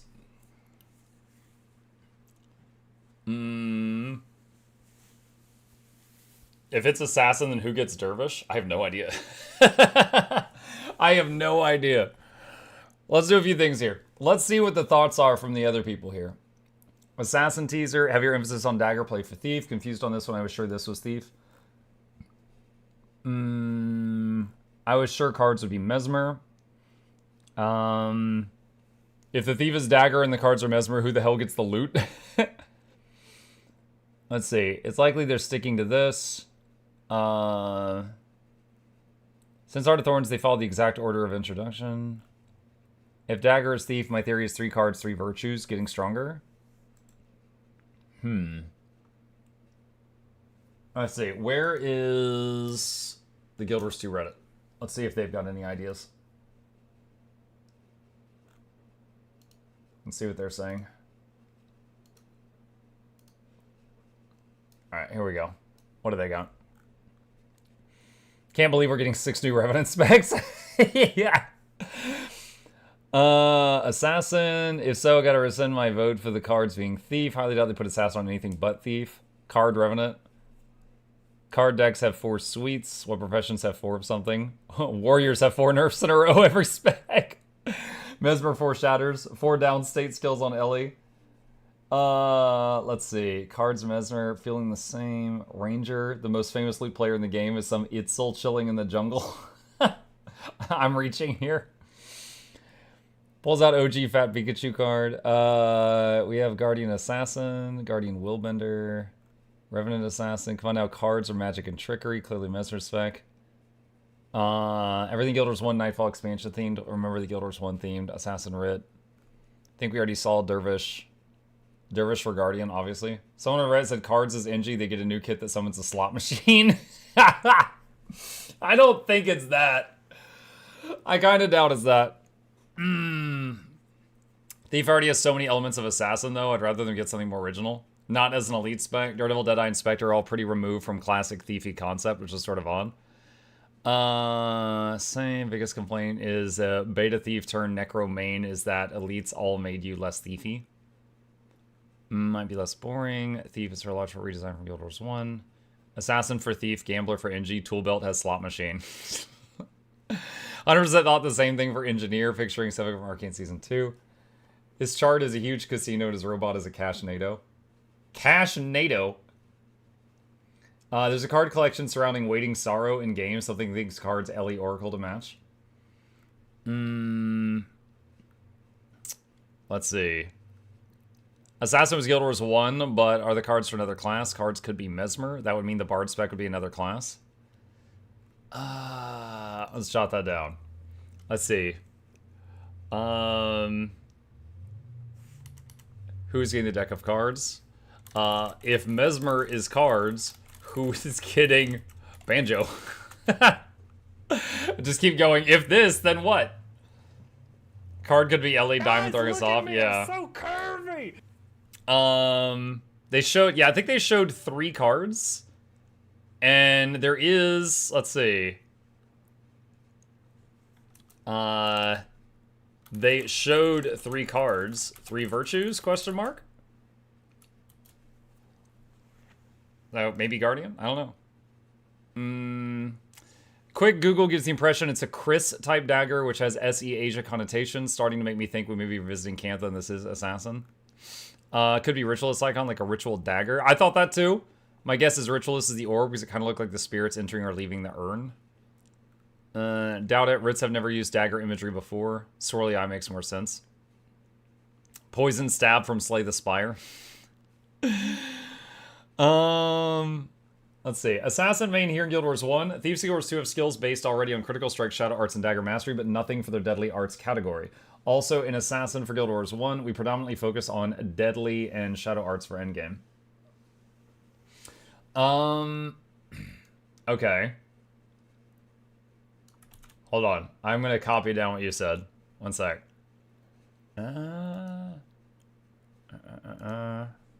Let's see. Quote, end quote. There we go. Gambler, new class for the loot box surprise mechanics enthusiast. Let's see. What does the Chinese poem say about this? Silent blade cuts deep. Shadows hold their secrets close. Commenter baited. Commenter baited. He's just making stuff up. That's wonderful. I think they really are dual classes to an extent. I think they selectively borrow mechanics from other professions to make something unique. For example, Bard would borrow kits from engineers for instruments. To all the people saying Revenant, they already said the new specs aren't coming with weapons, as seen in the blog post recently. Where is... Hang on a sec. Guild Wars Nika. Where is she? Alright. This lady. Okay. So it's gonna add a little joke here. Let's see. If Rev in it gets Assassin Legend Nika, will she fight with Shiro? Second Assassin Legend. There we go. Yes, more Rev Legends. Oh my god, Rev's getting so much this patch. Shiro is already. Yeah, that's why I said second. That's why I said second one. What the F? I need answers. I've been hung up on Assassin never coming to Guild Wars 2 because the weapon's tied to elite specs. Now I have no idea. This can't be anything other than Assassin, right? This better not mean that this knife is for Thief and cards are for Mesmer and loot's for another spec. I crave Bard Mesmer. I want purple loot spec. Is this maybe Ritualist? Looks like a Ritualist dagger for Necro. After some research, the knife appears to be a Chris, which has connections to Javanese culture originating from Indonesia. They have interesting martial arts associated with a Chris. Could be a monk spec, Ritualist. Assassin could be a red herring here. That's a solid comment. Hang on a second. Do that. Dagger does have a lightning shape. Elementalist confirmed. Hopefully, if this is Assassin, it does mean Dervish or Elementalist. Hate to be Human God on Mr. Nelly. Wouldn't necessarily need to do the Human Gods for Dervish. Wouldn't that be Writ? Why would it? Calling it now. 3 out of 4 missing Guild Wars 1 props. Warrior gets Paragon. Necromancer. Ranger gets Rich. We already know Necro's getting Writ. Thief gets Assassin. I'm going to make a bold assumption that a Monk spec will happen for Guardian. Maybe Ranger. All guesses and speculation, but based on their announcement being like, we know you aren't happy, so we're going to rearrange the content delivery in a way that feels more fan service. We already saw Necro Writ in yesterday's blog post. Necro's getting Writ confirmed, found out yesterday. Necro's practically confirmed Writ.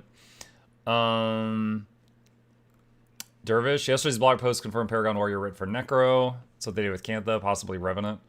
I have to say this is my least favorite design so far of the upcoming spec images. Assassin 100%. Cards as Mesmer, Bard as Ranger. Everybody's thinking Bard as Ranger. Like, I'd be okay with getting Bard on my Ranger, but that seems odd to me. Like, I know a few other games I've played where you could multi-class medium armor things. Like Dragon Age Origins. You can have some levels in Bard and some levels in Ranger and some levels in like Assassin. You could do that. But I don't know, it seems so odd to think of my guy like in the woods, so like only you could prevent forest fires and then pulling out a banjo. Why are they only showing Revenant professions? I'm going to be disappointed if it's Assassin Thief. Amateurs, Assault Member. It's got to be Assassin. I'm guessing Thief Assassin, so there's hope we get Dervish reveal soon. Still waiting on actual Mage class.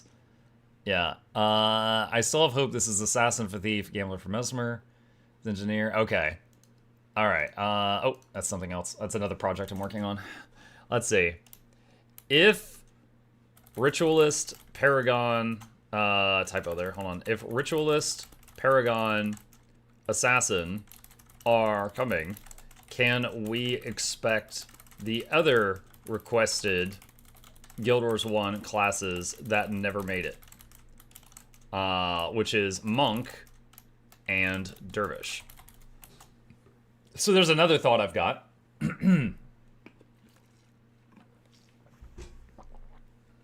FF14 has bards which look like rangers. I've also heard a lot of people say FF14, I think it was, had a class like Arcanist, I think, that was based on card magic. And that they might draw inspiration from that. I don't know anything about it, though. We don't need Monk, we already have Guardian. We'll give Guardian Monk, then. It just does the same thing that they already do.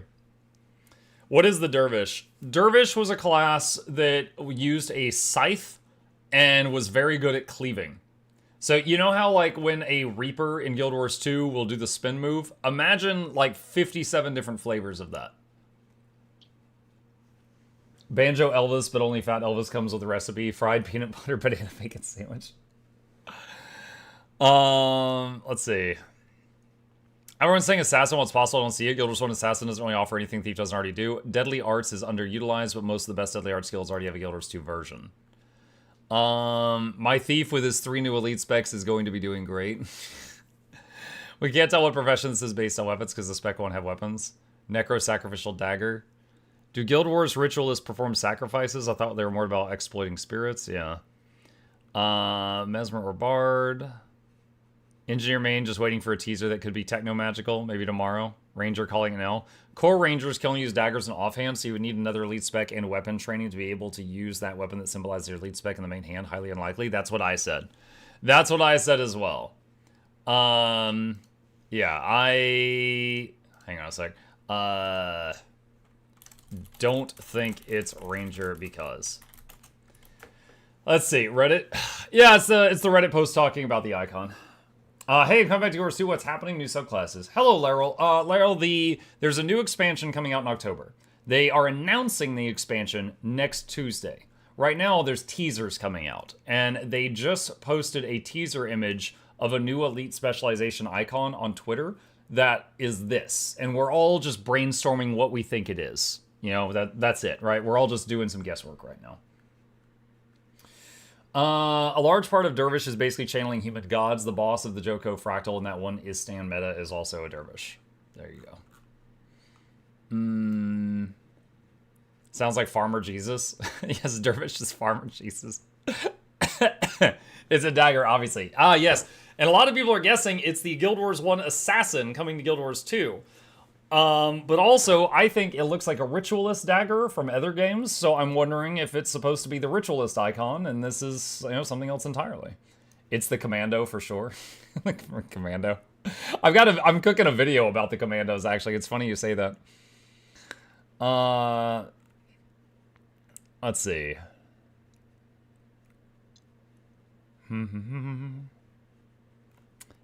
Can't wait for my Ranger to throw knives. I mean, I guess it could be like knife throwing, yeah. Assassination Engineer, 100%. Engineer rejected from university. Looks like Ritual Dagger, I'm thinking Necro. Still on the boat of cards being Thief. If it's Thief Assassin, I'm buying the expansion full price. Slay the Spire. I'm sad we're not getting Dervish. They haven't said you're not getting Dervish. This could be Revenant. Every day. Could be Revenant. Alright. So, a lot of guesswork, not a lot of guaranteed stuff, is what I'm seeing here. A lot of guesswork, not a lot of guaranteed stuff. Okay. Guild Wars 1 tunes are coming to Guild Wars 2, obviously. But they're going to be aged 250 years, so it's just going to be a bunch of corpses. Alright. I'm not sure if we're going to find anything else useful here, so I think it might be time to just start recording. Mike, what classes have access to daggers on Core? Core? Alright, hold on a sec. Not Guardian. Warrior does, but only with Spellbreaker. Not Revenant. Ranger, offhand only in Core. Engineer, no. Thief, yes. Ellie, yes. Necro, yes. Mesmer is Virtuoso for Dagger. So, yeah, Thief, Necro, Ellie, Offhand Ranger, I think. For Dagger. Warrior? No, Warrior is Spellbreaker. Spellbreaker gave Warrior main hand and Offhand Dagger, I'm pretty sure. That's one of the crazy ones that they did. They got access to, like, 2 weapons for that. Offhand Ranger is Soul Beast as well. No, main hand Ranger Dagger is Soul Beast. Offhand Ranger Dagger is Core.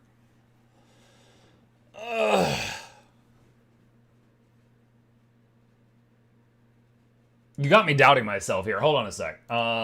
Guild Wars 2 Dagger. Hold on a sec. I'm like certain Offhand Dagger on Ranger is Core. I'm going to go double check right now, though, to see if I'm mistaken. It's taking a sweet time to load it up. The wiki is lagging. What weapon does Spellbreaker add? Main hand Dagger and also Offhand Dagger for Spellbreaker. Okay, there we go. Okay, yes. So here's from the wiki. Ranger Core has the 4 and the 5. Soul Beast has the 1, 2, and 3. Yeah. Okay, cool. Memory was okay on that one. All right. Let's see. Okay. So, I think that might be worth pointing that out. Let's see. New prof will not have baked-in weapons. So who can use Dagger's core baseline? Necro, Ellie, Thief, Offhand Ranger. We know Necro is Writ, so this could be Writ or be something else entirely. Okay. All right. I think I've got all the little thoughts I can possibly garner for this without more time passing and then just more people coming up with stuff. So I think I'm gonna go from here. Could be a chonky Flamberge. Yeah, that's actually a 2-hand weapon. It's just real fat. Yeah. Let's see. Actually a great sword, just real thick. 2 C's. There you go. All right, let's do it. All right, hello Guild Wars 2 gamers, Mukluk here. Today is July 9th. It is Wednesday, and we got some Guild Wars 2 news. Today comes with a new teaser for the Elite specs coming out in the next expansion. Real quick TLDR for anyone who's not been paying attention. Next Tuesday, they're announcing the next expansion. We know that expansion comes out in October. We know it comes with new Elite specializations, and they've been having fun dropping little teaser images on social media. Today's teaser image is... what is that? A knife! No! It's a knife. So, we got that right there. So the question now is, what is it? What is it? What can we learn from this knife? And I've got a collection of thoughts here. Some were from me, some were from the community on the live stream, because I'm live right now. Some were from the Reddit post, stuff like that. So we're going to talk about this image here and what we think it could be. So, here we go. First thought is Assassin. Oh, I need to pause my alerts. Hello, Moeki. Thank you for the Prime. Appreciate you. So, first thought is Assassin. Assassin was in Guild Wars 1, and it is extremely similar to Guild Wars 2 Thief, but there is some stuff that, from the Guild Wars 1 Assassin that never made it over to the Guild Wars 2 Thief. Maybe they're bringing over those things. If they bring over the Assassin, what would that add to Thief? And I'm focusing on Thief right now because I think if anyone's getting Assassin, it's Thief. More combos like what the Spear has, where you have many different skills that flip over and do different chains. The Assassin, my understanding, is that he or she had quite a lot of those. One person in my chat wrote the following. Assassin main here from Guild Wars 1. Thieves in Guild Wars 2 have skills based already on Critical Strike, Shadow Arts, and Dagger Mastery, but nothing from the Guild Wars 1 Deadly Arts category. Also, in Assassin for Guild Wars 1, we predominantly focused on Deadly Arts and Shadow Arts for the endgame. End quote. So maybe it is one of those things. One person said Revenant. Yeah, everyone on everything saying Rev. Ever since I said that Revenant's a wild card because they can just focus on any legend, everyone's like, oh my god, Rev's getting a 6th new elite spec. I don't think it's Rev because they already have an assassin stance, which is Shiro. But if they got a 2nd assassin stance, maybe they could get Nika, the lady from the box art that helped kill Shiro. And then Shiro would be trapped in the Revenant just pouting with the the Alliance guys and also Nika, and they're just, and then they're all just in there beating him up for eternity. That would be kind of funny. I don't think that's actually going to happen, though. Another thought, if it is Assassin and it is going to Thief, then who's getting that deck of cards? So we had this one previously, and I said, my thoughts were that's Thief. Because I was like, if anyone's getting a gambly luck thing, that's got to be the Thief, right? Like, it's in the job description. They like swindling and stealing money. But let's pretend that's Assassin, and that is going to Thief. Who the heck is getting the cards? Now, we thought maybe that's an initiative point. It could also just be the Suite of Diamonds. But there's 3 cards. One person guessed, what if it's like the 3 virtues for a guardian, and they're getting some weird tarot power. Maybe, someone else, guessed that it could be like the Arcanist from FF14, which I have not played, but it apparently uses card magic, so it could be an Elementalist thing. So I've seen some guesswork on that as well. Moving on to the other thoughts I had. What if this is not Assassin at all? That's all I've been talking about so far, is if it was Assassin. That also kind of looks like a ritualist dagger from other franchises. It's got the like really bent, impractical shape, unless you were trying to catch a sword like it was a sword breaker or something. But it looks more like a ceremonial thing. Maybe that's the icon for the ritualist. We already know that the Necromancer is getting the Ritualist. You pulling up my thumbnail from yesterday. Every time they have shown new art for a new Necromancer specialization, there has been an Asura with green magic showing it. We have an Asura here wearing a Ritualist outfit from Guild Wars 1, summoning a spirit. Every time they have shown a warrior getting a new specialization, they have shown this big lad with bronze skin showcasing the new profession, and there's yellow behind him. Here he is again, looking like a Paragon. So it is all but guaranteed that Warrior's getting Paragon and Necromancer's getting Ritualist, but we don't know their icons. That could be the Ritualist icon. However, although Ritualists and many other forms of media have a big thing on like sacrifices and cultist type stuff, the Ritualist Guild Wars 1 were more about like just abusing spirits. I never really saw them do much with daggers, but I think it's within the realm of possibility that this could just be the Rit icon, and then that gets Necromancer off the board for our future guesswork. Possibly. It could be the weapon enhancement. True, they could do any weapon for that, but yeah, the Ritualist Guild Wars 1 had a line of buffs on the party that would put an enchantment on their weapons that would do different things when they attacked. There was that. I think that's a bit of a stretch, but it did exist. So if that is the Ritualist icon, then we go back to what was the icon that had the orb with the 2 crescents floating around it that I thought could be Ritualist in the past. Could be something else. Could be the nuclear engineer we joked about recently. Let's see. A few folks said they thought it might be Ranger. I don't think it is, and I'll tell you why. They said that these new builds will not be tied to specific weapons. Ranger can only use main hand dagger if they're a soul beast.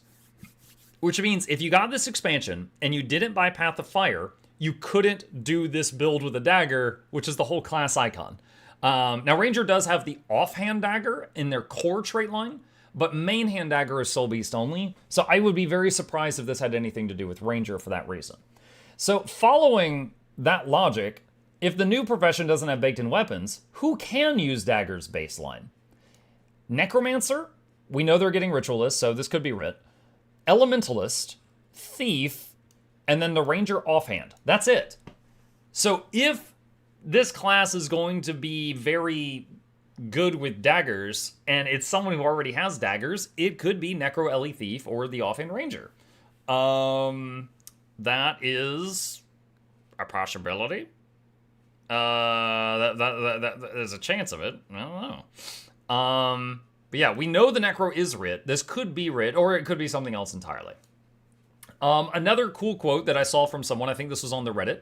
After some research, the knife appears to be a Chris. I mean, probably was a Google search, but which has connections to Java, probably, I don't know if that's Japanese or Javanese.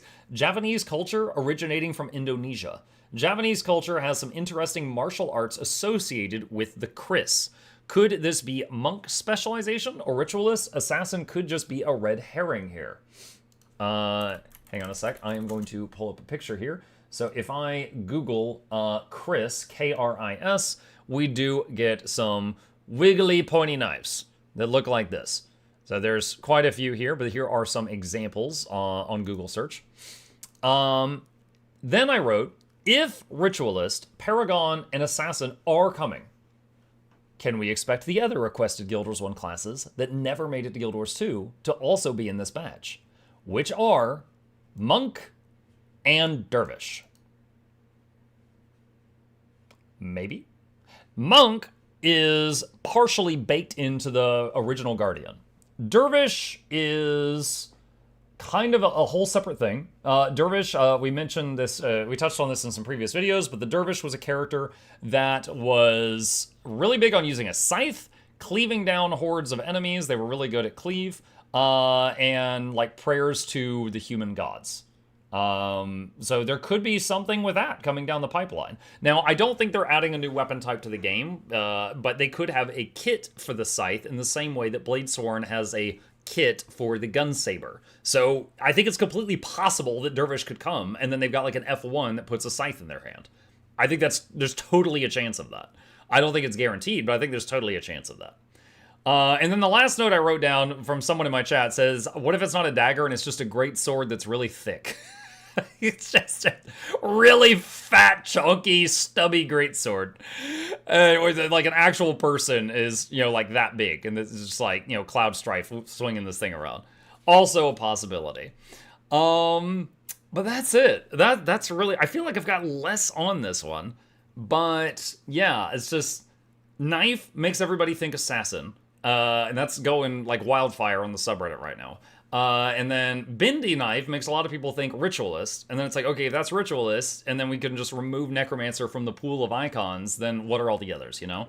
And if it is a dagger, and it is Assassin, and it is going to Thief, and Thief's not getting cards, and then the cards are going to someone else, and someone else is like, a lot of people are thinking on the subreddit the cards are going to Mesmer if this is going to Thief. So if Mesmer is taking the cards, then who's getting the banjo? And it's just like the ding, ding, ding, ding, ding. And just like everything is getting bounced around. Cards as Revenant with Saul. Yeah, I've seen some people guess that, yeah. Like as always, Revenant's a wild card because they can channel the legend of anything. Saul de Alessio. Really quick for people who don't know this bit of the story. There is a guy at the end of Raid Wing 4 that is getting tormented by a demon. And the guy is named Saul de Alessio. And he dies at the end of the raid wing. You fight the demon and free him, and then his spirit moves on. He's been chained there for a long time. But he tells you that he was a gambler and just like ruined his life near the end before he got captured. So yeah, it could represent Saul. They're talking about the cards, not the knife. I'm not sure. I mean, that was like a low point in his life. That wasn't like his main thing, but yeah, it's there. It's a gotcha engineer. Yeah, I saw some people saying the gambling cards is going to be the engineer and they're going to use a slot machine device. I think that's it. All right, at this point, I'm just talking in circles. That is all of the main bullet points that I thought had some value that would be worth sharing. That's everything I've written down. And once again, I pass the question off to you. What do you think this is? Do you think I'm right on any of these guesses that we've collected? Or do you think all these are wrong and you got some other really good idea? And what are the reasons that you think that that might be it? Put it in the comment section down below. Fight you there. All right, there we go, chat. It's done. It is done. I'm gonna love if we are super far off, like Guardians get the cards. I mean, there's 3 cards, there's 3 virtues. It could be. I saw one person go, yeah, there's 3 cards, but the cards have 4 suites, and elementalists have 4 elements. And then people were like, mesmers have 4 shatters. And someone else is like, yeah, but Ellie's also have 4 downstate abilities. I was like, what? It was like, okay, this is a real stretch at this point. It could be Rever Ellie, since both of those have attunement. Yeah. Ellie got Warhorn offhand as an elite spec, so I doubt the offhand weapon makes a difference. Is the full reveal next Tuesday? The next Tuesday is when they announce the next expansion, which will probably reveal all the classes. Yeah. The devs have to be loving all the chaos. Oh, no doubt. No doubt. Dude, I've had a few opportunities to talk with devs after, like, okay, do you guys remember when we got the outline for the Virtuoso? And she's holding like a knife down at her side, and there was like something behind her, and people thought, oh my god, she's got a spear. And they thought that the knife outline was like the tip of a spear, and then the thing behind her was like the shaft of it. And everyone's like, oh my god, mesmers are getting spears.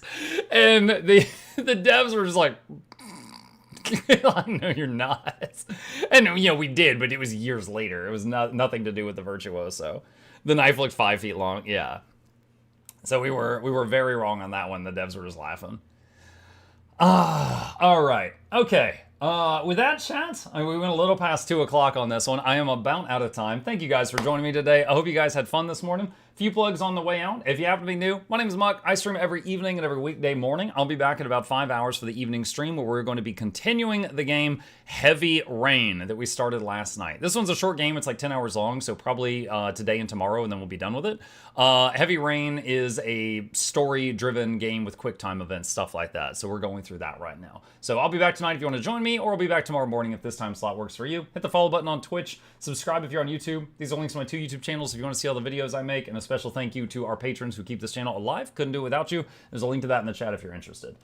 With that, I'm going to find someone in the Guild Wars 2 category to raid. Those of you who want to keep watching Twitch, stick around for a few more minutes. And let's see who is live right now. Looks like Fandrel is. I'll raid Fandrel. He's good people. All right. See you guys over there. What is he doing right now? Dailies, world completion, teaser, oh, he's got like a whole tier list. He's looking at the teaser stuff too, yeah. All right, cool. So I'll see you guys over at Fandrel's, and I'll be back tonight. See ya. Liquids and spirits. No, and